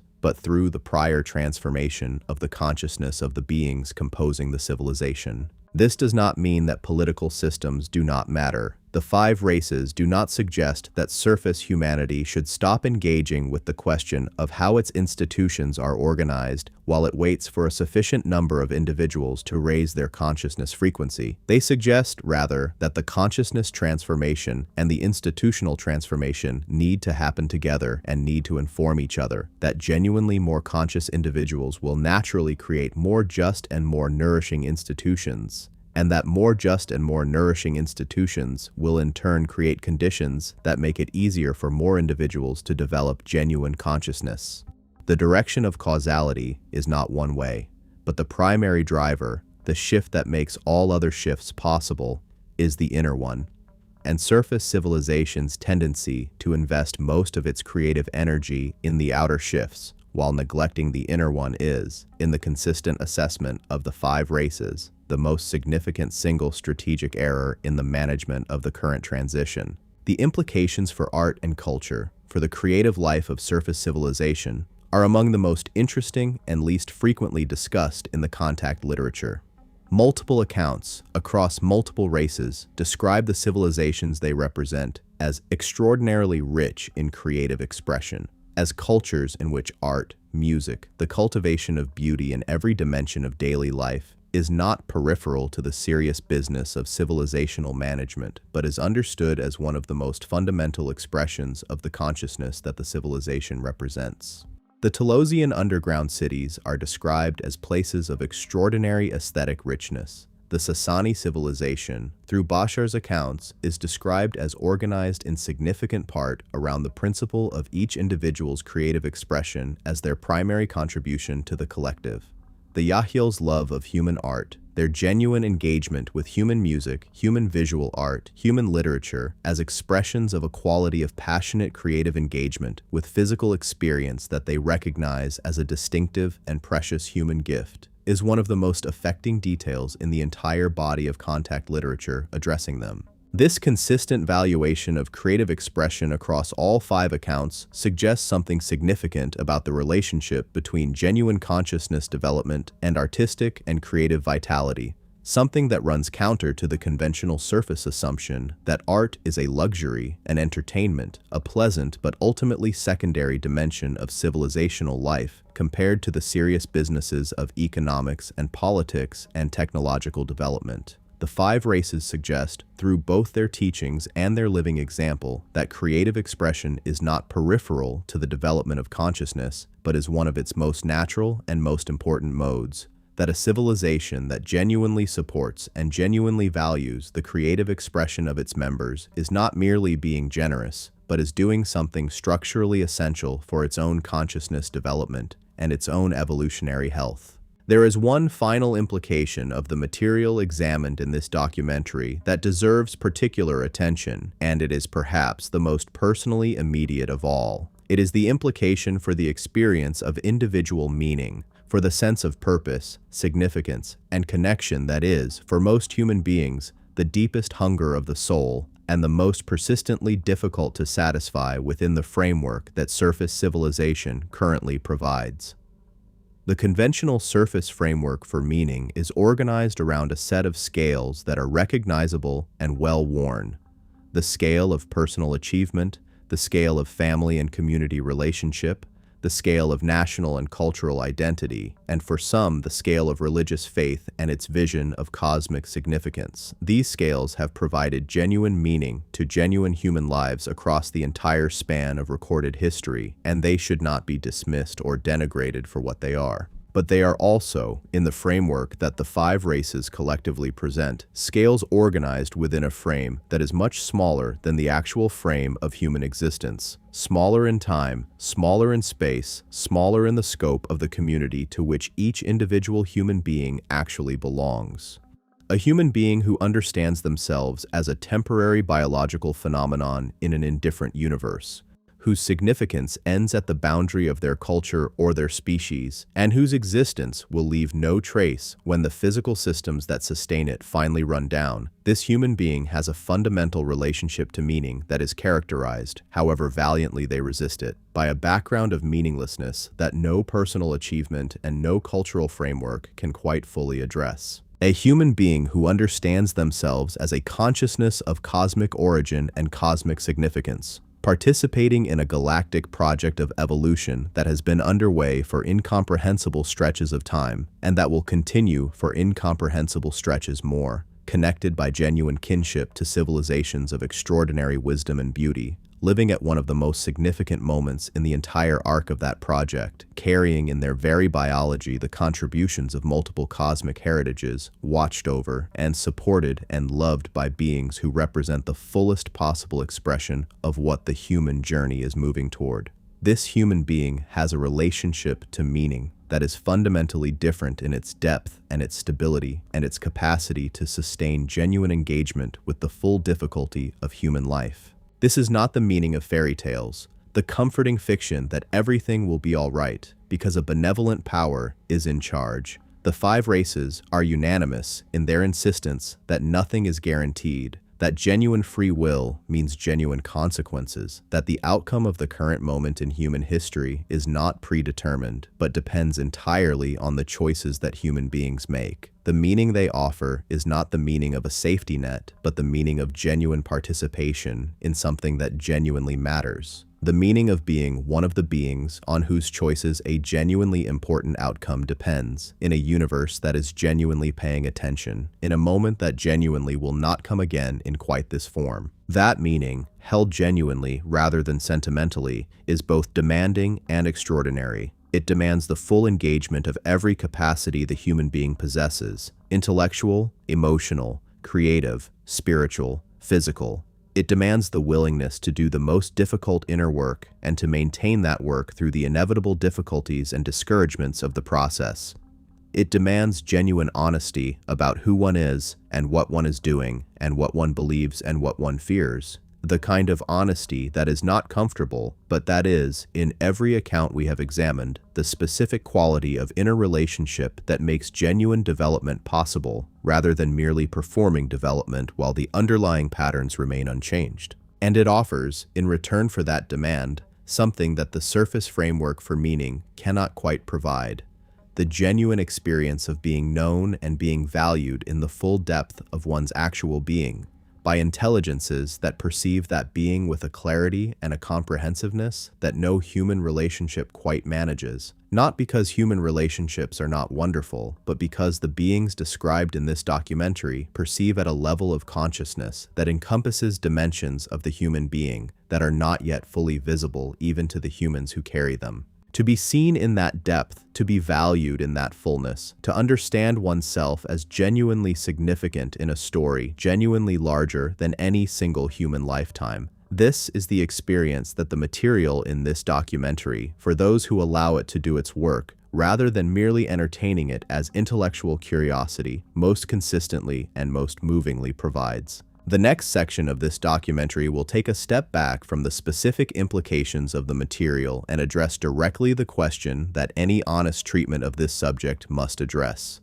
the question of discernment, of how one navigates a body of information this complex and this unverifiable, of what the appropriate relationship to extraordinary claims actually looks like when those claims are made by sources that cannot be evaluated by the ordinary standards of evidence, and when the stakes of both credulity and dismissal are genuinely high. Before the final synthesis, there is the necessary reckoning with the difficulty of knowing, with what it means to engage seriously with material of this kind, in a spirit that is neither naively credulous nor dismissively skeptical, but genuinely, maturely, carefully open to the full reality of what is being encountered. Discernment, evidence, and the question of how to know. There is a conversation that needs to happen at this point in the documentary. A conversation that the material itself demands, and that any honest treatment of a subject this unusual and this consequential is obligated to have. It is a conversation about how one knows things, about what counts as evidence, about the difference between genuine open-mindedness and the abdication of critical thinking, and about the specific challenges that material of this kind presents to anyone who wants to engage with it neither naively nor defensively. This conversation is not a retreat from the material we have examined. It is, in a very real sense, the most important part of the examination, because the value of everything that has been presented in the previous sections depends entirely on the quality of the engagement that the listener or reader brings to it. And that quality of engagement depends in turn on having thought seriously about the epistemological challenges that the material presents. The first and most fundamental thing to be said about those challenges is that they are genuine. This is not a field in which the evidence is merely incomplete or where the verification methodologies are merely underdeveloped. This is a field in which the primary forms of evidence, contactee testimony, channeled material, whistleblower accounts, and cross-cultural mythological parallels are forms that the established institutions of human knowledge-making do not currently have agreed-upon frameworks for evaluating.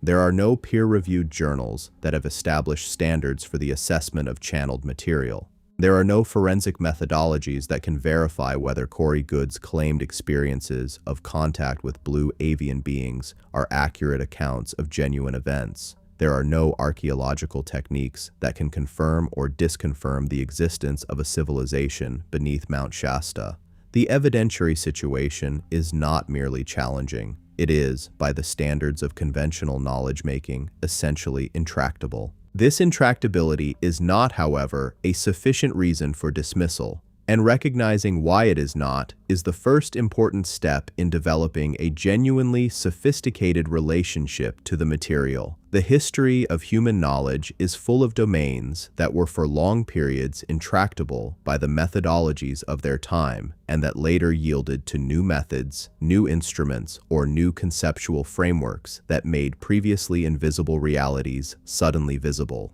The existence of bacteria was intractable before the microscope. The existence of gravitational waves was intractable before instruments of sufficient sensitivity were developed to detect them. The relationship between genetic information and biological development was intractable before the tools of molecular biology made it accessible to investigation. In each of these cases, the intractability was a feature of the current state of the investigative methodology rather than a feature of the reality being investigated. The appropriate response was not dismissal, but the sustained development of better tools suited to the nature of what was actually there to be found. The question of whether the realities described in this documentary are amenable to investigation by better tools that have not yet been developed is genuinely open. If the primary claim of the 5 races, the claim that consciousness is primary rather than secondary to matter, is accurate, then the development of a genuine science of consciousness that takes that primacy seriously might produce investigative tools and frameworks capable of engaging with phenomena that current materialist methodology cannot reach. Some researchers argue that the developing field of consciousness science, however incomplete it currently is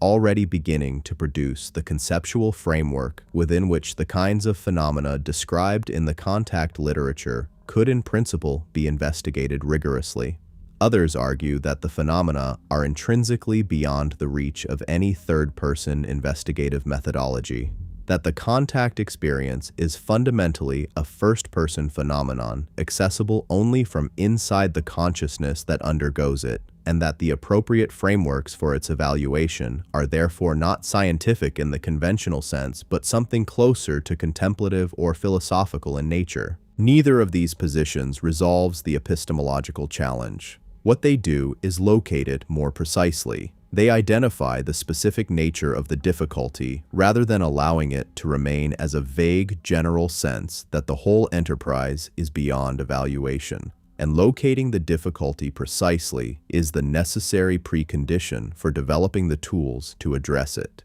whatever those tools turn out ultimately to look like. The epistemological challenge of the contact literature is not the same as the epistemological challenge of, say, the existence of God, a question so abstract and so thoroughly entangled with pre-existing frameworks of faith and skepticism that genuine investigation of it is almost impossible. The contact literature makes specific empirical claims about beings with specific physical characteristics, about civilizations with specific social structures and technological capabilities, about historical events with specific consequences, and those specific empirical claims, in principle, are the kind of thing that improved investigative tools could, in principle, engage with more directly than current tools allow. With the genuine difficulty of the epistemological situation acknowledged, the next question is how to navigate it with integrity, how to maintain the kind of genuine open engagement that the material deserves without abandoning the critical faculties that protect against the real dangers of uncritical credulity. These dangers are not abstract. The contact field, like every other field that operates at the edges of the established and the verified, has produced its share of deception, of self-deception, of the elaboration of compelling narratives by charismatic individuals who may or may not have had genuine experiences at the core of what they transmitted, and of the sincere misinterpretation of genuine anomalous experience through frameworks that may or may not accurately reflect the nature of what was experienced. All of this is real. All of it is worth taking seriously as a set of risks that careful engagement with the material needs to navigate.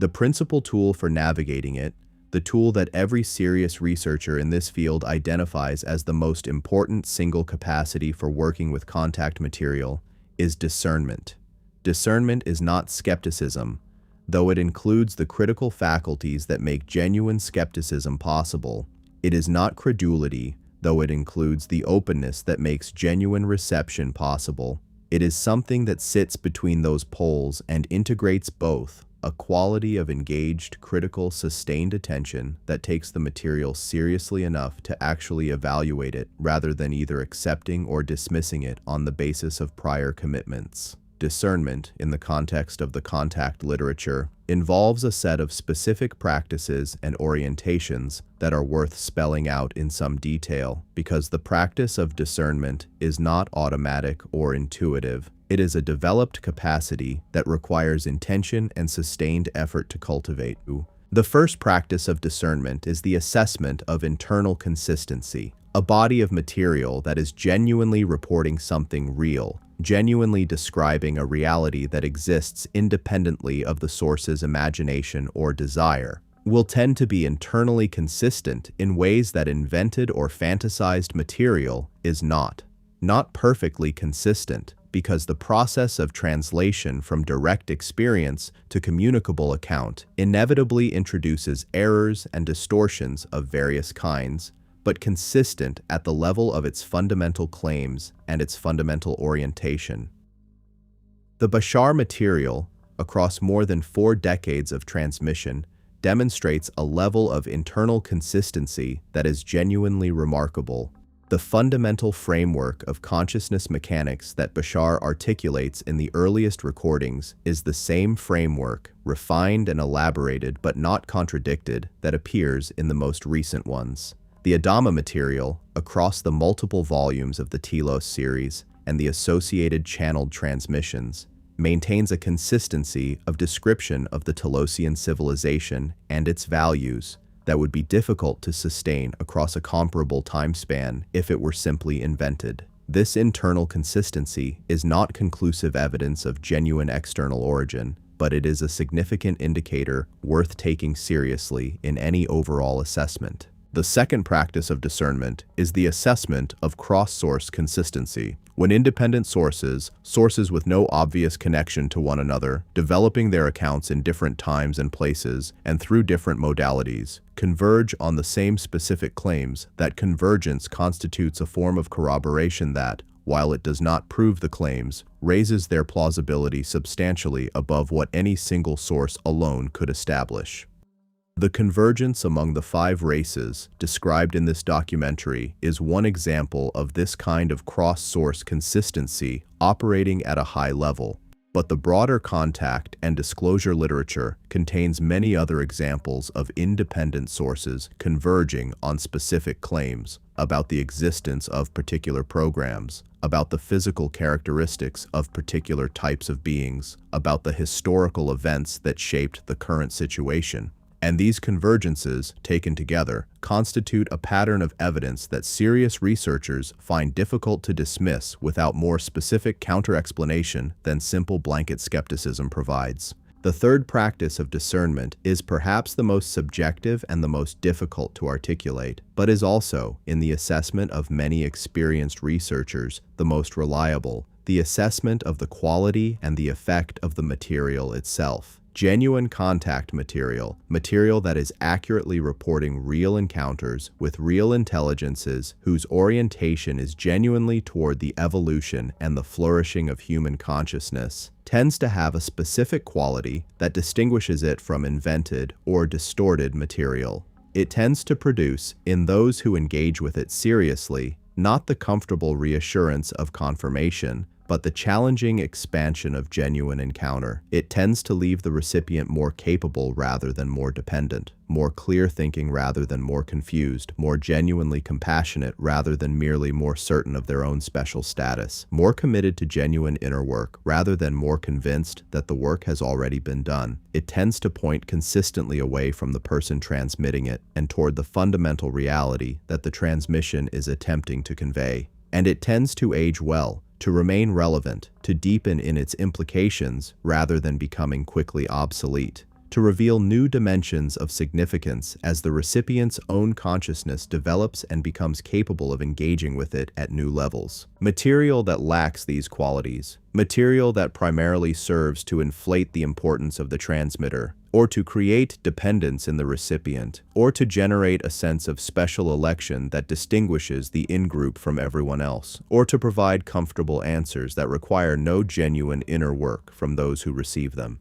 is material that deserves the skepticism that the conventional framework extends to all contact claims, not because its contents are necessarily false in every detail, but because the quality of its effect on human consciousness is not aligned with what genuinely evolved intelligence, whether extraterrestrial or interterrestrial, would be expected to produce. The Procyonian material, the Telosian material, the Blue Aven material as transmitted by good, the Sassani material, and the Yahyel material, all, to varying degrees and in varying ways, pass this quality test in the assessment of serious long-term engagers. They do not all pass it perfectly. The 5 accounts each have dimensions that raise legitimate questions, and honest engagement requires acknowledging those questions rather than explaining them away. In the case of the Procyonian material, the primary challenge is the diversity and relative diffuseness of the source base. The fact that the account is assembled from many different sources over many decades rather than arising from a single sustained and deeply documented engagement, which makes it harder to evaluate for internal consistency in the rigorous way that the Bashar material or the Adama material can be evaluated. The accounts of Procyonian contact tend to share broad themes and general characteristics, but diverge in specific details in ways that may reflect genuine variability in contact experiences, may reflect the different interpretive frameworks that different contactees bring to their experiences, or may reflect the mixing of genuine experiences with elaborations that are less securely grounded.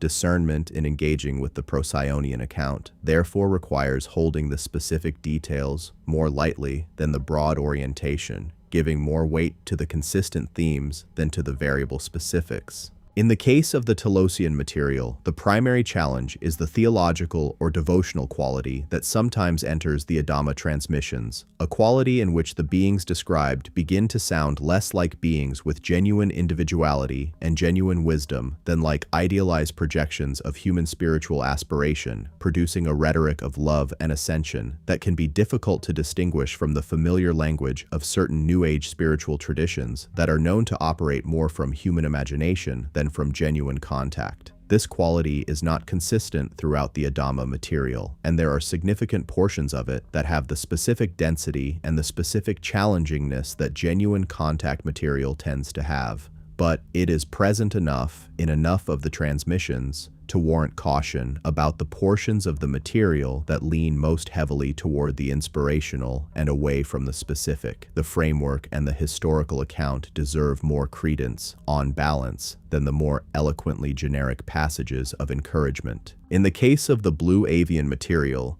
the primary challenge is the one identified at the beginning of this documentary: the concentrated reliance on a single source whose claims, while internally consistent and extensively detailed, cannot be verified through independent channels in the way that the Procyonian or Sassani material can at least partially be. Good's account has both defenders and critics within the disclosure and contact research community, and the range of assessments of his credibility among serious researchers is wider than for almost any other major source in the field. The appropriate response to this situation is not to dismiss the material. Its internal consistency and the quality of its most fundamental claims are significant, and the dismissal of the entire account on the basis of its unverifiability would apply equally to a great deal of contact material that few serious researchers are willing to dismiss in the same way. The appropriate response is to hold the account with the specific degree of tentativeness that the single source limitation warrants, while taking seriously the elements that demonstrate the quality indicators of genuine material,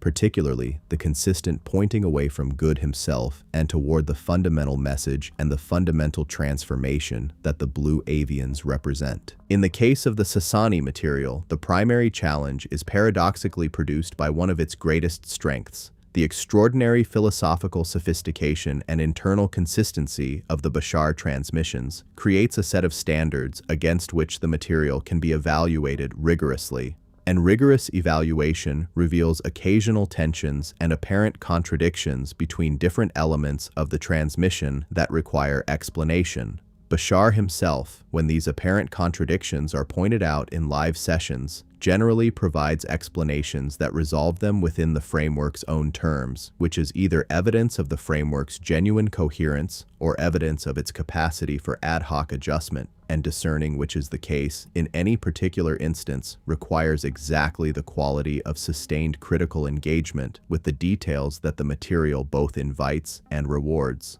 In the case of the Yahyel material, the primary challenge is its relative thinness compared to the other four accounts. The fact that the body of material specifically addressing the Yahyel, as distinct from the broader Sassani and contact web material in which they appear, is less extensive and less densely detailed than the accounts of the other races, making it harder to evaluate for the consistency and depth that serve as quality indicators. The Yahyel account derives much of its substance from Bashar's transmissions about them, which inherit the strengths and the questions of that material, and from a smaller body of direct Yahyel channeling and contact accounts that, while consistent with the broader picture, have not yet achieved the depth of documentation that would allow the same level of careful evaluation. These specific challenges are not reasons to dismiss the accounts they qualify. They are reasons to hold those accounts with precisely calibrated levels of confidence, to give more weight to the elements that demonstrate the strongest quality indicators and less weight to the elements that raise the most significant questions, rather than either accepting or rejecting each account wholesale.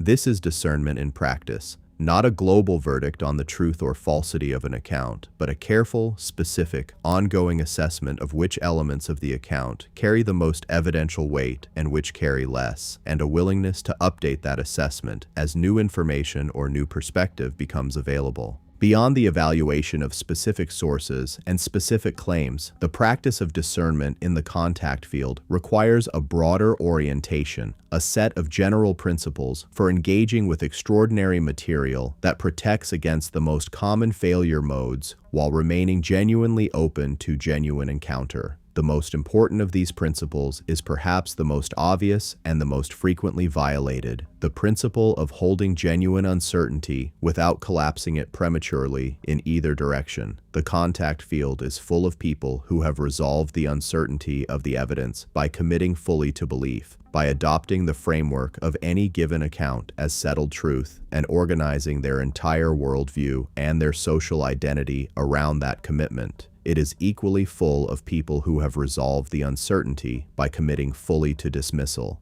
by adopting the position that the entire field is either fraud or delusion, and organizing their intellectual identity around the confident debunking of its claims. Both of these resolutions are failures of genuine discernment because both of them prioritize the comfort of certainty over the genuine inquiry that the material demands. Genuine uncertainty held genuinely is an uncomfortable state. It means living with the possibility that the universe is genuinely stranger and more populated and more oriented toward consciousness and love than the dominant cultural framework allows, while simultaneously maintaining the awareness that one cannot currently verify this possibility to the standard that would make it knowledge rather than open question. It means being genuinely affected by the material, allowing it to do its work of expanding the frame of one's understanding, allowing it to challenge the limiting assumptions of the conventional view, while simultaneously maintaining the critical awareness that the affecting quality of the material is not, by itself, evidence of its literal accuracy. It means remaining genuinely curious, bringing to the material the quality of engaged inquiry that actually learns something,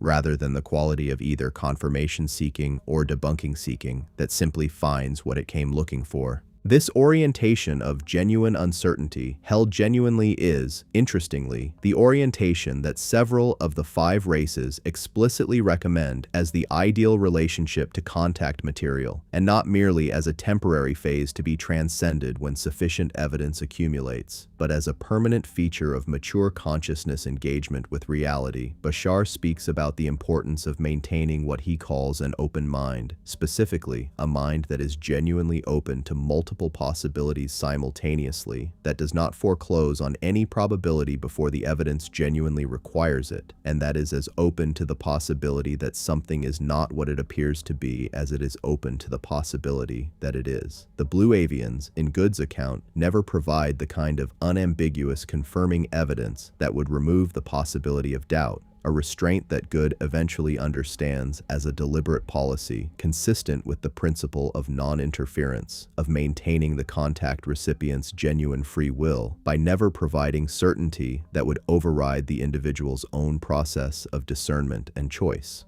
The question of why the 5 races do not simply provide unambiguous, undeniable, publicly available evidence of their existence, evidence that would remove the epistemological challenge entirely and make the discernment question moot, is one that every serious treatment of the contact literature must address, because it is the question most immediately posed by any skeptically inclined person encountering the material for the first time. The answer given across the contact literature is consistent, and it is worth examining with some care because it is either the most important single piece of information in the entire field or its most elegant defense mechanism, depending on one's prior orientation. The answer is that unambiguous, undeniable public evidence of extraterrestrial presence would override the free will of the human beings encountering it in a way that would be fundamentally incompatible with the genuine consciousness evolution that the 5 races are collectively trying to support. A human being who encounters undeniable proof of extraterrestrial intelligence does not then freely choose to update their worldview.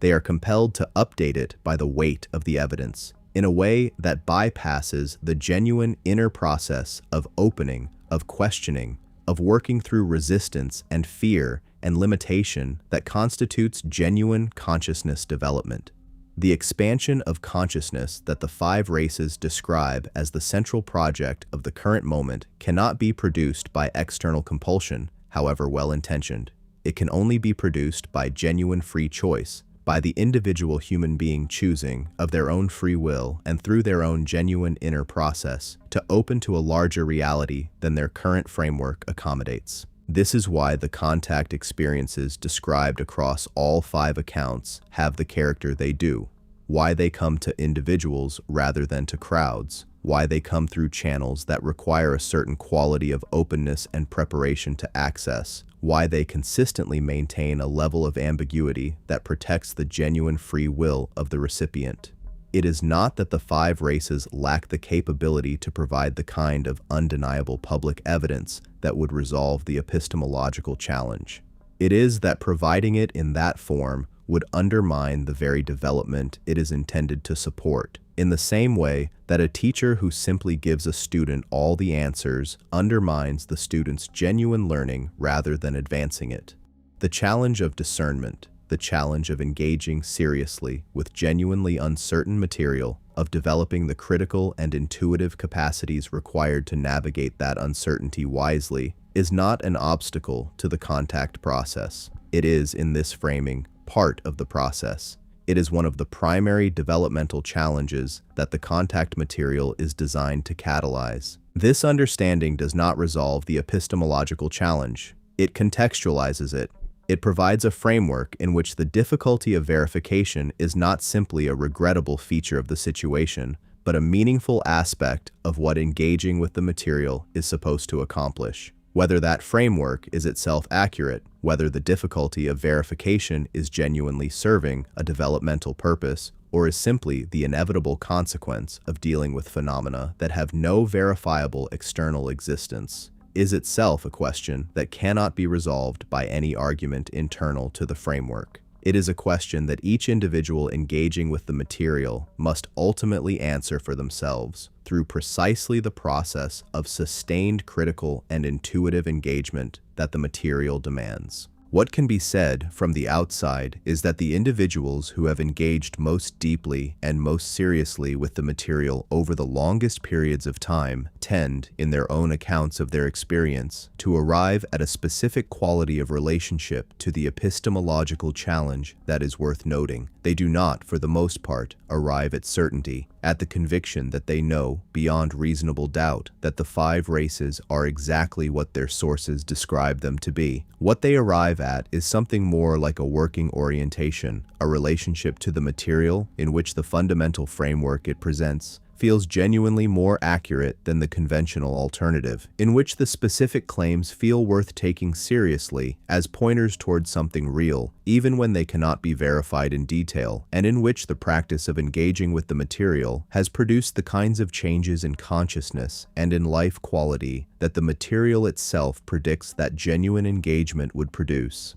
This is not certainty, but it is something, a quality of lived relationship to an open question that is neither the comfort of resolution nor the paralysis of pure agnosticism, but the engaged, curious, discerning participation in an inquiry that feels, to those who sustain it, like one of the most important inquiries of their lives. There is a further dimension of the discernment question that deserves attention before this section closes, and it concerns the specific risk that the contact material, however genuine its sources, can be misused by human psychology in particular ways. The most significant of these risks is the risk of what might be called spiritual narcissism, the tendency of certain kinds of consciousness-expanding material to be absorbed not in the way its sources intend, as a catalyst for genuine inner work and genuine humility, but in the way that the ego's self-protective mechanisms prefer, as confirmation of the recipient's special status, unique importance, and fundamental superiority to those who have not yet received the same illumination. The contact field has produced, alongside its genuine insights and genuine transformations, a significant population of individuals who have used the framework of cosmic significance and special contact to avoid precisely the inner work of genuine humility and genuine compassion that the material consistently identifies as the central practical task. Every one of the 5 races explicitly addresses this risk, and every one of them addresses it in the same direction. Toward the ordinary, the humble, the genuinely kind, the specifically caring about the specific beings actually present in one's actual daily life. The Procyonians, with their insistence on sovereignty as the foundation of genuine service, are pointing away from specialness and toward the recognition of equal value in every being. The Telosians, with their teaching about self-love as the foundation of genuine connection, are pointing away from self-inflation and toward the genuinely humble recognition of one's own divine nature as something shared by all rather than specially possessed by few. The Blue Avians, with their insistently simple message of kindness and inner work, are pointing as directly as it is possible to point away from the drama of cosmic significance and toward the ordinary daily practice of being genuinely loving in the actual circumstances of one's actual life.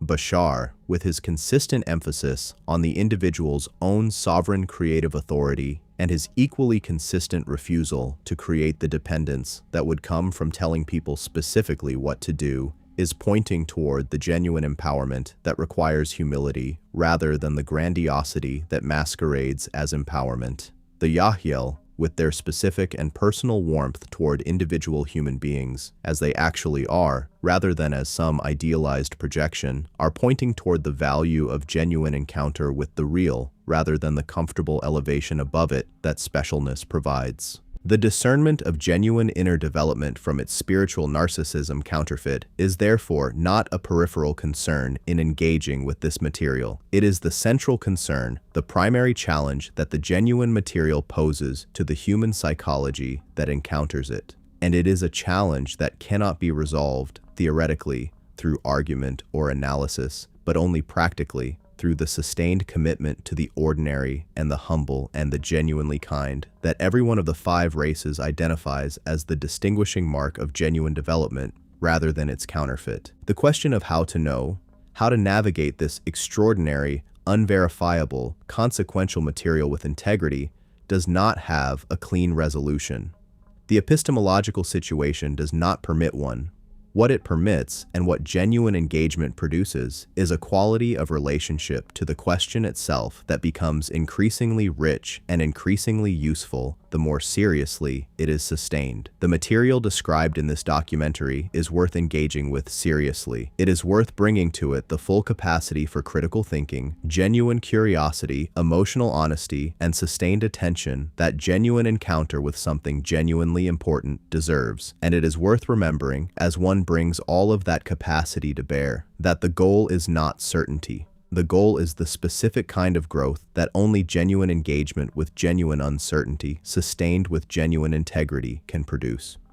The 5 races, in all their different ways, know this. They have designed their contact accordingly, and the invitation they collectively extend to engage, to discern, to grow, to open, to do the real work, and to trust that the real work done genuinely will lead somewhere genuinely worth going, is an invitation that deserves, whatever one ultimately concludes about its literal sources, the most serious and the most honest response that one can bring to it. Synthesis, a new framework for humanity's place in the cosmos. We have traveled a considerable distance in this documentary. We have moved from the star system of Procyon, 11.5 light-years away, through the hidden depths of the earth beneath Mount Shasta, outward to the incomprehensible scale of spheres, the size of planets, distributed through the solar system, forward and sideways into a probable future in which a hybrid civilization lives in a harmony that puts our current civilization's best moments to shame,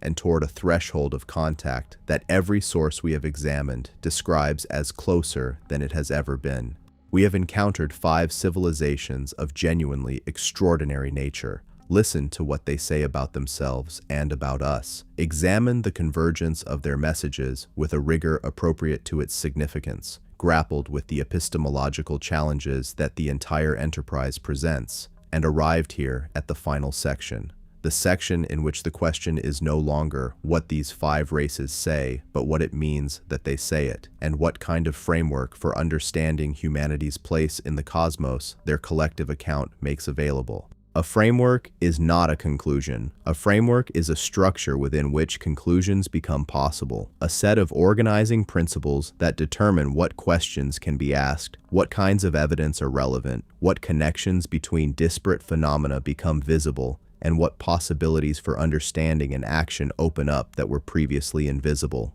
The framework that conventional surface civilization currently operates within the framework organized around the assumptions of materialist science, competitive nation-state politics, economic growth as the primary metric of civilizational health, and the essential aloneness of humanity in an indifferent universe, is not wrong in the way that a mathematical error is wrong. It is incomplete in the way that a map is incomplete when it shows only one district of a city and presents it as the whole. The streets on the map are real. The relationships between them are accurately depicted. But the traveler who consults only that map and believes it to be the complete picture will consistently arrive at destinations that are not where they intended to go, and will consistently fail to find routes that exist, but that the incomplete map cannot show. The framework that the 5 races collectively make available, the framework this documentary has been attempting to sketch in its full breadth and depth, is not a replacement for the conventional map. It is an expansion of it, an addition to the map of dimensions and districts that the conventional framework cannot show, offered not to invalidate what the conventional map gets right, but to make visible the routes and destinations that the incomplete version consistently fails to reveal. This distinction matters because the synthesis being proposed here is not a rejection of science, of critical thinking, of the hard-won knowledge that human civilization has accumulated through centuries of careful investigation of the physical world. It is a proposal for a larger framework that encompasses those achievements and extends beyond them into territory that they have not been designed to address. The first and most foundational element of this larger framework is what might be called the consciousness postulate. The understanding, held by all 5 races with the authority of direct experience, that consciousness is the primary reality of the universe rather than its most sophisticated byproduct. Accepting this postulate even tentatively, holding it as a working hypothesis rather than as settled fact, immediately transforms the landscape of what is worth investigating and what questions are worth asking. If consciousness is primary, then the investigation of consciousness becomes the most fundamental science, not a secondary discipline that adds psychological interpretation to the hard facts of physics and chemistry, but the foundational inquiry from which all other inquiries derive their ultimate meaning, the extraordinary flowering of contemplative practice, of consciousness research, of the various traditions of inner investigation that human civilization has produced across its entire history, ceases to be a peripheral and somewhat embarrassing adjunct to the serious business of material science and becomes instead the most important body of investigative work that humanity has ever undertaken.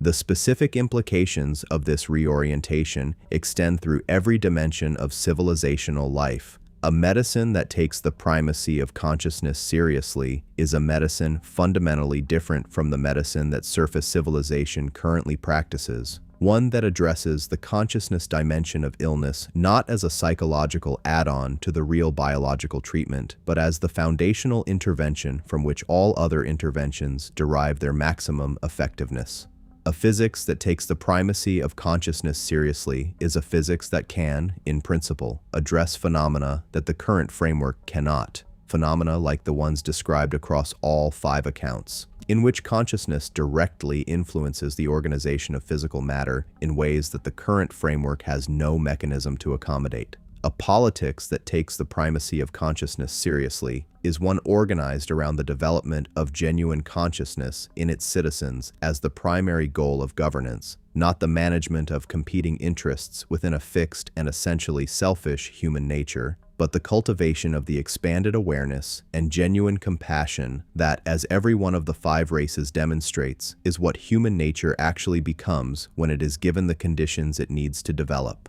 The second element of the larger framework is what might be called the populated universe postulate, the understanding that the universe is not the essentially empty and indifferent expanse of materialist cosmology, punctuated by rare biological accidents of which humanity is the most sophisticated known example, but a living system of consciousness teeming with intelligence at every scale and in every direction, organized at levels of complexity and beauty that dwarf anything surface humanity has yet imagined. The 5 races described in this documentary are not the only non-human intelligences with which humanity has been in relationship. They are 5 representatives of what appears across the entire body of contact literature to be an enormously complex ecology of consciousness that includes hundreds or thousands of distinct civilizations in various stages of their own development, organized in various forms of relationship and coordination, and connected to each other and to the physical universe by principles that the conventional framework has not yet developed the conceptual vocabulary to describe. The practical implication of this postulate is not the frightening one that science fiction has most often projected, not the implication of competition for scarce resources between civilizations armed with incompatible interests and incomprehensible weapons. The practical implication that the 5 races collectively demonstrate is almost precisely the opposite. A universe populated by consciousness at every level and in every direction turns out, in the account of every genuinely advanced civilization in the contact literature, to be a universe organized around cooperation, around the shared project of consciousness evolution, around the recognition that the flourishing of any one civilization is ultimately connected to the flourishing of all of them. This is not naive optimism or wishful universalism. It is what every civilization in the contact literature that has achieved a sufficient level of development has independently discovered to be the actual nature of the situation. The recognition that comes with genuine wisdom, that the isolation and competition that characterize early civilizational development are features of a particular frequency of consciousness rather than features of reality, and that reality, encountered at sufficient depth, consistently reveals itself to be organized around principles more resembling love than competition. The third element of the larger framework is what might be called the evolutionary postulate, the understanding that the universe is not a static system in which the current arrangement of matter and consciousness is the final and definitive one, but a dynamic process of development in which consciousness itself is the primary evolving entity, moving through various stages and densities of expression toward a fullness of self-realization that no individual or civilization has yet fully achieved. This postulate gives the entire contact literature its most essential context. It is the understanding within which the current moment in human history becomes not merely dramatic, but genuinely significant, not merely challenging, but genuinely meaningful.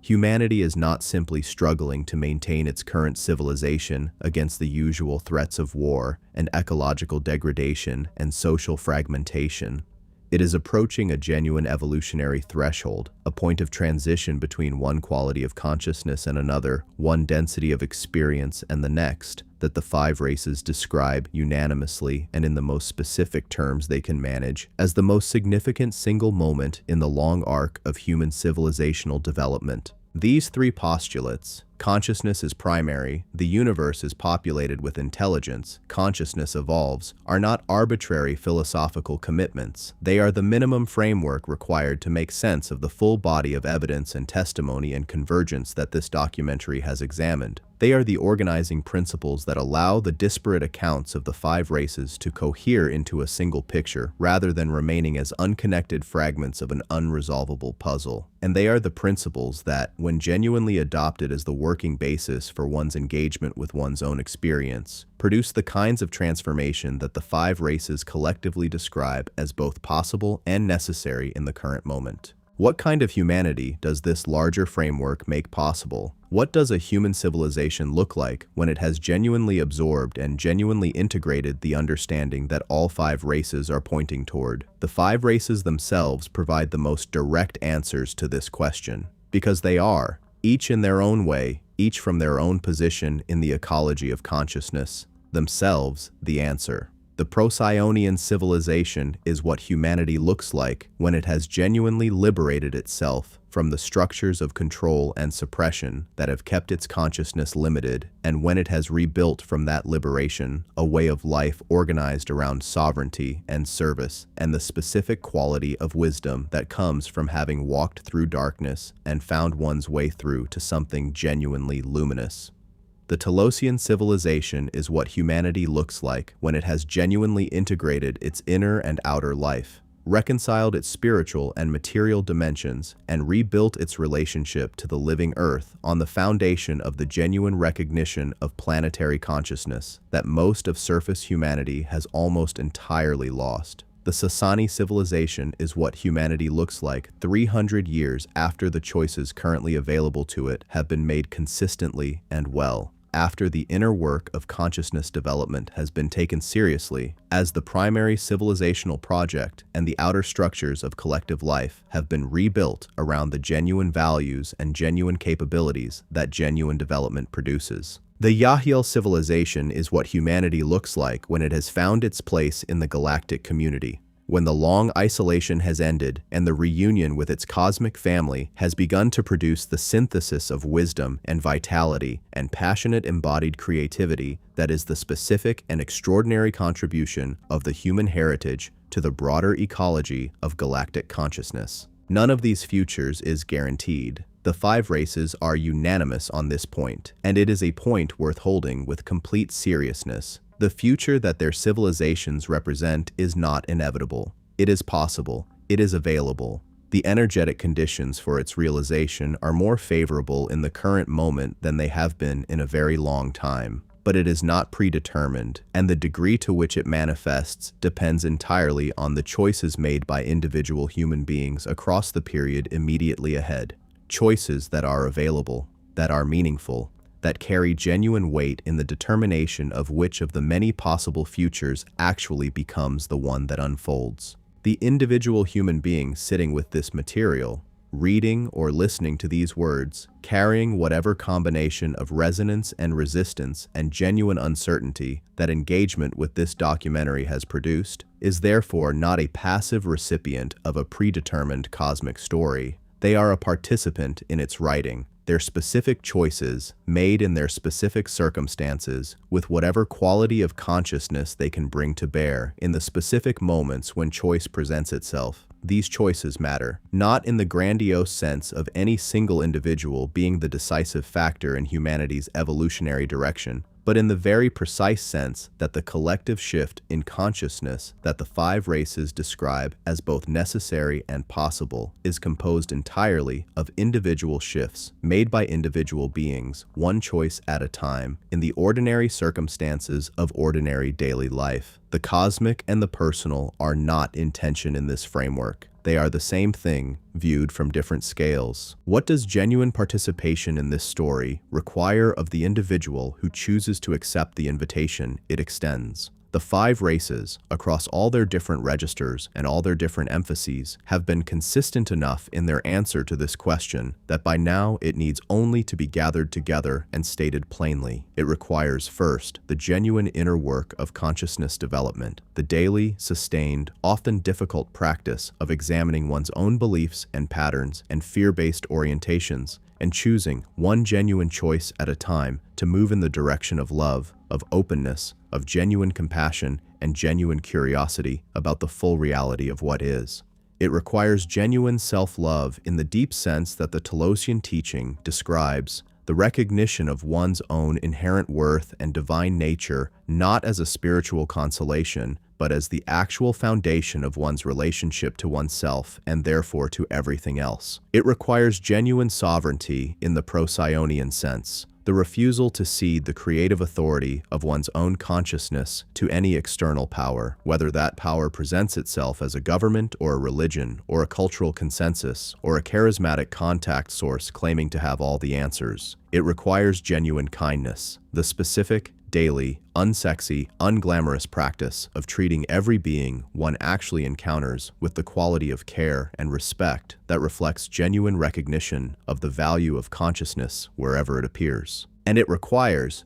finally, genuine openness to the reality that the universe is far larger, far more populated, far more intelligent, and far more oriented toward the flourishing of consciousness than the inherited framework of surface civilization has allowed most of its members to believe. This openness is not the credulity of accepting everything without discernment. It is the specific courage of being willing to genuinely encounter the possibility, to let it actually touch one's sense of what is real and what is possible, rather than keeping it at the comfortable arm's length of intellectual curiosity. The difference between those two relationships to the material is, in the assessment of every serious long-term engager with the contact literature, the difference between entertainment and transformation, between having interesting ideas about an unusual subject and actually being changed by an encounter with something genuinely larger than one's current framework. There is something that wants to be said about beauty before this documentary closes. It is not a logical point, not an evidential point, not a point that advances the argument or strengthens the case in any formal sense. But it is perhaps the most important point of all, because it is the point that the five races themselves seem to consider most important. The point that runs through every account, every teaching, every description of their civilizations and their ways of life and their relationship to the universe they inhabit. The universe is beautiful, not merely interesting, not merely orderly, not merely impressively complex in the way that a sufficiently sophisticated machine is impressively complex, but beautiful in the deepest possible sense. Beautiful in the way that things are beautiful when they are genuinely, fully, essentially what they are. When nothing is withheld and nothing is distorted, and the thing before one is simply and completely itself. The Procyonians express this beauty in the luminosity that witnesses describe in their physical presence, the quality of light that is not merely reflected but generated from within, the outer sign of a consciousness so thoroughly aligned with its own nature that the alignment itself becomes visible.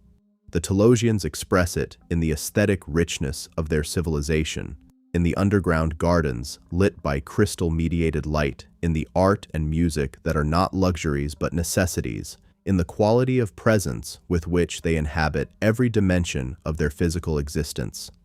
The Blue Avians express it in the extraordinary quality of peace and compassion that good describes in every encounter with them, the beauty of being so free from fear and so thoroughly grounded in love that simply being in their presence is itself an experience of what beauty actually means when it is not compromised by limitation. Bashar expresses it in the philosophical precision with which the Sassani have mapped the mechanics of consciousness, the beauty of a framework so elegantly constructed and so thoroughly consistent that engaging with it has the quality of encountering something inevitable, something that was always true and has simply been articulated at last with the clarity it deserved. The Yahel express it in their approaching warmth, in the beauty of love that has been patient for a very long time and is now close enough that its warmth can almost be felt across the distance that still, for the moment, separates their world from ours. And human beings express it. This is perhaps the most important thing that every one of the five races communicates, in ways that are unique, irreplaceable, and genuinely valued by every civilization in the galactic community that has had the opportunity to encounter them. The passion with which human beings inhabit physical experience, the extraordinary creativity that the difficulty of the human journey has produced, the art and the music and the literature and the scientific inquiry and the philosophical reflection that have emerged from a civilization living in conditions of genuine challenge and genuine darkness, and finding again and again ways to transmute that difficulty into something that shines. The specific quality of compassion that is available to a being who has genuinely suffered and genuinely found their way through, not the detached compassion of beings who have never been lost, but the specific, warm, knowing compassion of beings who understand from the inside what it costs to be human and who choose, in the face of that cost, to remain open and to keep trying and to love anyway. This is what the galactic community is waiting for, not for humanity to overcome its difficulties by becoming something other than human, not for humanity to transcend its passions and its wounds and its extraordinary mess of competing impulses and profound longings and chronic misunderstandings in the direction of some bland universal wisdom that costs nothing and means less. What the galactic community is waiting for, what the Procyonians and the Telosians and the Blue Avians and the Sassani and the Yahyel are all, in their different ways, oriented toward, is the full flowering of the specifically human, the moment when the passion and the creativity and the knowing compassion and the hard-won wisdom and the extraordinary capacity for love that are already present in the human being in their constrained and compromised forms finally come into the full expression that the expansion of consciousness makes possible, and humanity brings to the galactic family what only it can bring, the specific, irreplaceable, cosmically significant gift of being deeply, completely, magnificently itself. That flowering is what this documentary has been pointing toward across its entire length. It is what the 5 races, each in their own way and through their own particular relationship to the human story, are pointing toward in every account, every teaching, every moment of contact and transmission and patient waiting and approaching reunion. It is not a fantasy, it is not a consolation. It is, if the convergence we have traced is genuine, if the consistent message of 5 genuinely independent civilizations, speaking from 5 genuinely different positions in the cosmic ecology of consciousness, means what it appears to mean, the most accurate description available of what is actually happening to humanity right now and what is available to humanity in the time immediately ahead. The documentary ends here, in the only place it can honestly end. Not with resolution, not with the comfort of certainty, not with the dramatic announcement of an imminent event that will make everything clear. It ends with an open question held in the most honest possible way. The question of who humanity is and what it is becoming, and what relationship it is preparing to enter with the wider community of consciousness that has been watching and waiting and hoping, and, in the most specific and most beautiful sense of the word, loving it across the entire length of its extraordinary and not yet finished story. The answer to that question is being written right now.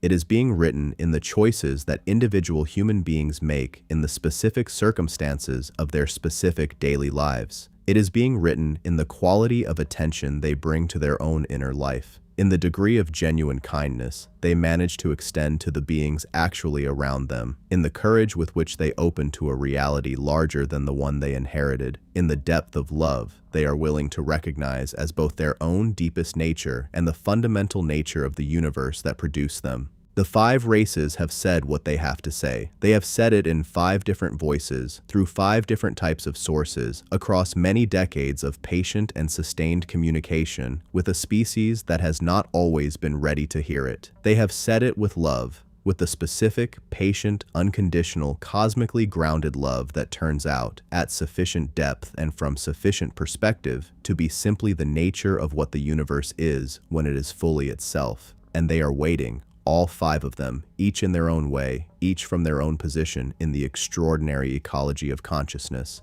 for the response. The response is ours to give. It has always been ours to give. And the moment in which we give it, genuinely and from the fullest depth of what we actually are, is not some distant future point beyond the horizon of the imaginable. It is available in every breath, in every choice, in every moment of genuine presence with the full reality of what is. It is available now. It has always been available now. And the beings who love us from their positions in the stars and in the earth and in our own possible future, and in the approaching warmth of the threshold that is almost, that word again, honored for what it has always been trying to say, almost close enough to touch, are waiting with a patience that has never wavered and a love that has never diminished for exactly this, for us to recognize, in the full depth of genuine knowing rather than the comfortable shallowness of mere belief, that the universe is not indifferent, that we are not alone, that the journey we have been on was always going somewhere worth going,